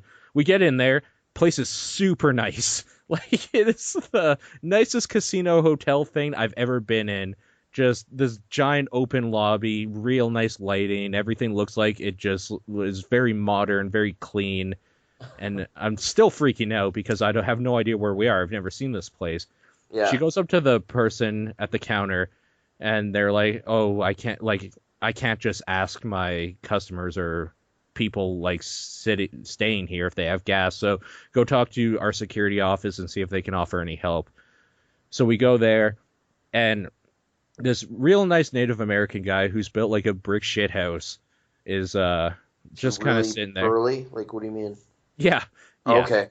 He's like super nice guy though. So we ask, and he's like, "Oh no, you can just go down, like, if you just go down about 15 miles from here, like, we had 30 worth of gas, so we were fine. Yeah. It's about like 5 minutes or 10 minutes away or whatever. Just keep going down the highway, take the second right, and you can get some gas there. There's a gas station there in Morley." I was like, oh fuck, not Morley. And then What? Why? Okay. so Morley's a reserve. And like the turnoff he was talking about, there used to be this nice little restaurant gas station combo we used to go to when I was a kid, and my grandpa lived in Banff and like was a musician up there. So we would stop in there for like lunch or whatever when visiting him, or supper on the way back. And that place was burned down by arsonists. Ooh, okay. The restaurant part or the whole thing? The restaurant part. Yeah. So the gas station is like, I don't even know how to describe it. You would feel safer in like Harlem in New York or something. Okay. Like, it's a really shady area. And like, so we go there. I'm just like, this is it. I'm going to get scalped. They're going to peel my skin off of my scalp. And Aaron's like, shut up. Like, stop this. Like, she's starting to get mad at me. Yeah. Because I'm being a little bit racist. But at the same time, I'm actually genuinely scared because the reserve is no joke for, like, white people. Because there is a sense of race thing there where, like, white man threw us out of the city and we're on, like, this shitty little reserve. So, like, me walking in and be like, hey, brother, got some gas? Like, they might look down on that. Yeah. We pull up, first thing I notice, all of the security cameras are broken. They're all hanging. Oh, man. Okay. The shutter for the windows are completely down. There's spray paint everywhere, like, on all the... Oh, like, it looks hella closed? It looks closed. The only way we can tell... I'm sorry. The only way we could tell it's open is because the like front door was like swinging open and there was light coming through. Okay. And all around us there are trucks in the darkness because there's no street lights out there. Yeah. And they're just like people watching us. Oh, wow. So like, and it's one of these old pumps where you actually have to like pump the thing down and then pour your gas sort of thing, like start the pump up a little bit. There's no like debit machine or something, so we have to go in. So Aaron starts getting out. I'm like, what the fuck are you doing? You stay in here, you lock the doors. If there's any trouble, you leave and call 911. Like, I'm freaking out, right? Okay. So like, she's like, no, fuck you. This is like ridiculous. Stop being this way. So she comes in with me. And then she starts getting scared because there's some really methy looking people around. Okay. So we walk in like So it's worse than Forest Lawn McDonald's, you're saying? just a little bit. Okay. So we walk in, there's like two Native American guys behind the counter, and one of them is just kind of like dozing off or like just hanging out or whatever, and the other one's on the phone arguing with someone. Oh wow. So, Okay.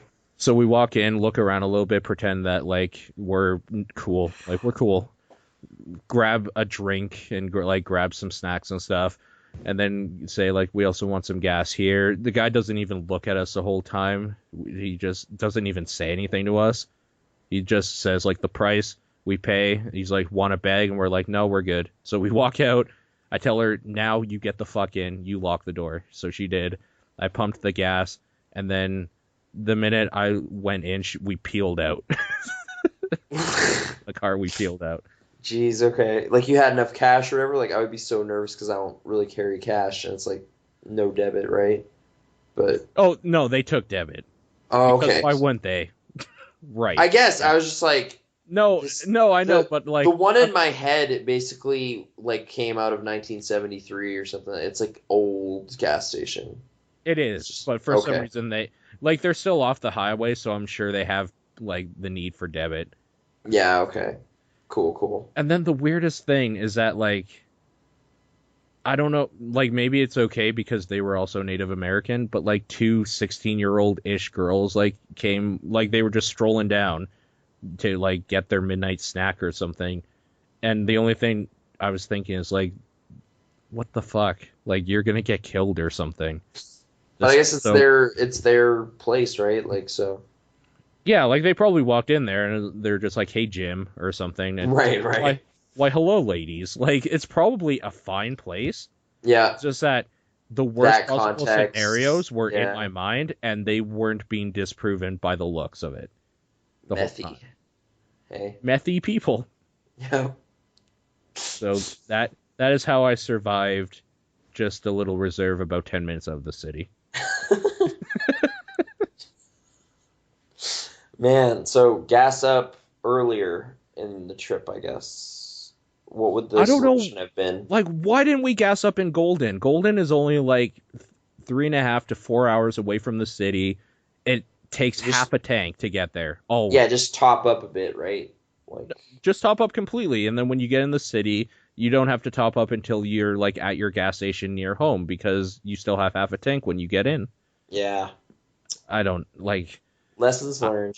I was so fucking mad though. I am such a piece of shit for saying some of the shit I did. Like, I don't know why I was just freaking out, and there was some like I'm gonna get like scalped or whatever, some racist bullshit coming out because like all Native Americans will scalp the white man or some right. That was I guess just like when tensions are up, just like all censorship just goes away, and you're just like, no, this is fucking serious. Like I'm scared. Like I've been there a couple times, but not necessarily like with Slender. Oh God, yeah, yep. I can't play that game. I can't. I just don't like it. It's not even a specific thing that happened in the woods or anything ever. It's just it's like a nightmare simulator. Why would you simulate that? I don't know. Like somewhat good news. I don't know if I should even break it or whatever you want to call it. Yeah. But remember a long time ago, we streamed Cards Against Humanity like years ago. Yeah. When it was still new. Yeah, before it was like totally played out. And it was a fun night, but there was like weird drawings happening in the background while we played and like streaming, and John was there, and John found that stream. Oh, okay. Backlog, and that will be up on YouTube at some point. Oh, so we can revisit it, and go back in time. People will know how much of a terrible person you are. Yeah, some of that awkwardness. It was so awkward. I was like, if I play this, I'm gonna get kicked out, but it's the right play. I have to. Yeah. But I'll get my shoes. I have to leave. But I'm not even going to tell people what the play was. You will have to watch that video when John puts it up. Yeah. And guess for yourself. There's a tease for you. Yeah. From the Pixel Response podcast guys, Nathan and Paul. It was so bad that he thought that I would get so angry that I wouldn't talk to him anymore. Yeah, I was pretty worried. That was the friendship ender. especially for like what the situation was at the time, was still super fresh. Yeah, I knew that too. I felt like I used information for comedy in a dangerous way. It was pretty sketchy. But yep, check that video out on youtube.com. Yeah. Anyways, that is now officially it for us. It's getting late. I actually have to work tomorrow. Our shift, by the way, has changed an hour later now. Yeah. I think I told you that, so. Oh, no, I know, and I took it as, like, truth right away.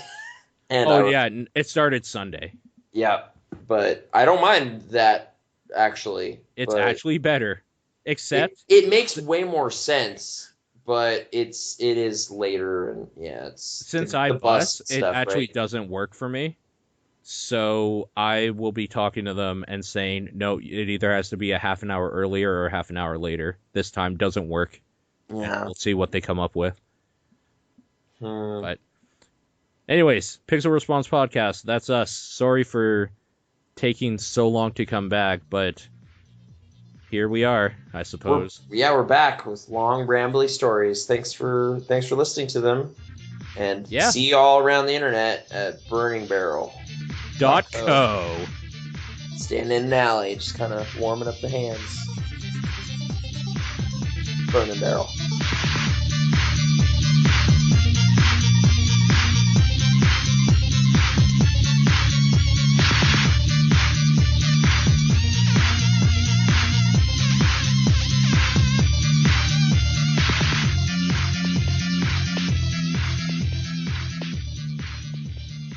I guess I'm also going to throw the first 140 pages of The Martian into the barrel.